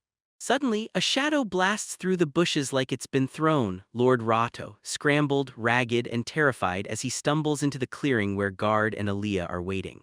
Rato hangs there, gasping like he ran through a storm, and the guard's eyes pop wide, because he just clocked who crashed their investigation. Rato shot his eyes upward, sweat streaming down his face, blinked hard in disbelief, and whispered the guards' names like he couldn't accept what he was seeing. Guard shoots his eyes back at Rato, frozen in disbelief for a beat. Then he blurts out Rato's name, and you know it's really him. For a heartbeat, all three just froze in the forest, Rato a total wreck, the guard scanning every shadow on full alert while Aaliyah watched the reunion with deadly calm. Aaliyah tilts her head at the frantic noble and laughs out the truth. He's the exact kid who showed up earlier to take the entrance exam, and she clocks him even while he's panicking. Guard steps forward and demands, "Why are you even here?" That one question jolts Rato back to reality, then he erupts into a shout, remembering the exact reason he was running in the first place. Rato thrusts a trembling hand back toward the dark trail he just escaped, screaming that some insane woman appeared out of nowhere and tried to murder him on the spot. His legs give out and he drops to his knees, trembling as he blurts that no matter how hard he ran, she kept coming, relentless, and he somehow just barely managed to shake her off. It clicks in Rato's gut that this isn't some lucky break. He's been led on purpose, running in circles as horror hits him, and no matter how he tries to bolt away, the path twists and shoves him straight back to the exact same spot. Aaliyah hears the panic in everyone's voice and tells Guard that Rato's mystery woman screams major trouble, and Guard nods right along like she's read the same danger. Guard snaps it all together on the spot. He whirls to Aaliyah and swears he's almost certain the one hunting Rato is Rose Matter. Guard tries to blurt out a question to Rato, "What is that woman doing here?" But right as he starts, Rato erupts in a razor-high shriek of raw terror, cutting him off mid-sentence. Rato jabs a trembling finger into the pitch-black darkness and then snaps. He loses it and screams, "It's her!" because the woman who tried to kill him is right there. Suddenly, the air turns thick and suffocating. Then a massive dark aura erupts in front of them, swirling like cursed black smoke, and Guard and Aaliyah snap their heads up, feeling that crushing magical pressure slam into their bones. Heavy footsteps crunch through the grass, then the moment someone gets close, the whole air turns pitch dark with malice, like the world itself is ready to strike. Aaliyah murmurs. Guard blurts out his worry, then lunges in front of her at once, telling her she's safe but begging her to stay back and keep her distance. Guard whips his eyes to Rato, who's curled on the ground in a pathetic little ball, trembling like he's about to break, and Guard realizes the noble is frozen stiff with sheer terror, not moving anytime soon. A woman's voice giggles from the shadows, and the second she steps into view, she greets them like no time passed, laughing that it's been ages. Rose Matter smirks down at them and wonders out loud if it's really been 600 years since she last had guests. Guard braced himself like a wall, throwing his body between the ancient witch and Aaliyah to shield her at all costs. He locks eyes on the woman and like he's known her forever calls out her name, Rose Matter. Rose Madder snapped, sounding genuinely offended, and called it downright cruel that they barged in and built a barrier without even asking permission first. She keeps going, snapping that it's like marching up to a stranger's house, locking the door yourself and calling it not rude just because you did it. With a dark, mocking smile, she leans in and asks if her actions were really so immoral that they had to treat her like that. Guard shuts him down hard, firing back that he wants nothing to do with moral lectures from someone who treats human lives like disposable toys. A brutal silence crashes over the clearing as the wind claws through the trees, and the two mages lock eyes, no blinking, no backing down. Guard drags up the artificial monsters they just faced, monsters forged inside the dungeon, powered by human lives as fuel. He snaps right up to her and demands to know if she did it, pointing straight at the mess, and Rose Madder smiles sweetly and admits it on the spot, no guilt, no hesitation, then turns it back on him, asking if he likes it. Rose Madder gives a dark, knowing smile and lays out her twisted logic. If you treat life like a resource, you can summon monsters that feel ripped straight from a dream. Guard clenches his fist so tight it jitters, then shoots back. She can't call it a dream because to him it's a nightmare. With the witch breathing down his neck, Guard demands answers. He presses her for her goal and straight up asks why she picked to be reincarnated into this exact era. Rose Madder stares at her long nails like they don't even matter, totally unruffled. Then she says her goal hasn't shifted one bit from back when she was doing this before. She straight up tells him she just wants to study magic, no distractions, no interruptions, nothing getting in her way. Guard fixes her with a hard stare and snaps that she's got one key thing totally wrong. Rose locks onto one specific word he said earlier, eyes narrowing, and asks straight up if he meant reincarnation. Rose fires back at Guard, calling him the mastermind, and unleashes his twisted magic, the kind that steals life and uses it to resurrect someone in a whole new era, while Guard just stares, baffled, asking what kind of story she thinks she's even talking about. Rose Madder snaps her hands together, grinning like she just witnessed magic, and declares it absolutely magnificent work. He snaps at her attitude, demanding to know why she's pretending not to understand, because he's only stuck standing here in this era thanks to her own reincarnation. Rose Madder shuts him down with a blunt, flat refusal to his accusation. She grins, stops him mid-sentence, and declares, crystal clear, that she never reincarnated at all. She's been living on non-stop from that very era. She pauses, admits she worded it a little wrong, and then decides to tighten her phrasing and start being way more strict. She finally blurts out the truth, and for the past 600 years she's been trapped in the same brutal loop of life and death, replaying it again and again just to claw her way to this exact moment. Guard goes rigid, his eyes bulge with shock as the truth lands like a punch. Aaliyah stands right nearby and suddenly snaps the pieces together, and horror hits her face in full color. Sweat drips off the guard's face as he blurts out Rose's true name, then he stammers, unable to believe she really went that far.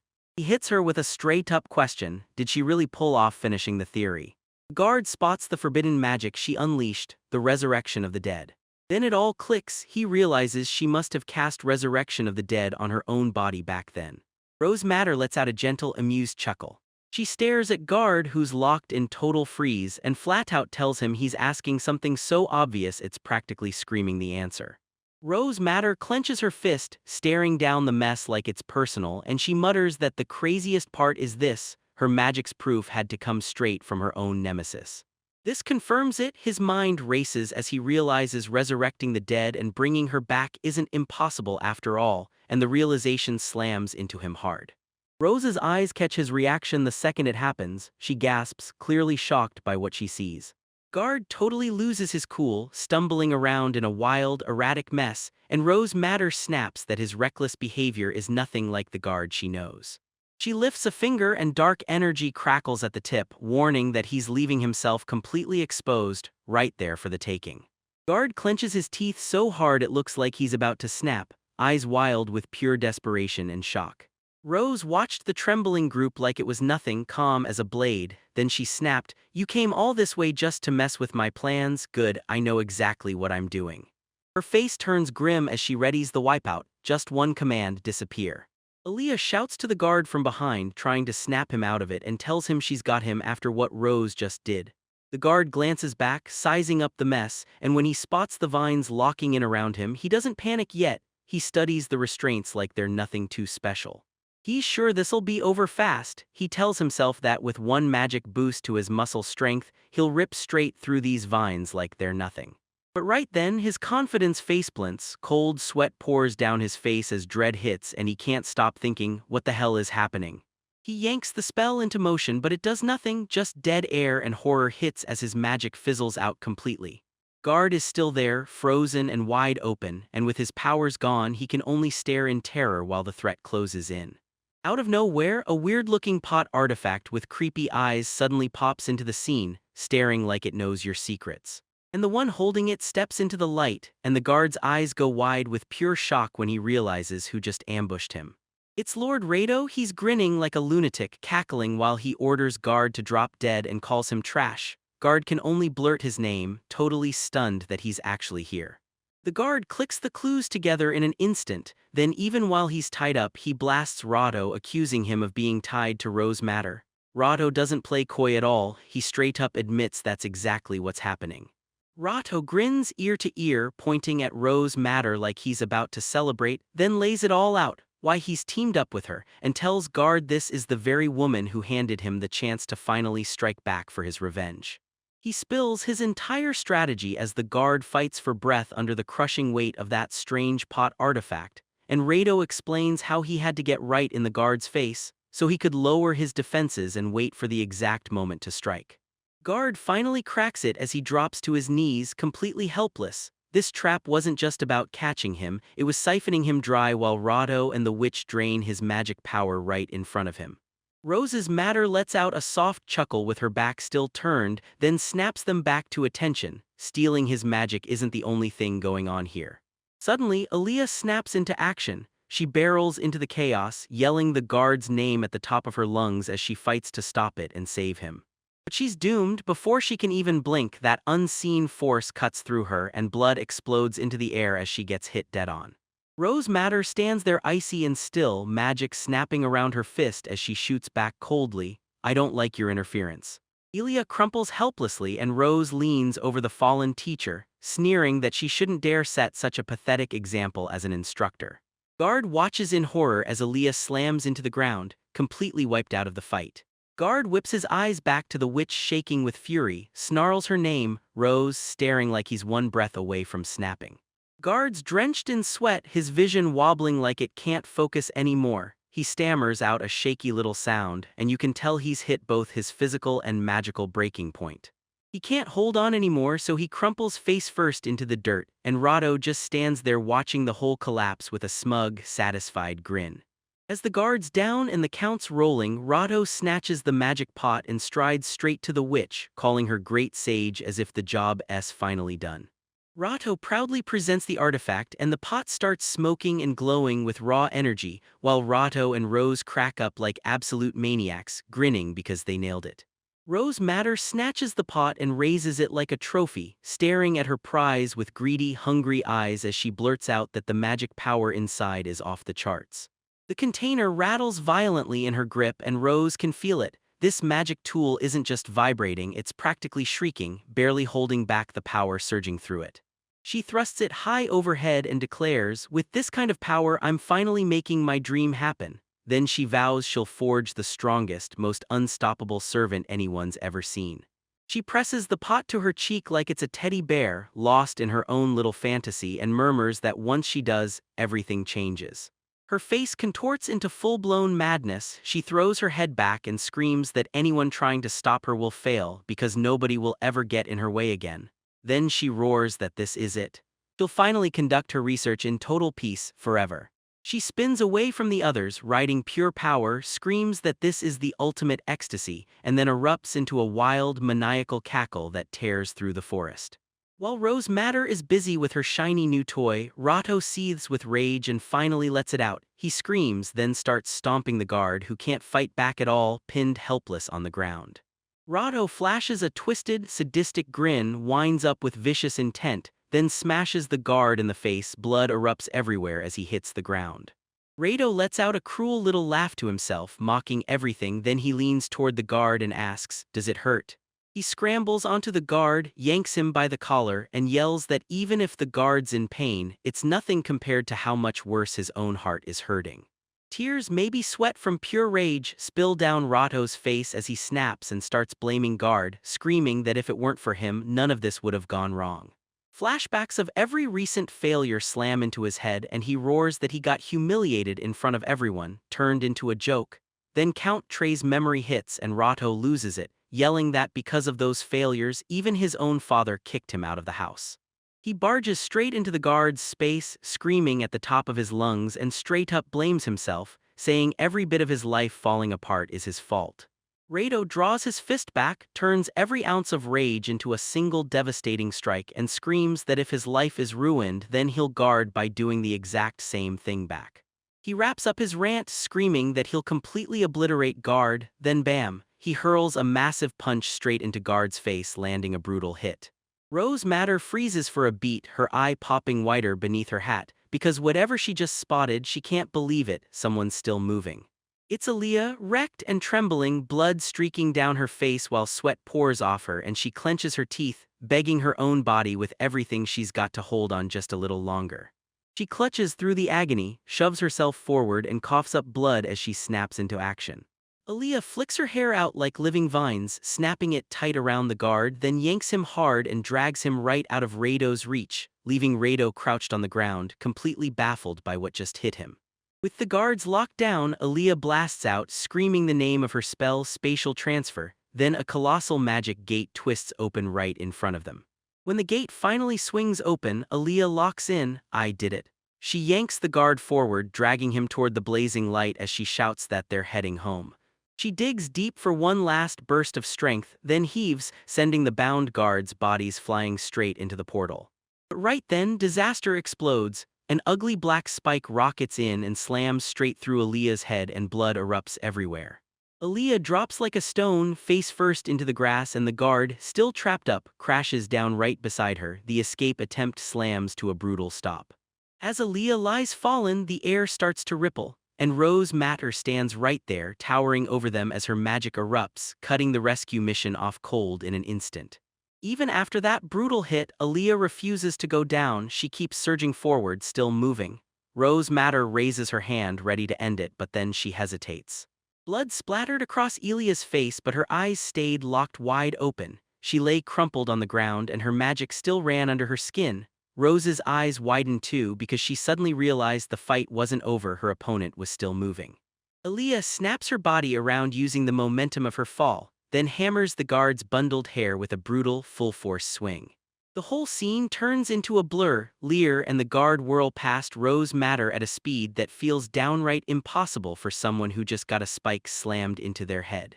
Rose's head spins, something's off, completely off. She stares at Aaliyah's sudden speed and can't stop asking herself, why is this happening, how is it even possible? Aaliyah screams out her technique, hairspring, then clamps down on the guard's hair, winding it into a tight, coiled spring, stacking raw tension like it's about to snap. With that saved elastic power, she snaps the tension loose in one clean burst. The spring mechanism shatters open, drives the throw forward and launches the guard like a thunderclap. It works, those guard flies slam through the air straight past the witch, right out of the hair cocoon.